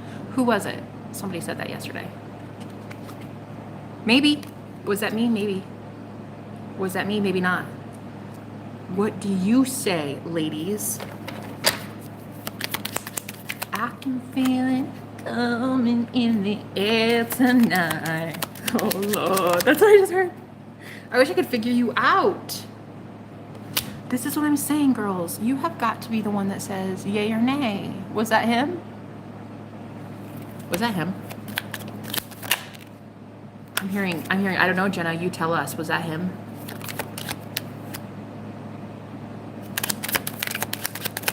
I don't know, Aparna. Aparna, was that him? I don't know what witch. Was that him? I don't know. What do you say? Fear. It's in the air. Oh my God, fear. Fear. And then you wrote, it's in the air. I'm hearing like, if they were here, I just scared them off by saying that I could scare them off. Yeah, girl! I swear to everything fucking holy, right now I'm about to stroke out. I need my tambourine and I need a cigarette. That's what I need, because I literally cannot, even with these cards. I just said I scared him off by feeling like I could. Look at what just fucking popped out. Are you ready? Does this scare you? I'm moving on. Yes.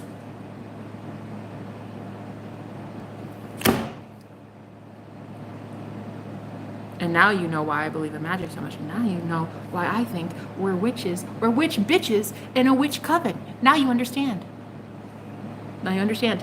This is way too magical for my blood. There it is. Does this scare you? I'm moving on. Yes. That was confirmation. I think someone, I'm smoking a cigarette. Wow. I think someone just showed up and then I just like freaked them the fuck out or something. I think I assumed I could. Oh my God. Oh my, we're learning so many lessons today, ladies. What are we learning? What are we learning here?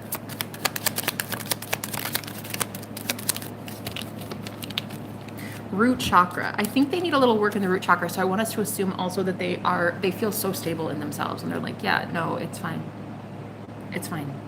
It's like it's not a thing. It's not even a thing. It's like it's whatever. Witchcraft. Cool. Like you gotta be, I think, that delusional to think that we're really that we're sane, right? I mean, I don't know. I sometimes wonder. But I do want to assume that they understand that we're sane. Like, do we need a straitjacket? Not sure. But let's assume that they think we don't.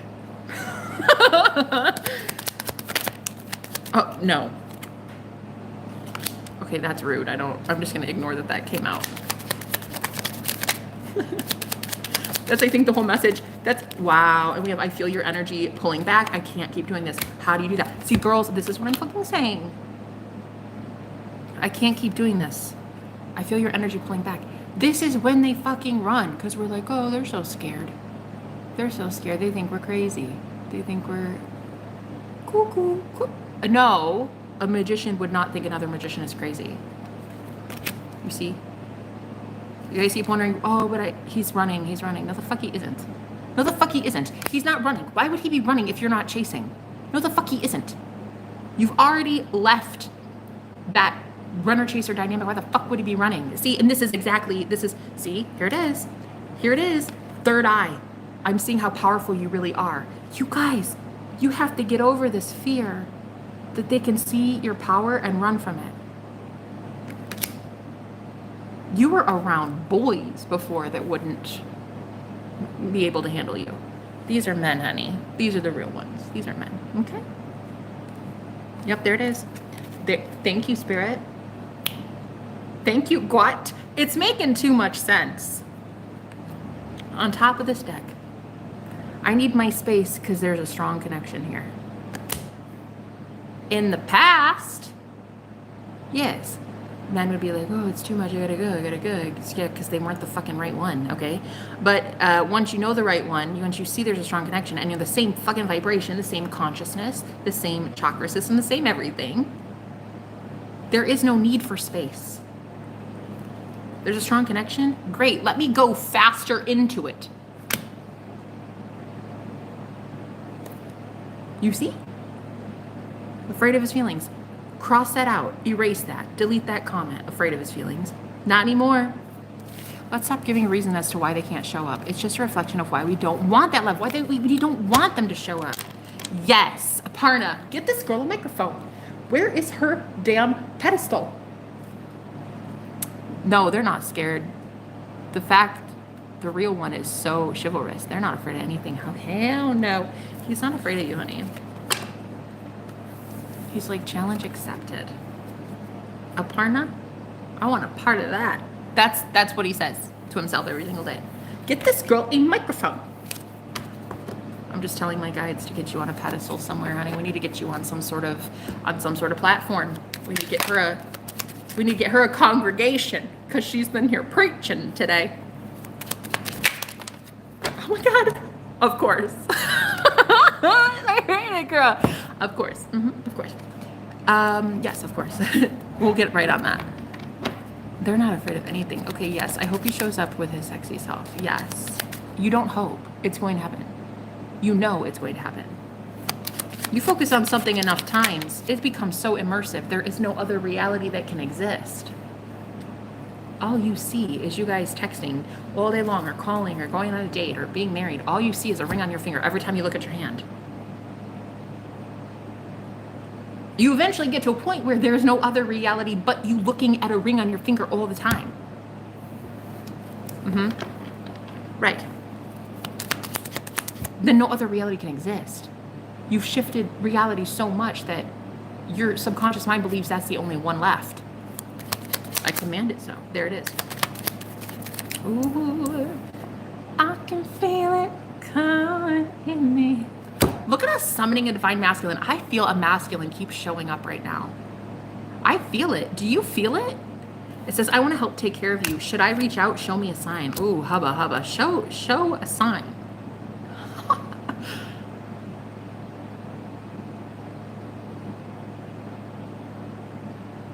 Yes.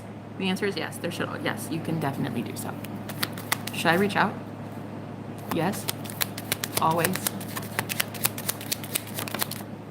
Oh my God. Oh my God. I just can't. I'm trying to manifest us getting back together. Look, girls, I'm going to tell you right now, this man that thought that we were done for, I don't know, when did we end things? Never. He's something cute if he thinks we're done. Anyway, I even told him last time we were talking, I was like, I'm just ignoring everything you're saying right now. Because he's like, and I know why. We really did have to part ways. Because, well, we wanted things differently for our future. I was still manifesting him at the reality of him not wanting what I want for my future. And he didn't want that for his future. And he wanted to give me a gift of another man that could give me what I wanted in my future. So he was like, this really is the end, Jenna, and we're not going to talk anymore. And we parted ways and we ended. And then, I think the last thing I said to him was like, oh, I'm still not, no, I'm not convinced this is over. It's cute. But he, of course, we didn't talk. And so I was like, trust me, this is not over. I said that to him just like that. Trust me. No. Cute. No. I want you. I don't give a fuck about what. I don't care. I don't care what the future. I don't give a fuck. Nobody can plan what they're doing in 5 minutes. I want you and that's it. And so, one of the last things I said to him was I'm still trying to manifest us getting together. Okay? It's cute.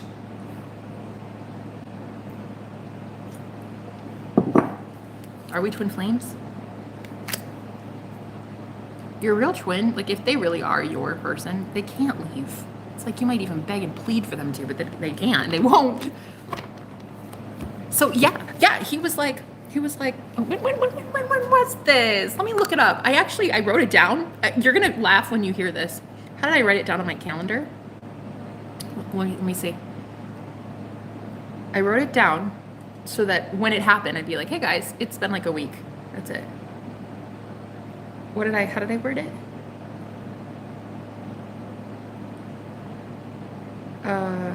Wait. Oh, okay.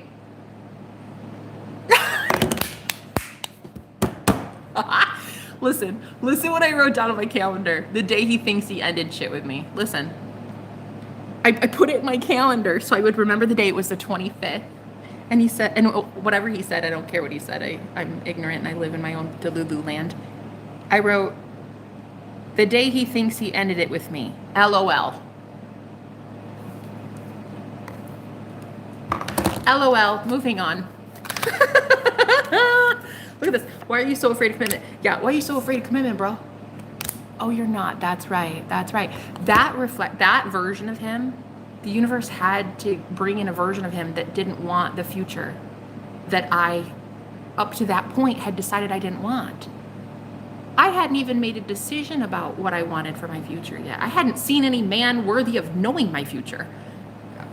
Commitment? The fuck? I didn't even think men were great. I was half in, half out for the whole lesbianism thing. I didn't even think men were that great. So I didn't think anybody was worthy of me. So I was like, future? That's just me and 30 cats. I don't know. So then all of a sudden he shows up, and the reality that I had to still see play out was him being terrified of commitment.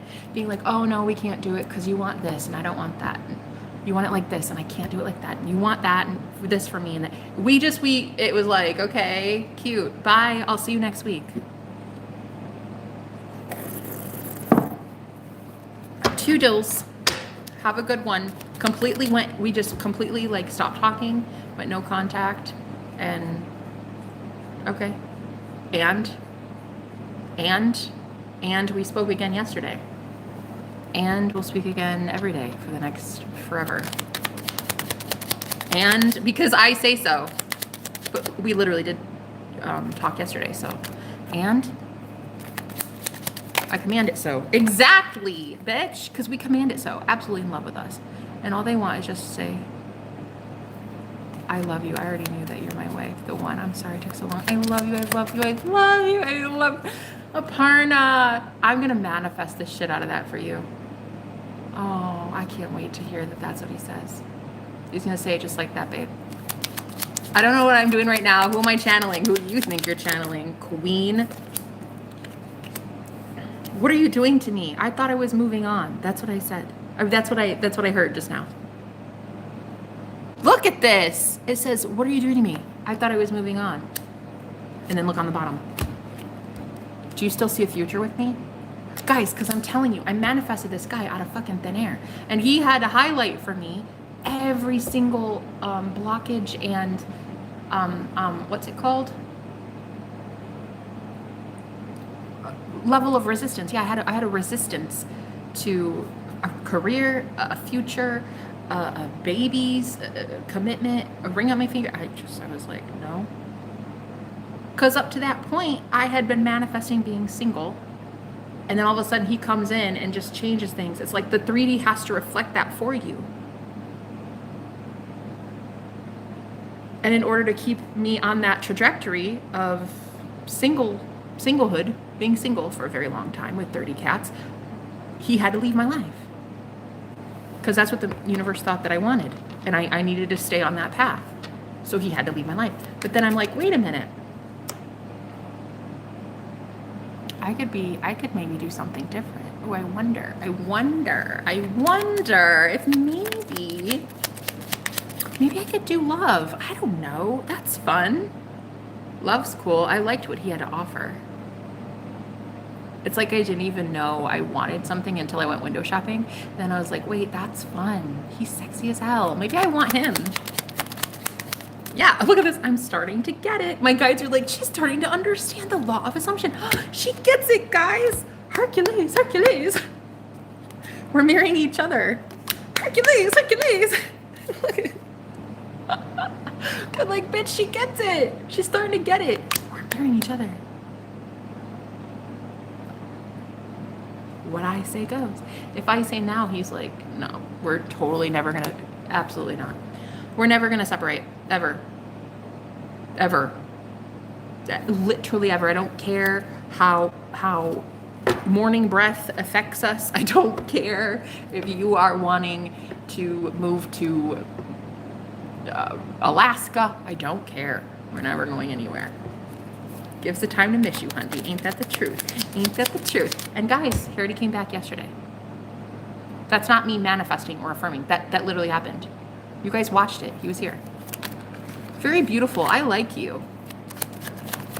Oh my God. Thank you so much for using your eyeballs. Hey, how you doing? Actually, that was a very sweet comment. Thank you so much. I like you too. Are you magical? Because we're doing a whole bunch of magic stuff right now. Gemstone to solid. What's your favorite gemstone? What's your favorite gemstone? Well, look, and I'm going to tell you right now. We have been in here doing a magic spell. For what? For like the last 4 hours and 6 minutes. There's no way that you can be at this vibration and bring in something besides unconditional love. So I'm going to take it as a sign that gemstone to solid is probably a good person.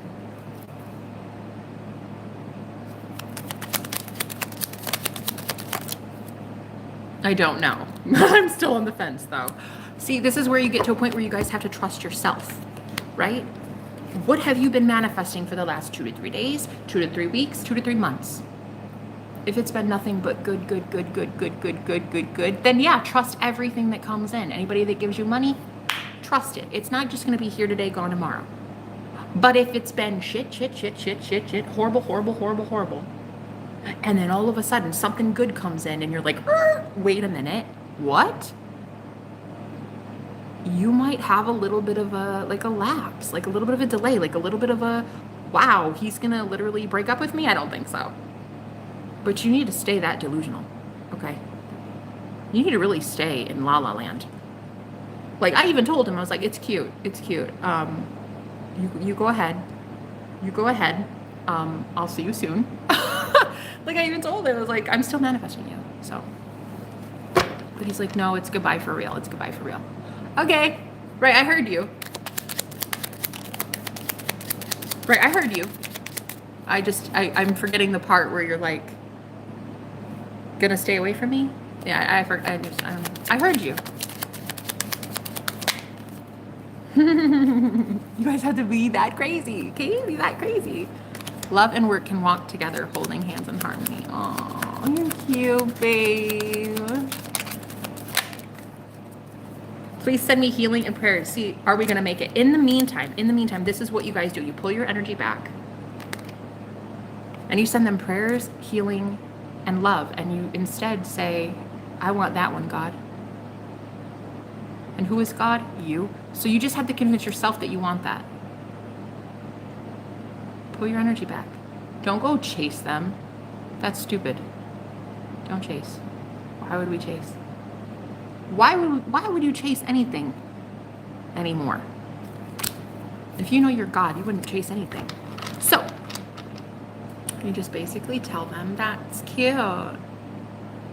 Break up with me? Oh my God, so cute. I really love you. I think you're so adorable. You and your cute little cheeks. I can just pinch your little cheeks.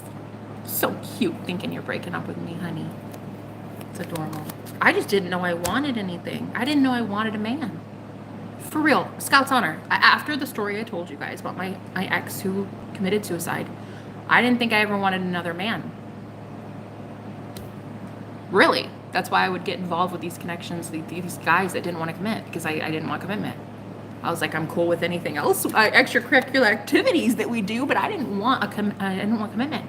So the universe brought him in, because I'm high vibrational enough, and I'm putting enough good juju out there, that of course he was brought in, but to highlight my assumptions. I assume that commitment is bad. I assume that men don't want what I want. I assume they think I'm crazy. I assume they think because I'm a witch I'm too much. I assume that, okay, it's just gonna take a little adjusting. That's it. Because I've been on that trajectory of being single and alone for years, telling the universe I don't want commitment. I don't want anything in the 3D. I don't want marriage. I don't want kids. I don't want to live with a man.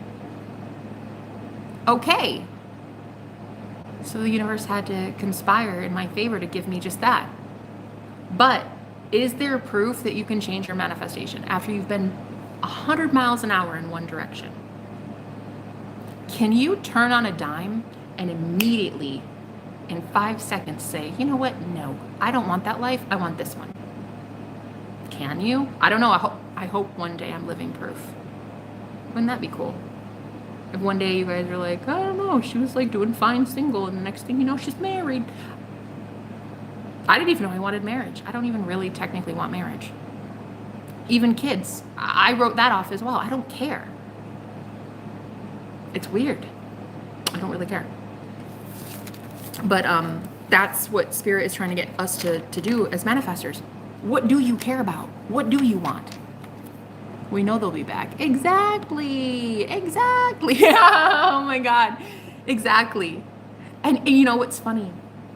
You can see the trolls still kind of trickling in, right? But look how much easier it's getting to not only spot them and delete them, but also to just be like, how cute is it that there's still, you still have an option. You still have options. Like how cool that I could right now choose to talk about the troll that just entered the chat. If I wanted to, it's there. But I don't want to. It's slowly working its way out. Just like slowly, the single Jenna will be working its way out. It will be leaving. But you have to first see what you want. You know? Somebody needed to come in and present something new for me.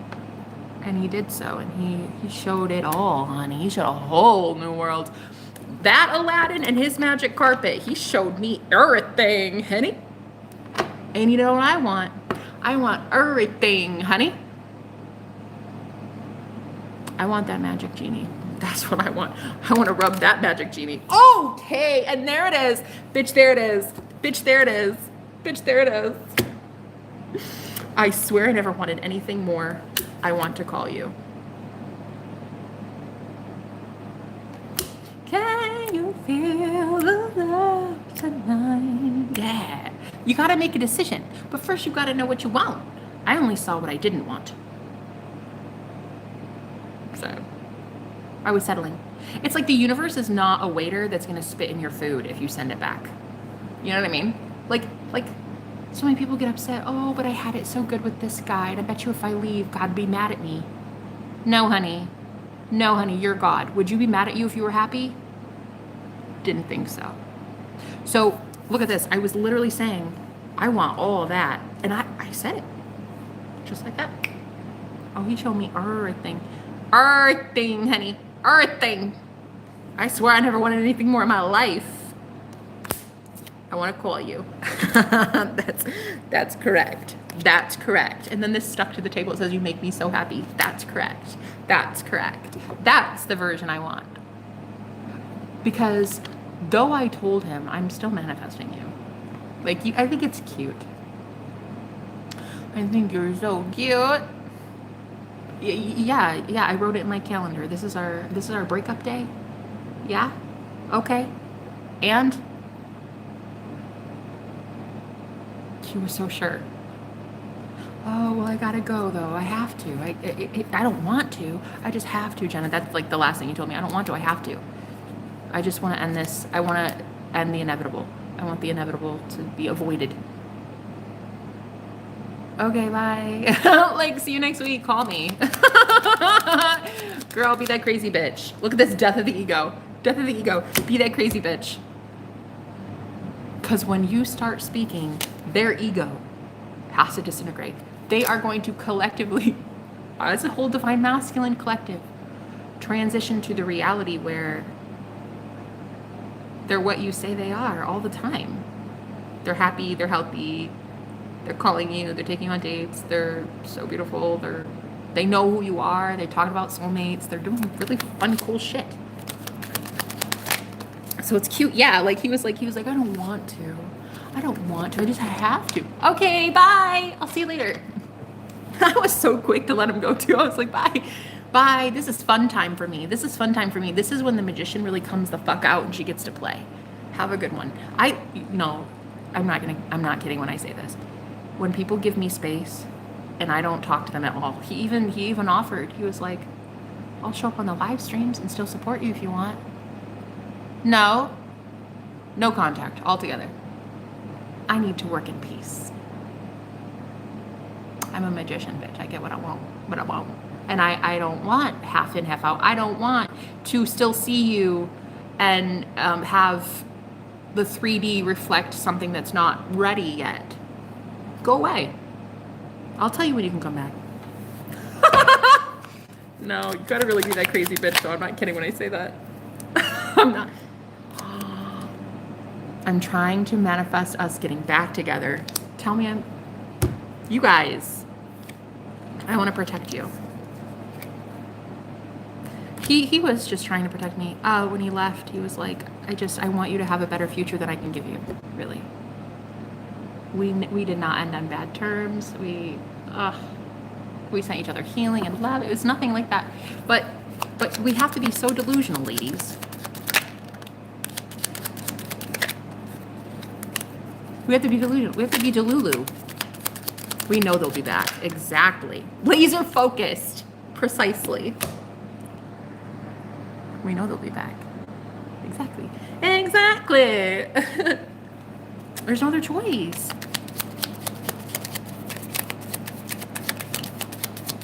Do you feel like we are destined?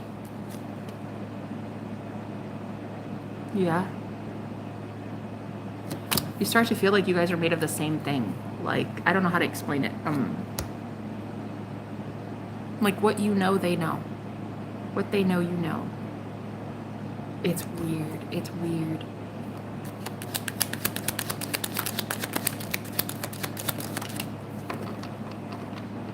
Holy Spirit, any other messages? I have to pee, guys. Any other message here? Girls, why'd you go quiet?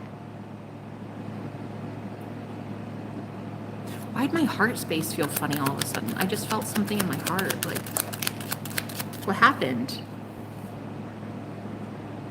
Oh, it's a mat. Okay, all right. So everybody just went silent, right? So when you pull your energy back and everything just goes, everything just goes quiet, right? Nobody's talking. Look at this. The kind words you speak are changing me and the chaser here. So all of a sudden they start chasing you energetically because you're speaking differently about them and about what you want. You're saying things like, oh, he's so cute, he just called me, and like we're having so much fun, and we went on this date and we did that and we did. That's something you did not do a week before you met them.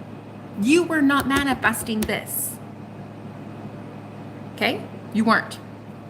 You were not manifesting it. And so he offered, he's like, I can stay in your lives and support you there. That's very cute and very sweet, but no thank you. No thank you. I need to work in privacy. I need to work in silence. Okay, my work is done up here in silence. I do not need to see. Same with my weight loss journey. Like, your girl's about to put a fucking blanket over the mirror. I don't need to see that shit in the 3D telling me the opposite. Go fuck yourself, scale. I don't believe you. I don't believe you. I'm 180 pounds somewhere. Go fuck yourself. Yep. Thank you. Fake news. That's what I'm saying. That's fake news. My scale's a fucking liar. Fake news. I was so stupid. There it is. There it is. You guys are sadly the ones that have to be like fake news. No, we're not breaking up. Bye. Bye for now. See you next week. Call me. You have to be that crazy village lady first, but then, you know, they'll get it. They'll get it through their thick skull eventually. So, what's happening here, Holy Spirit? Can you feel that love tonight? I just can't wait for that, man. You know, cause I told you guys about Sammy Ingram. Oh, she's so amazing. She's so fucking cool. On her channel, Sammy Ingram, on YouTube, she had her husband on the chat, or on a video, and she was asking him questions, and she was like, somebody wrote, do you think that when we manifest you, that you think we're controlling you? And he's like, no, I wanted you just as bad. So it didn't feel like I was being manipulated. I just wanted you.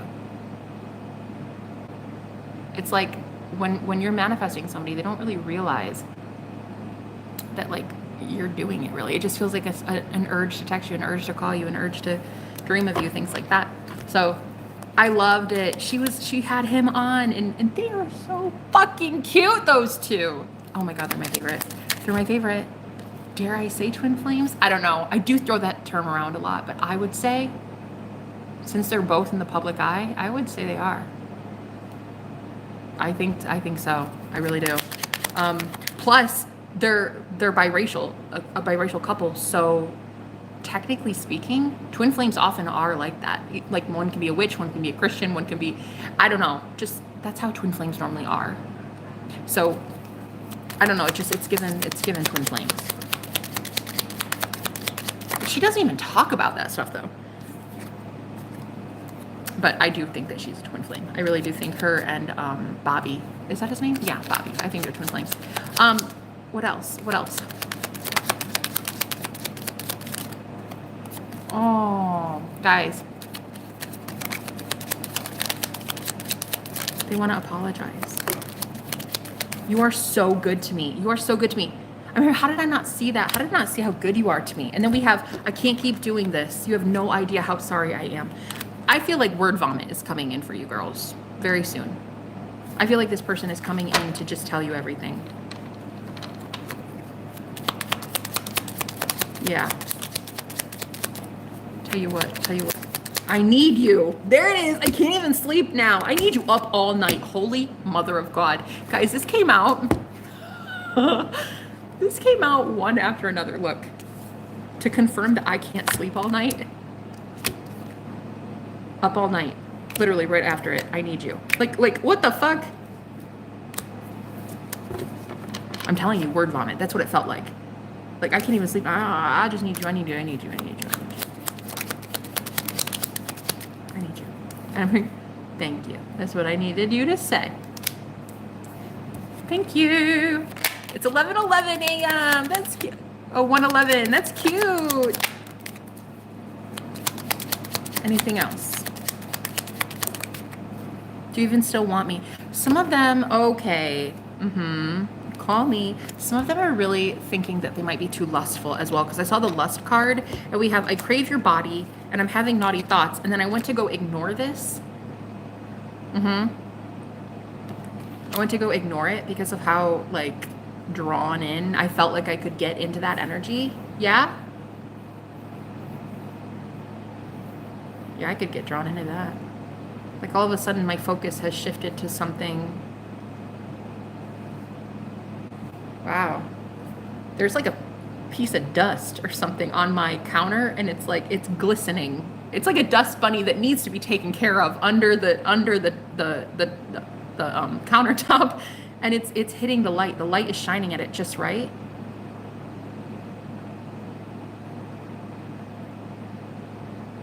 I need a card on that.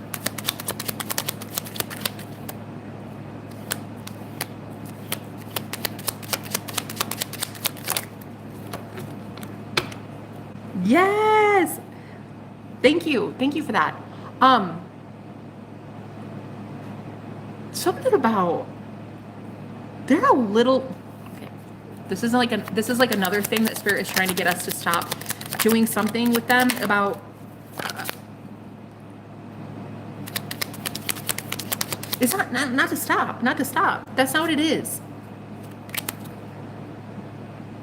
They feel very sexually charged towards you. Okay, that's what I'm hearing. I heard laser yeah, I die when I see your gorgeous face. It's something like, and then it fell on top of your fucking stunning. It's something about, they've never felt this, a lot of you, this person might be, their love language could be physical touch. And so I heard that that's on like, they're on like high alert like that. They're like really charged up right now. And what about that? No one loves me like you do. How do you do that? In what way? In what way, Spirit? They are not you. Something about their exes. Like their exes would be like, no, get away from me. I don't want that. Or no, not today. Or something. Yeah. And I heard that the sun is shining on that dust bunny. And it's like what they used to think was dusty, their love life, their sex life particularly. Suddenly you are seeing that it's like there's nothing wrong with it. Like the way that they're geared up all the time, or they're always charged up or something. It's like with you, there is nothing wrong. It's like that. See, and then this, it says, how can you be this drop dead gorgeous? You drive me crazy. I'm telling you, look. You're so fucking stunning. You drive me crazy. How can you be this gorgeous? I die when I see your gorgeous face. It's like all they want to do all day is tell you you're so fucking flawless and beautiful and gorgeous and sexy and divine and perfect and sexy and crave-worthy and gorgeous and divine and beautiful and sexy and breathtaking and lovely and amazing and sexy and divine. And did I say sexy? That's what I meant. Did I say that? Yeah, that's all they want to do. And some of you, they have never seen anybody willingly take those compliments like you have. I'm hearing exes, all my exes. I don't know, they wouldn't do that. I love your sense of style, see? Yeah, they yeah.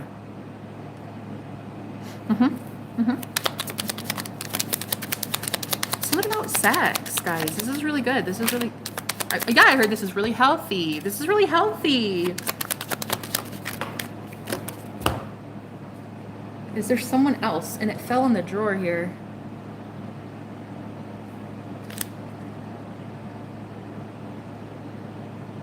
I don't know what just happened, but it's almost like you guys are, yeah, it's like you're learning about this person's love language. And the more you tune into being okay with giving them their love language, like what they like to receive. What about it? The more you do that, will you please forgive me? Huh.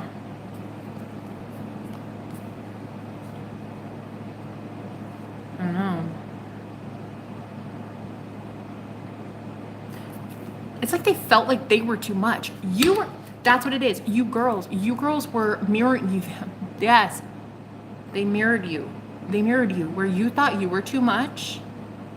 They thought they were too much as well. And I'm definitely getting sexually for a lot of you, because a lot of you could have been celibate as well. I love you.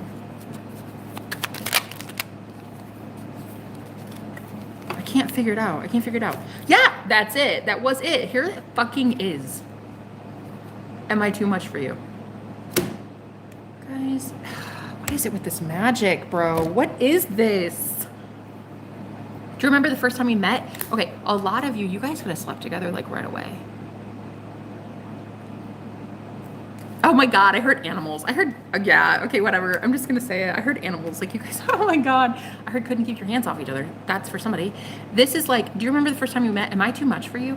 They were mirroring that same level of like, oh, is this too much? Are we too addicted? Is this too addicting? Yeah. Hey, look who it does. I am, welcome. I actually posted my picture today after workout. Don't know if he saw it. Who gives a fuck if he saw it? You saw it and you're a sexy bitch. Who cares if you saw it? It's not for him to, there it is, yes. Whoa, are you spying? Yes. I think we're gonna take that as a yes, Aparna.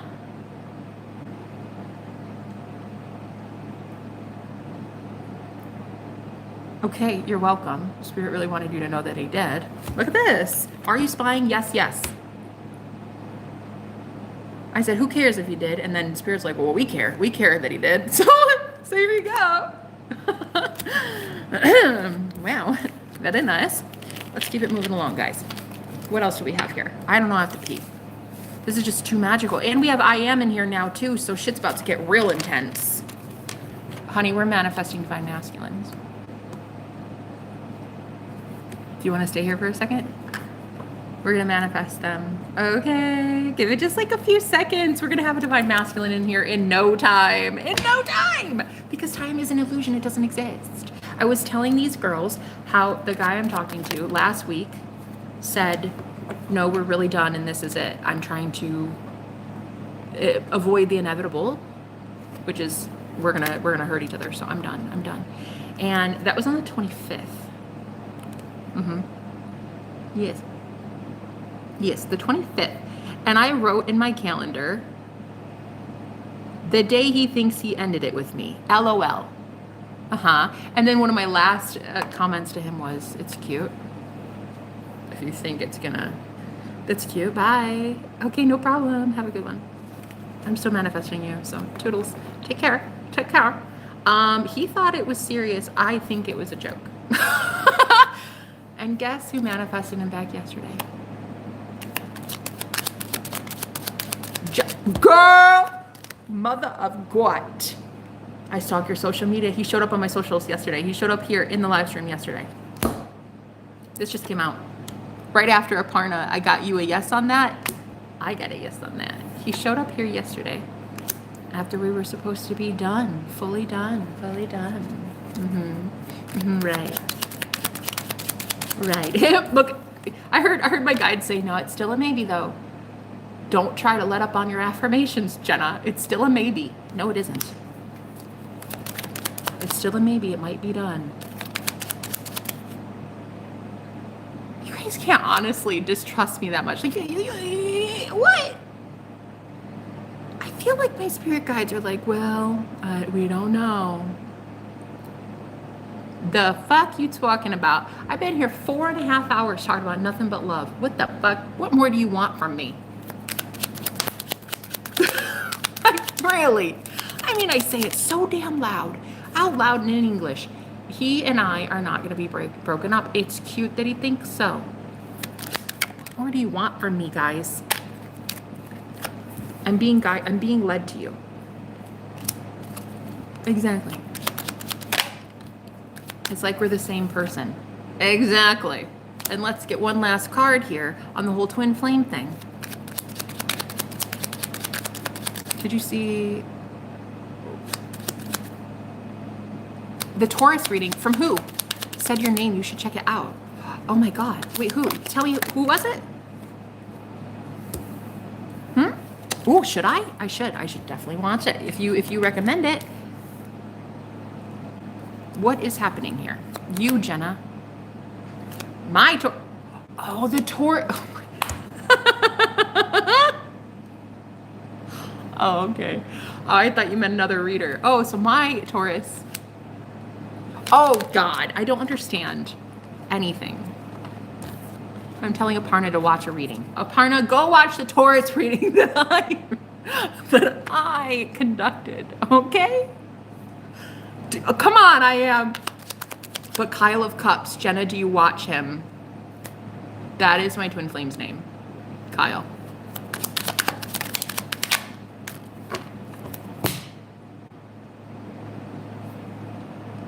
Oh my gosh. Girl, that's what the fuck I'm saying. That's what the fuck I'm saying. Look, I told you. Girls, this is how you summon. I'm telling you, you gotta be careful with this magic now. We're all in here with witchy usernames. Knowing our power. Like, it's given coven. You watch him. No, I don't watch him, but I watch someone else. Oh, are you spying? Listen, I'm telling you, this guy is so fucking gorgeous, this guy that I'm into. He's just everything about him. I can't even believe it. You're like, do you watch him? I'm not spying on that Kyle. I want to spy on another Kyle. You know you want me. Listen, so girls, you remember a couple weeks ago, I was like, I don't even know. I was doing a live stream and he came in and he was just so freaking gorgeous and everybody was like, who's this guy? He like cleared the entire chat. Everybody was so silent. I'm like, where'd everybody go? It was just he and I talking for, I don't know, it felt like eternity. And then Like everybody left and I was like, wow, okay, so really I think you just ruined this stream. Well, not ruined it, he made it so good. He made it so good. Yeah, he emailed me in like 5 minutes. He's like, how does a guy get your number around here or something? And I was like, well, you can email me. Do people still use that? And then he told everybody his name.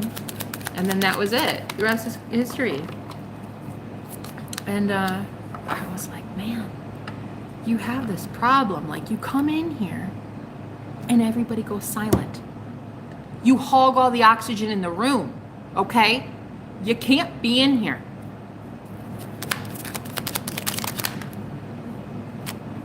Well, he can. I would actually not even mind it. I wouldn't mind it. He's cute. He's cute. I watched Gemini and Scorpio reading. I'll watch it again for Taurus. We're about to get the pledge out, ladies. Oh, God, girl, I got chills. Every time you speak, I have chills. My phone is at 15%, so we're going to have to make it quick. All right, any other message?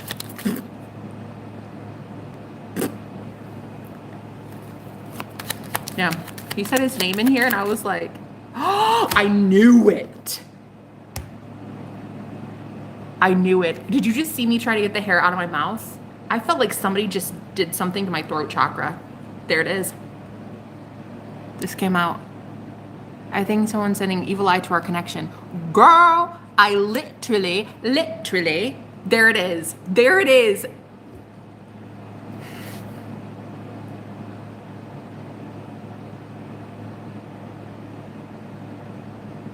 Come on. There it is. What? You could feel the energy. This is so strong. Like us girls, we are something fierce, honey. Can you pull a message for any DMs? I am. This is what I'm doing. I'm literally doing this.